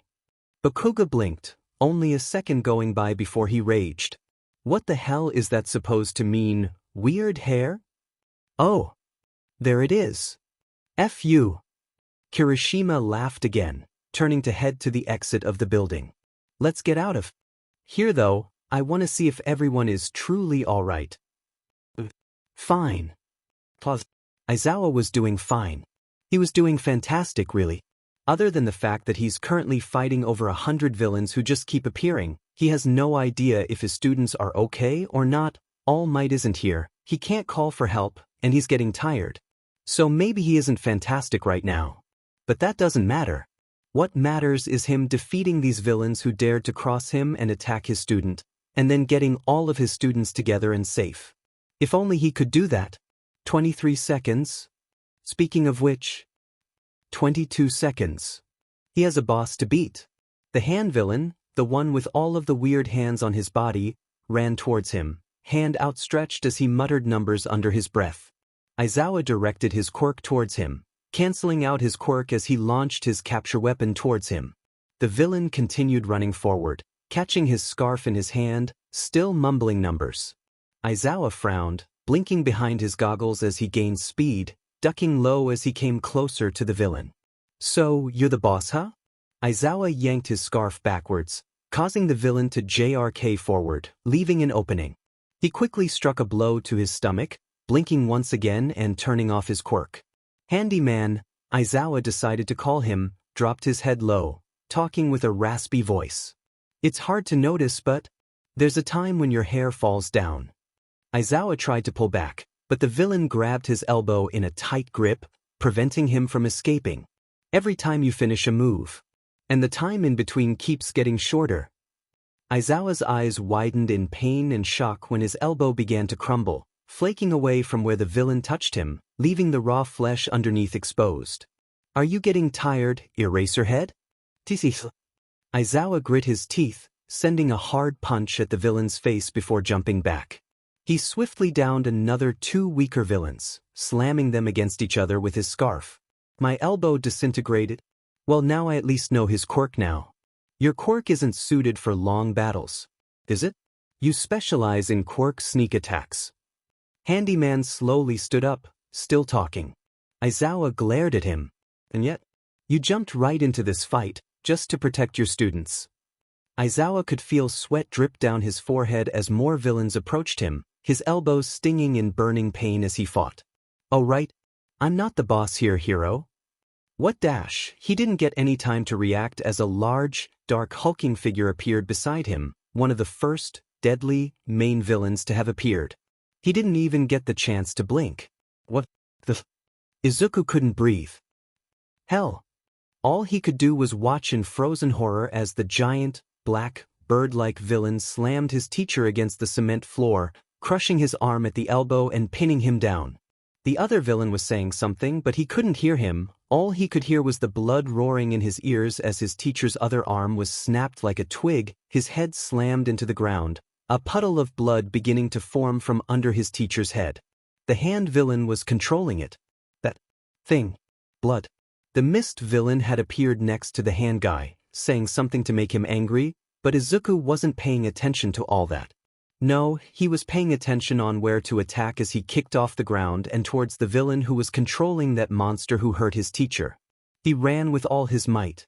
Izuku must have caught the villain by surprise, because he managed to land a flaming punch right on his jaw in seconds without any resistance, causing the villain to go flying across the plaza. He landed a bit away from where Aizawa lay unconscious, broken on the ground, the bird-like villain with its brain showing in its head still standing over him. He could feel flames building up in his body, the green fire liking at his arms and hands. He took in deep breaths, watching with abrupt attention as the hand villain slowly staggered up, scratching at his neck. The mist villain swiftly moved to his side, his yellow eyes flaring. "Shigaraki, I think it would be best to leave dash." "Shut up." The villain, now identified as Shigaraki, yelled, scratching his neck till the point of bleeding. That brat punched me. He thinks he can beat me. I'm not leaving until I see him dead." "Nomu." Izuku jumped back as soon as the word was muttered, just barely dodging the muscled arm of the bird thing. "I guess it's called Nomu, whatever that means." He launched forward, aiming for the Nomu's chest, one for all burning in his veins along with emerald fire flaring over his fist. He narrowed his eyes when the punch landed, sending a rippling wave through the air. Izuku gasped when he saw the damage. Or lack of. The Nomu was entirely unharmed, not a scratch on its inky black skin where Izuku had punched it. That was All Might's power. How'd? He didn't get the chance to finish his thought when he was yanked up into the air by his wrist, straining his shoulder. "Ah dash!" Izuku cried out in pain, hearing Tsuyu and Mineta shouting to him from the water. He struggled to get out of the Nomu's iron-tight grip, doing anything he could. Shigaraki walked over to him, his one visible eye behind the hand staring at him in obvious glee. Does that hurt?" "I bet it does. But you know." He gestured towards the Nomu. "I don't think it hurts enough." The Nomu crushed his arm, twisting it in his grip. Izuku screamed, searing pain running through his arm as he struggled harder, tears burning in his eyes. His quirk flared up around him, engulfing the Nomu in hot green flames. He screamed again, raising the level of heat higher and higher, until he was sure the air was sizzling. The Nomu was screeching in pain, his skin blistering and burning in seconds. "You can try all you want, but you won't be able to beat Nomu like that. You see." Izuku's face morphed into an expression of fear, shock, and horror as the skin on the Nomu regenerated. The already charred cells fell to the ground, while new ones grew, healing over into perfectly healthy flesh, no matter how many times he burned him.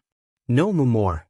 Izuku thrashed in the Nomu's hold as he was lifted higher in the air, managing to let out a gut-wrenching cry before he was slammed into the ground, small droplets of blood escaping his mouth.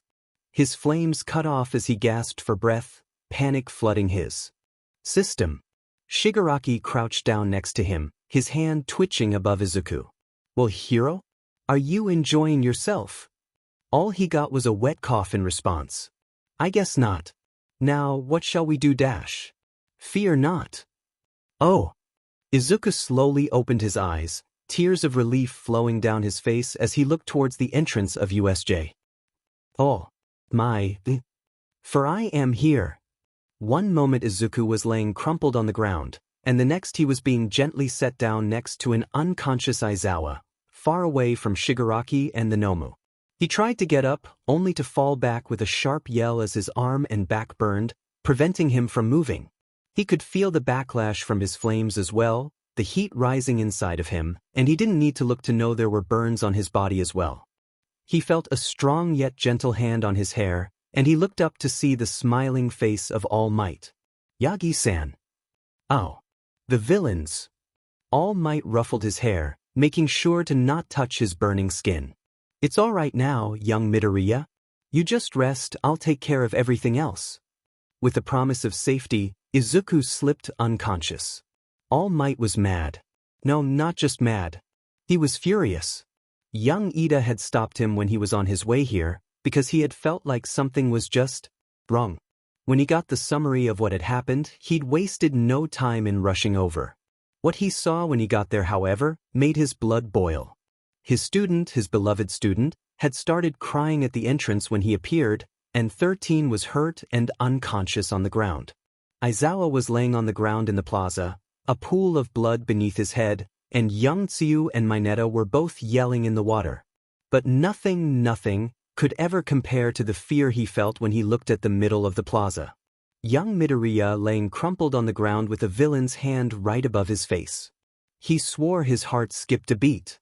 All Might had flown down the steps, knocked out every single small fry villain left standing, along with a sharp punch to the hand villain hovering over Midoriya, and gently carried Midoriya and Aizawa to a safer spot, far away from the villains who dared to have touched them.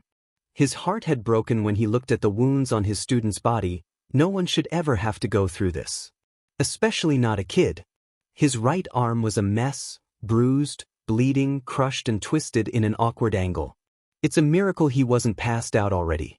He had a large gash on his forehead and left arm, probably from being slammed into the ground, and there were angry burns covering his arms. Young Midoriya?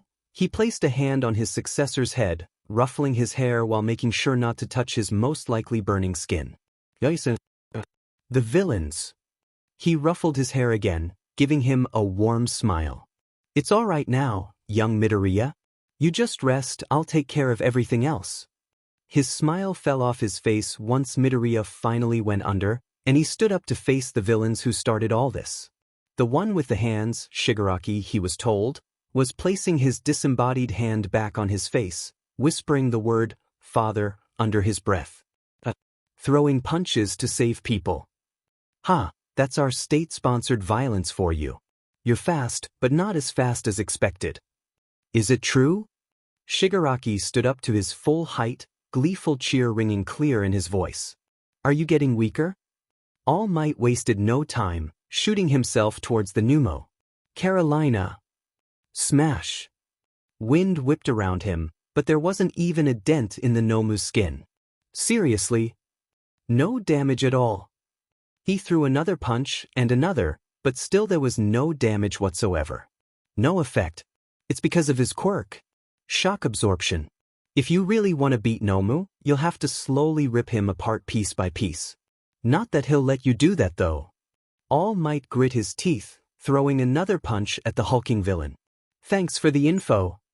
He grabbed a hold of the Nomu's midsection and threw him back against the ground. Or where the ground was supposed to be. The Nomu's body sank into a portal, his upper body coming back up from beneath All Might, its hand carving into his side, right where his wound was. Ag. So that's how it's going to be. Shigaraki laughed, sending a jolt of anger down All Might's spine. Were you hoping to stop him from moving by shoving him in the ground? It wouldn't have worked, Nomu's as strong as you. Good timing, Kurogyri. The portal villain, Kurogyri, stretched upwards, inclining their head towards Shigaraki. Thank you, Shigaraki. He turned back towards All Might. Now, I can't say I like having blood and guts inside of me, but I'll be happy to have yours. You see, Nomu's job is to hold you down, and it's my job to close the gate on you when you're halfway through it. Effectively cutting you in half. All Might began to sink into the gate, blood starting to seep out of his side. Get? He turned his head at the new voice, relief filling him as he saw who it was. Away from All Might, you pathetic excuses for human beings. Bakugo launched an explosion at Kurogyri, grabbing the metal in the middle of the mist and slamming it to the ground, pinning him with his hand. You said you're here to kill the symbol of peace. Ice froze over the Nomu, stopped before it reached All Might. But you could never kill someone like him. Todoroki stood next to Bakugo, frost falling off of his hand. Kirishima tried to get a swipe at Shigaraki, but he only managed to hit air as he dodged. Damn it. All Might got out of the frozen Nomu's grasp, holding his side as he sent a smile at the new arrivals. You ain't much. You stupid fuckers. Now. We're going to dash. Kick your asses. Kirishima sent Bakugo a wide, toothy smile, happiness radiating off him, even though he missed hitting that Shigaraki guy. Right after they had finished defeating all those villains at the collapsed zone, they had immediately started heading for the plaza. On the way there, they had met up with Todoroki. Kirishima and Bakugo walked out of the ruined building, making sure to look around for any more enemies. Oh, it's you too. Kirishima looked up, a bright grin on his face as he saw who had spoken. Todoroki. You're all right. Hey, Bakugo. He's all right. Shame. Kirishima just laughed. Todoroki walked up to them, a bit of cold air escaping his mouth. So, did you both encounter villains as well? Yeah, bunch of FING weaklings. I'm guessing you did too. Half and half. Half and half? Todoroki looked startled for a moment before quickly regaining his composure. Yes, I did. I easily took care of them. They were loose talkers as well. Kirishima shuddered. Did you torture them? No. He brought a hand up, ice dancing on his fingertips, made it a tad chilly. Bakugo crossed his arms over his chest, an irritated look on his face. Well, you gonna tell us their plans or what? Kirishima smiled, nodding along. Right. I'll tell you as we walk. The plaza, correct? He nodded. Okay then. Todoroki had told them about the villain's plans to beat All Might by using some kind of Quirk monster, whatever that was, and hopefully kill a few students as well. It horrified Kirishima, the fact that anyone would want to kill another person. He could never do that. They had apparently arrived at the plaza just in the nick of time, both saving All Might from being cut in half by that warp villain, and from the Quirk monster. Well, Bakugo and Todoroki had done that, all he did was hit the air. But that's okay. Bakugo had pinned down the warp villain, Kurogiri, but that hand dude had sent the freaky Nomu thing after him, and All Might had ended up taking the hit. Which looked super strong, and yet he still got up after it, which is amazing. Now, Kirishima stood off to the side as All Might and the Nomu fought, clashing fists over and over, faster and faster in an epic whirlwind of wits. Yeah, that sounded cool. Kirishima stood up against the harsh wind from the fight, turning his head to Bakugo. Hey! What are we gonna do now? He stopped mid-sentence at the look of pure concern and fear on Bakugo's face, his tone going softer. Hey, what's wrong? He followed Bakugo's line of sight, his own look of fear crossing his face. Midoriya. Aizawa-sensei. Midoriya and Aizawa were laying on the ground away from the fight, but still in the line of danger. He was worried and he couldn't even see if they were hurt. What the hell happened while we were gone? Sheet. Kirishima rushed forwards alongside Bakugo and Todoroki, both of them wanting to get to their injured friends. They reached Midoriya and Aizawa in seconds, making sure to avoid the raging fight between All Might and the Nomu. He almost gagged at the sight of Midoriya's arm, the blood and twisted skin, not to mention how his arm shouldn't be bending that way. He had cuts all over him, but he wouldn't be able to tell if there were any other injuries. Aizawa was even worse. His face was battered and bruised, blood running down his forehead, his elbow looked like it had flaked off, and both of his arms were twisted and broken. Kirishima stole a quick glance at Bakugo, worried how he might react.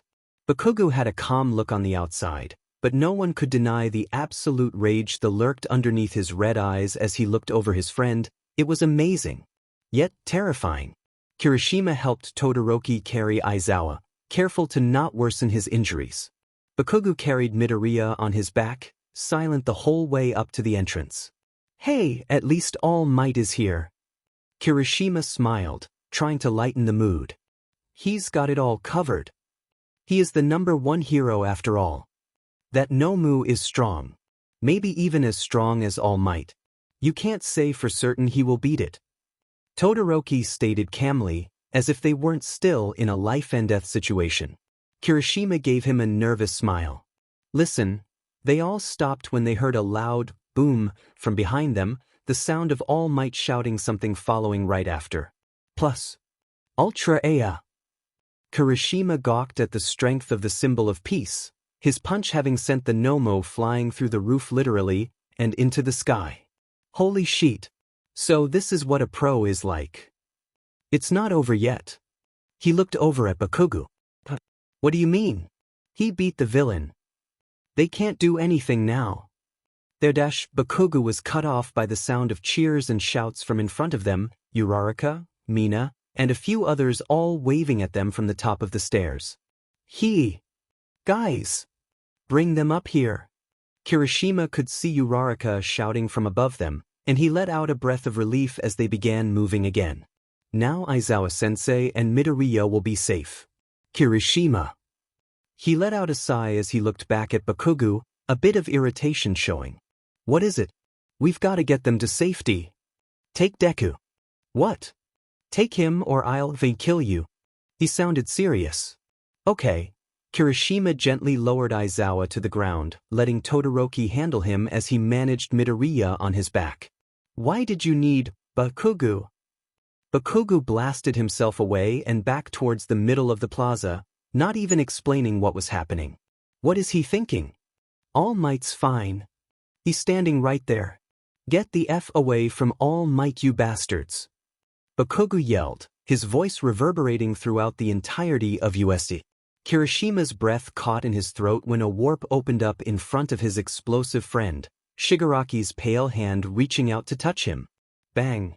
Kirishima spun his head so fast he's surprised he didn't get whiplash. Standing behind him in front of the entrance were all the teachers of weapons brandished with Ida standing at the front. Everyone! I brought help. Ida! Sorry everyone. We're a little late. More shots rang out, hitting Shigaraki in the arms and legs, effectively stopping him from reaching Bakugo. Kurogiri tried to get to All Might once again, 13 stopped him. Kirishima nearly cried in relief when the villains left, but he was also upset that he wasn't able to do anything. Sure, he knocked out a few weak villains, but he didn't land a scratch on any of the real threats. Not to mention they got away as well. But that's for another day.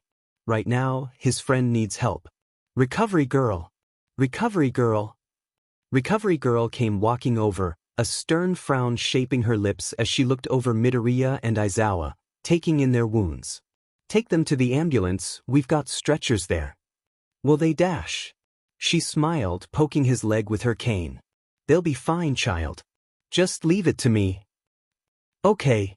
As he watched his friends get checked over by the heroes, smiles on their faces, he gave a sigh of relief. Izuku woke up to aching bones, a warm blanket, a soft beeping somewhere around him, and a soft hand over his. What? Izuku sat up, instantly regretting it when his back and right arm screamed in pain. Ow! What the? Ow! He fell back against the soft bed, seeking his eyes shut, and he winced in pain. Izuku? Izuku! He blearily opened his eyes, looking to his side to try and discern who spoke. Huh! A green blob manifested beside him, before becoming clearer and showing who it was. Izuku! Izuku! Oh, I was so worried, honey. He blinked, resisting the urge to hug his mother right then and there. Mom!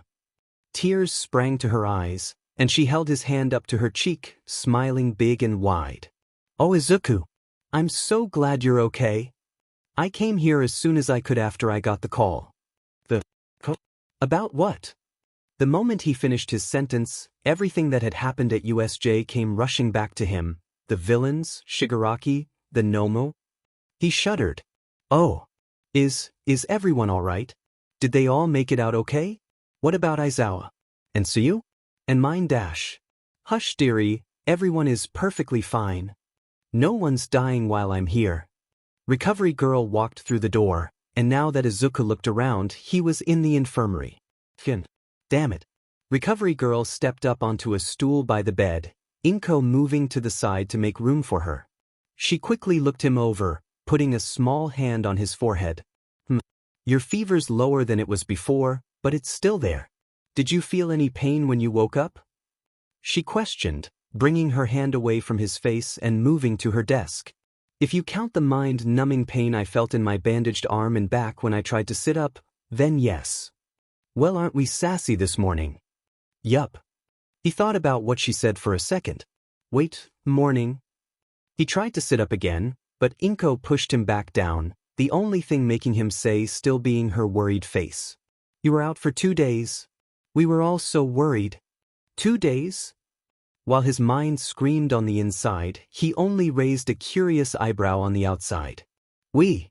The infirmary door slammed open right as the words left his mouth. Uraraka, Ida, Kaken, and Kirishima all trying to rush in together. Hey! Stop pushing. I'm not pushing. I'm not the one trying to run in.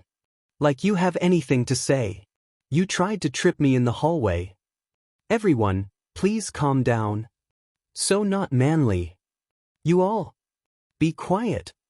My patient needs to rest, and you shouting isn't helping. They all instantly quieted at Recovery Girl's words, finally noticing the very much awake Izuku laying in the bed. They all stared at him, not saying a word, and he fidgeted under their gazes. Hi. Dekugen. Midoriya-kun.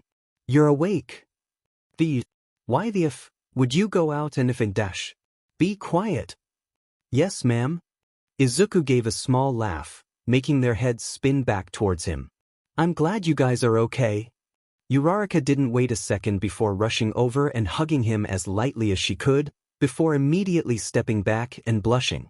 I'm glad you're awake now, Deku-kun. He felt a small smile creep onto his face at her words. Kirishima came closer to the side of his bed, pumping his fists into the air with passion. Dude! I didn't see it happen, but you were hella manly out there. Su-chan and Mineta told me all out about it. Then, I didn't do much, Izuku protested, managing to sit up with minimal pain. Trust me, it was a hard feat to accomplish. Really, All Might's the one who beat the villain in the end. I just ended up getting myself hurt.